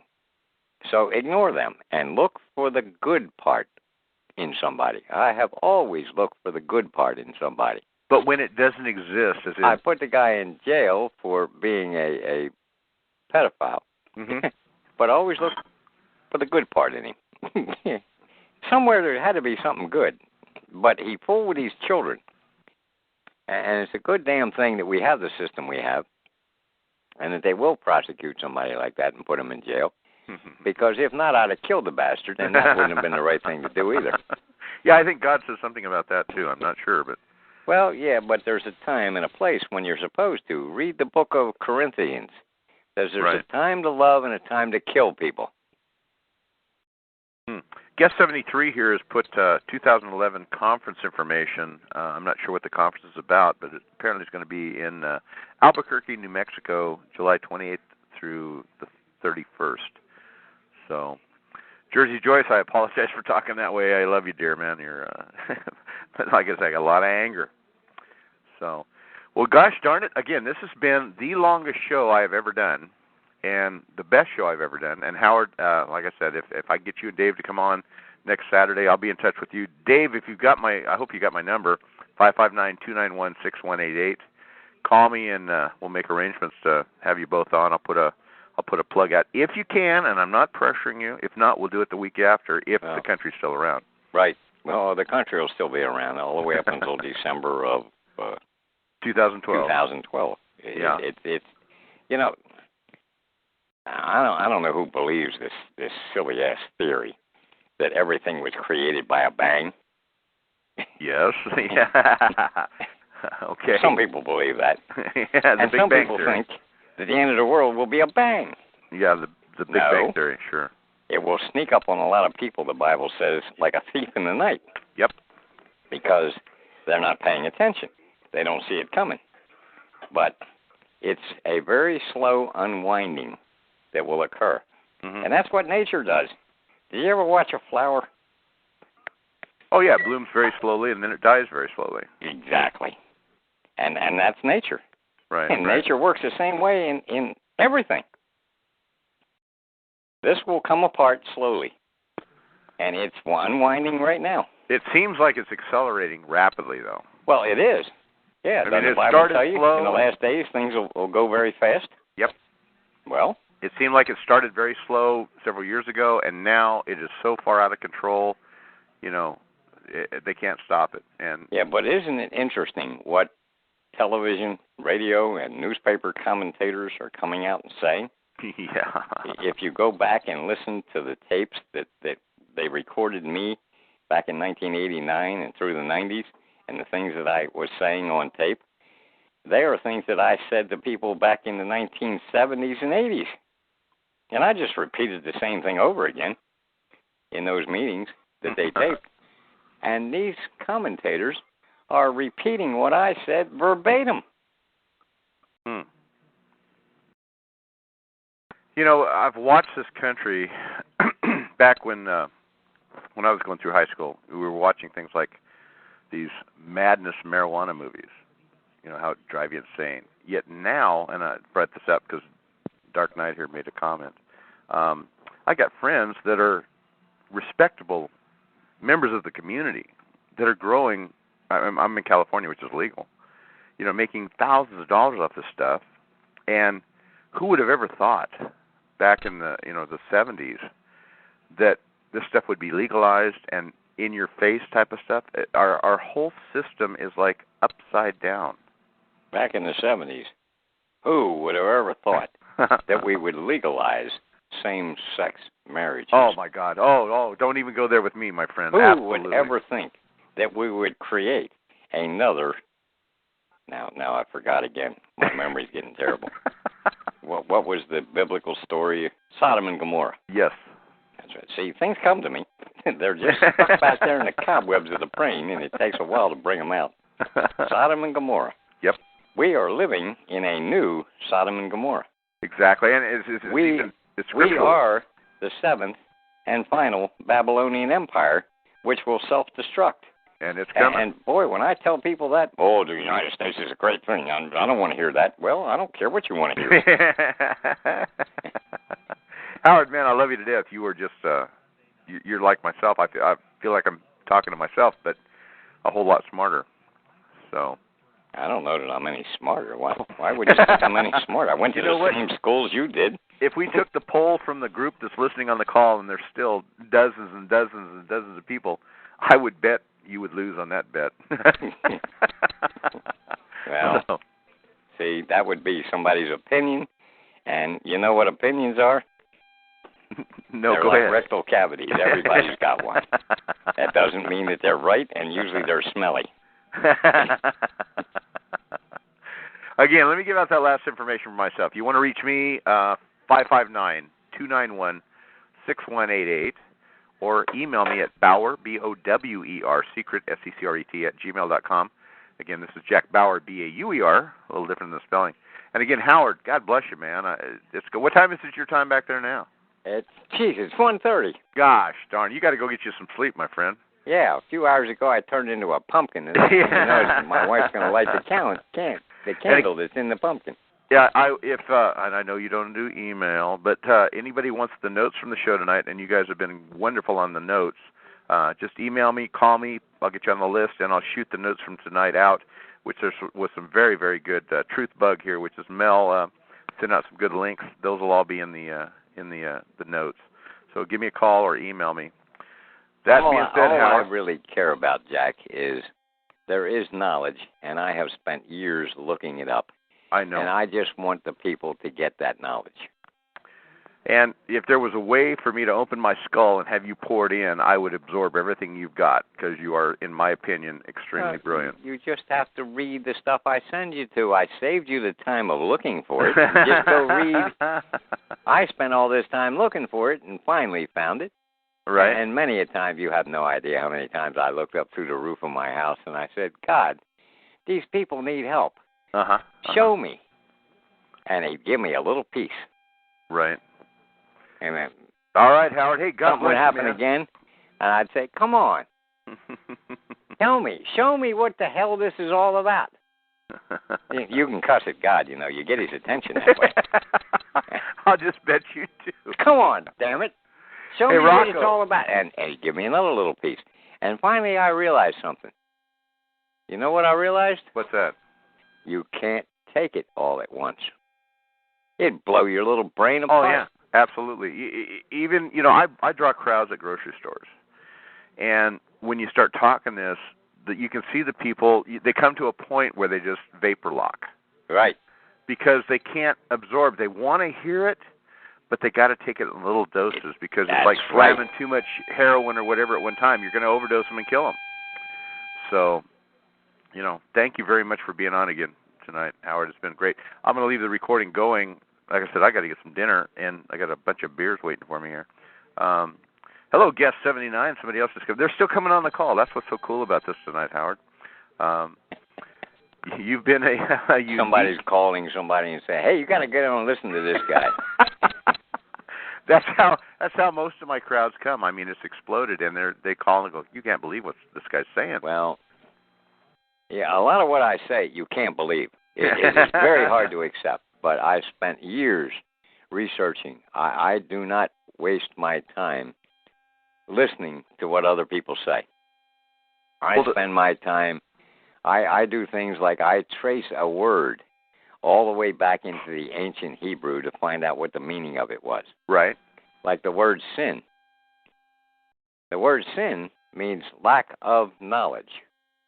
Really? Now, aren't we told that we live in sin? Yes. Well, by golly, they're right. They're right, absolutely. We lack knowledge.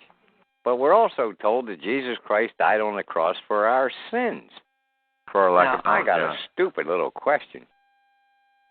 This omnipotent, fabulous creature that we call God, that created this entire universe and mankind, and what an amazing thing this really is.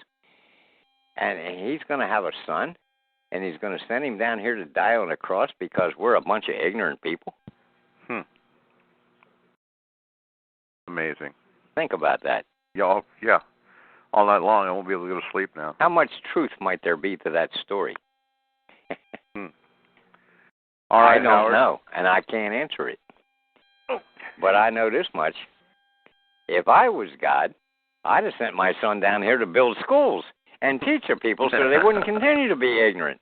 I wouldn't send him down here to die because of a bunch of stupid people. Oh, gosh, you're bringing on the wrath of God here. Well, hell hath no fury like the fury of a woman scorned, so I'm more afraid of women than I am God. Yeah, I can imagine. Your wife probably was. Yeah, exactly. Well, Howard, go get you some sleep. Kiss the wife on the cheek. Tell her Jack said, hey, thank you for giving you to me tonight for this long amount of time. I do appreciate it. So take care. All right. God bless you and everyone. Hey, this is Jack Bauer. The name of the show is called The American Reconstruction Project. I'll be up for a while if you want to call me, 559-291-6188, or email me at bowersecret, BOWERSECRET, @gmail.com. Thank you, Dark Knight. I appreciate the thumbs up. You guys have been terrific as usual. I'll be back, hopefully, same time, same station next week.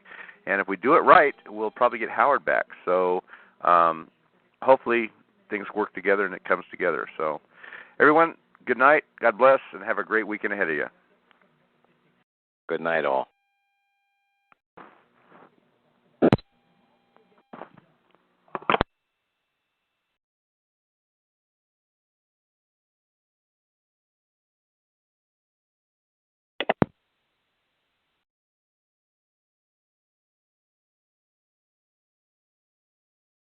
Hey, Sister KMA Club, you still on there?